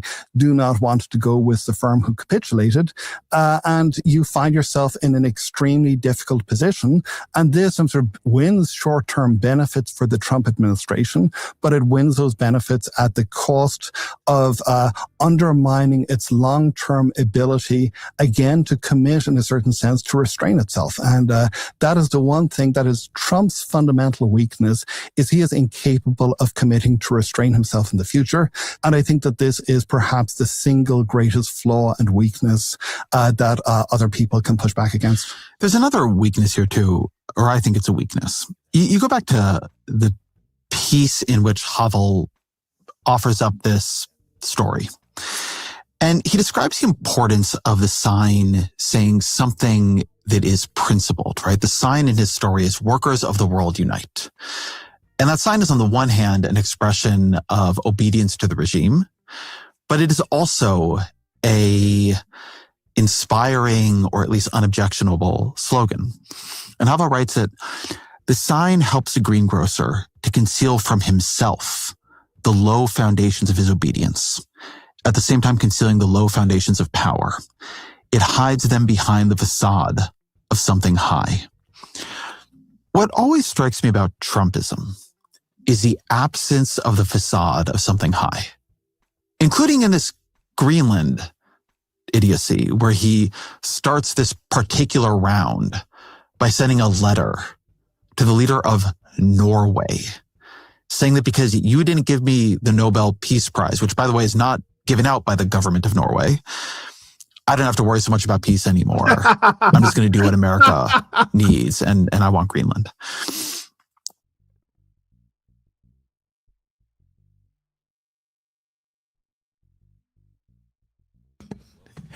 Dude, I don't know who is advising Trump, But dude, they are high comedy.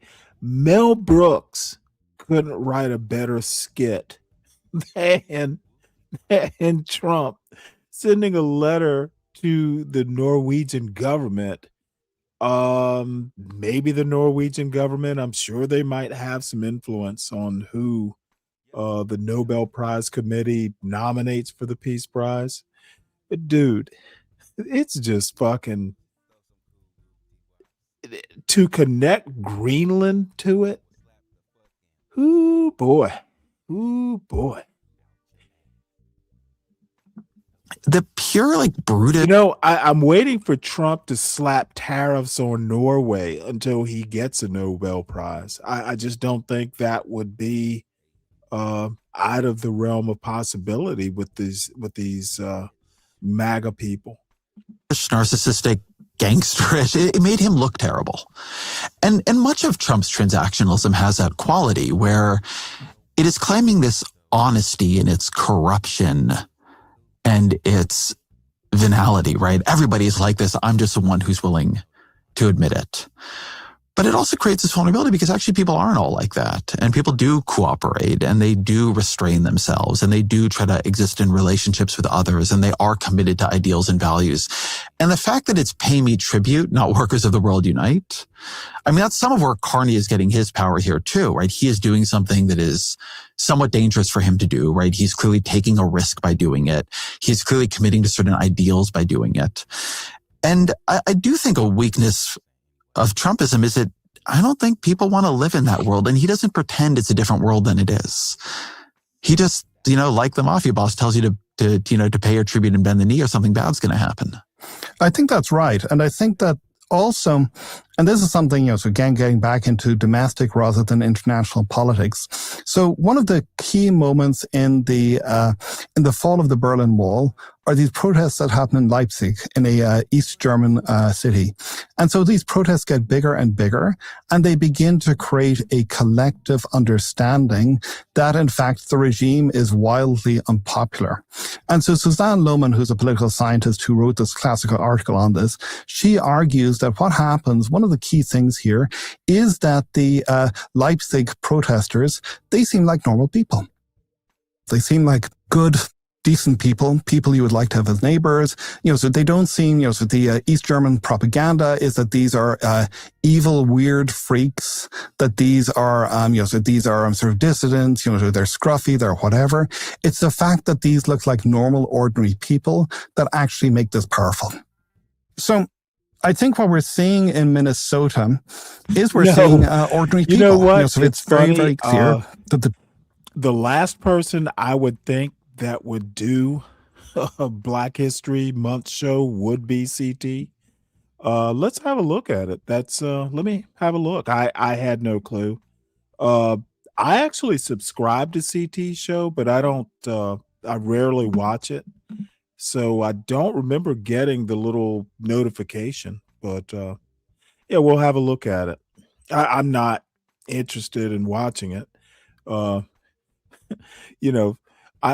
I doubt that a man who celebrated White History Month with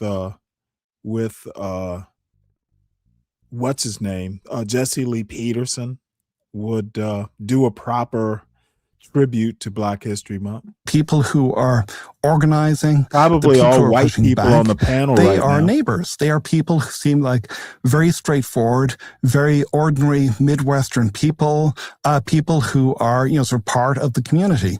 And I think that the killing of Good, I think also, she does not seem like somebody who is strange, who is unusual. Domestic terrorist in their language. Yeah, exactly. She is not a domestic terrorist under any reasonable definition of this. So I do think that this becomes more and more of a weakness the more that you have people who are out in the streets, some sort of dragging people off in cars.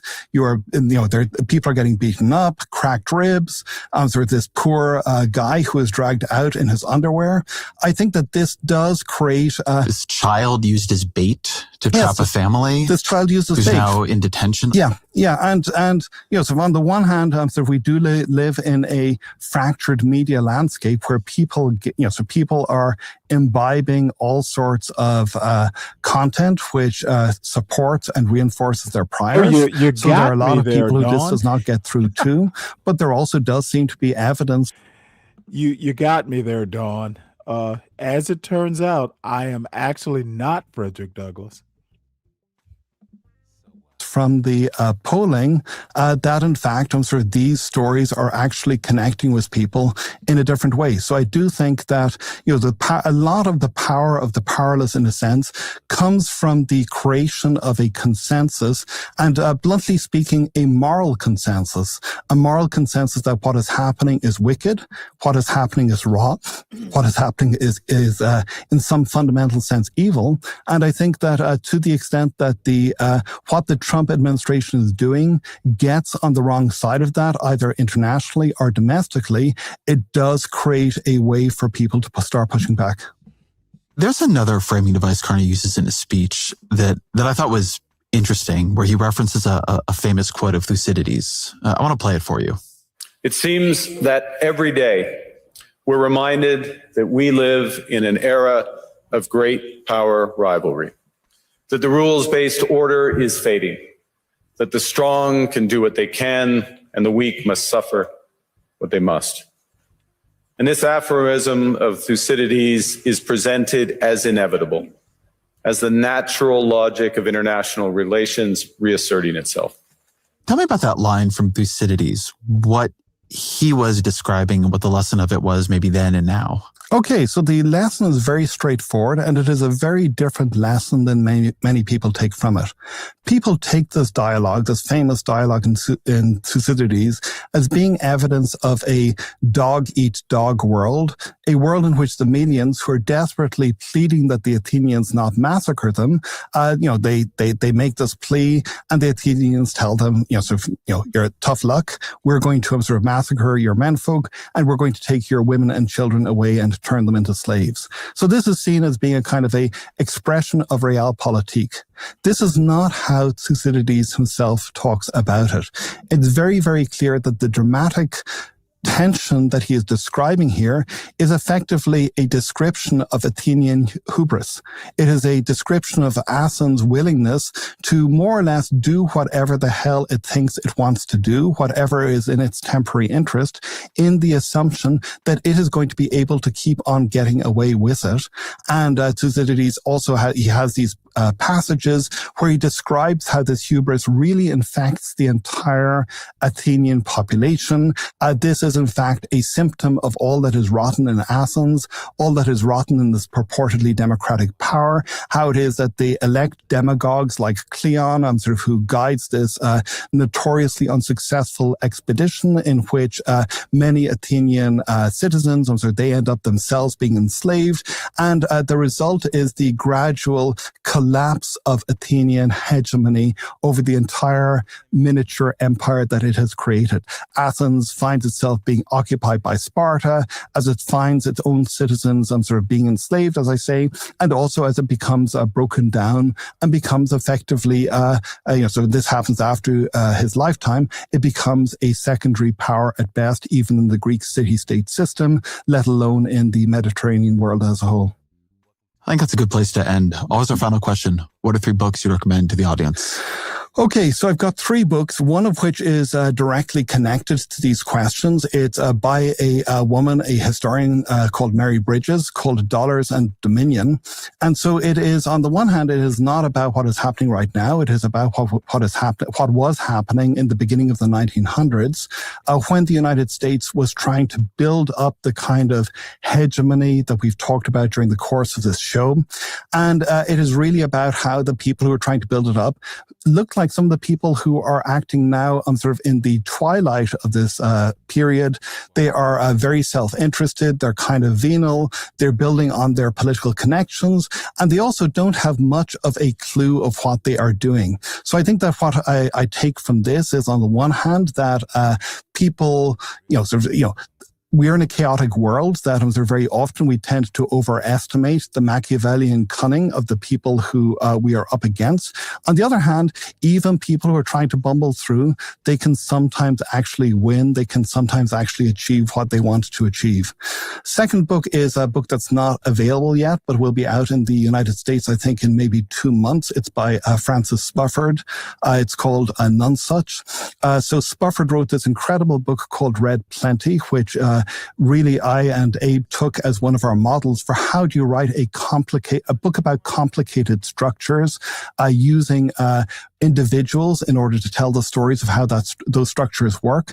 This is a very different book in some ways. It's a fantasy set during the World War II Blitz of London, but it's also a book about what is happening right now. And it's a book that has in some really interesting ways economic systems and how economic systems work woven through the narrative in ways that you don't particularly notice, but you actually end up learning quite a lot. And the final book is a book by Thi Nguyen, which has just come out, called The Score. And it's just, I don't even know how to begin to describe this book. It is about making pizza. It is about games. It is about the big structures that shape our lives and how they don't recognize the knowledge and the wonder and the intimacy that we have together. And it pulls together these disparate and many other disparate things into this incredibly compelling narrative. It is just a ridiculously beautiful book. We live in times when it's very easy to just feel unhappy and despairing. And I think that this is a book that brings back joy. Henry Farrell, thank you very much. Thank you.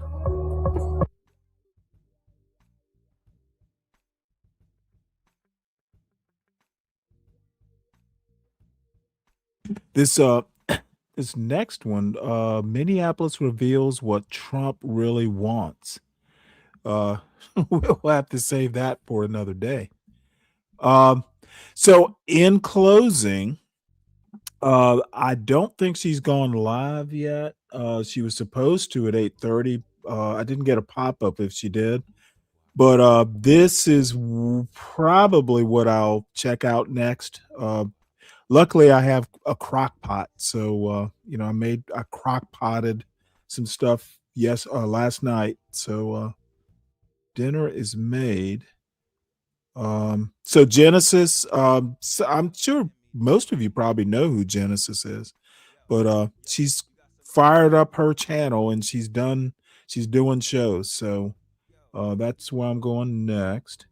And in closing, the last video, since Savage is here, I figured we would pay tribute to failure. So number one, Savage, you misspelled finale. It's F-I, not F-A. So but it's fine. So this is part of a 4-part series of shorts called Stanley Cross is Up to His Shenanigans Again, Part 4, The Rage Quit Finale. Well, I don't think it's quite a rage quit because I told you I was going to leave, and I don't give a fuck. I got tired of being muted, so I left. And if the lesson is, well, Stanley, you do that on your panel, I don't give a fuck. If you don't like being muted, then leave like I did. So in essence, at least in my mind, I set a good example. I didn't raise a lot of cane before I left. I told you what I didn't like. I told you what I was going to do, and I executed what I told you I was going to do. No shame in that.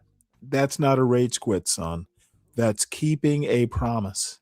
So let's play this, and then we will end the show. Let me ask you a question. Don't bother. Continue your point so I can critique it. Do you need to make a second point? Go ahead and make your point. Let's hear what you got to say, Savage. Okay. So what I was going to say is, how does that feel to be muted every 5 seconds? It feels fine. I can leave. No, it doesn't. That's You just how it complain feels. Yeah, All right. So like I was saying, yeah, the choice. like this is what I'm saying. See, I dropped. Wait. This is the perfect example. I love Stanley to death, but it's a perfect example. Stanley doesn't like someone muting him every 5 seconds, right? But yet, if you're on his platform, if you're not speaking the way that he wants, he controls it by dropping you off of his platform. We tend to try to that was make a fun of how really people get short their video. So again, I didn't like being dropped, so I left. So anybody who doesn't like being dropped, leave. That's really the lesson you're teaching. So I don't think it's a character issue. I didn't feel insulted. I kind of feel vindicated. I said I was going to do it, and I did it. So, no sweat. And I love you too, Savage.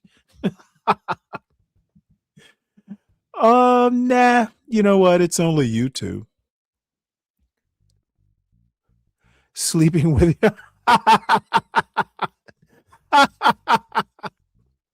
Well, the problem is my uncle has been dead for 40 years. I only had one of them. So, they can accuse me all I want, but they're going to have to call me a necrophiliac because he hasn't been with us for decades. So let him try. And Savage, are you still there? No response, no pithy remark. I was hoping you would react to your own video. Oh, apparently, you rage quit the chat. So I will be back tomorrow, probably around 2 or 2:30. I was a little late today because I was in the middle of doing other things. But King Picks, we will watch the Epstein Bannon, because believe it or not, I don't hate Bannon. I think Bannon, he's a former naval officer. One of the ships he served on when I was in the Navy was stationed in Newport, Rhode Island. I used to pass it every day, coming in the morning and leaving in the evening. So he's a Navy bro. And also in closing, I have to say I actually really enjoyed the show today. Thanks for everyone for making it pleasant. A lot of good interaction with the chat, and some productive conversations. This is kind of like the perfect show. Now, all we need is 1,000 people in the audience. Probably won't be as productive if there were, but I appreciate everybody immensely, to be honest. So hopefully we will see everyone tomorrow. Y'all check out Genesis' show. I dropped the link somewhere in the chat, and check her out. I like her. So let us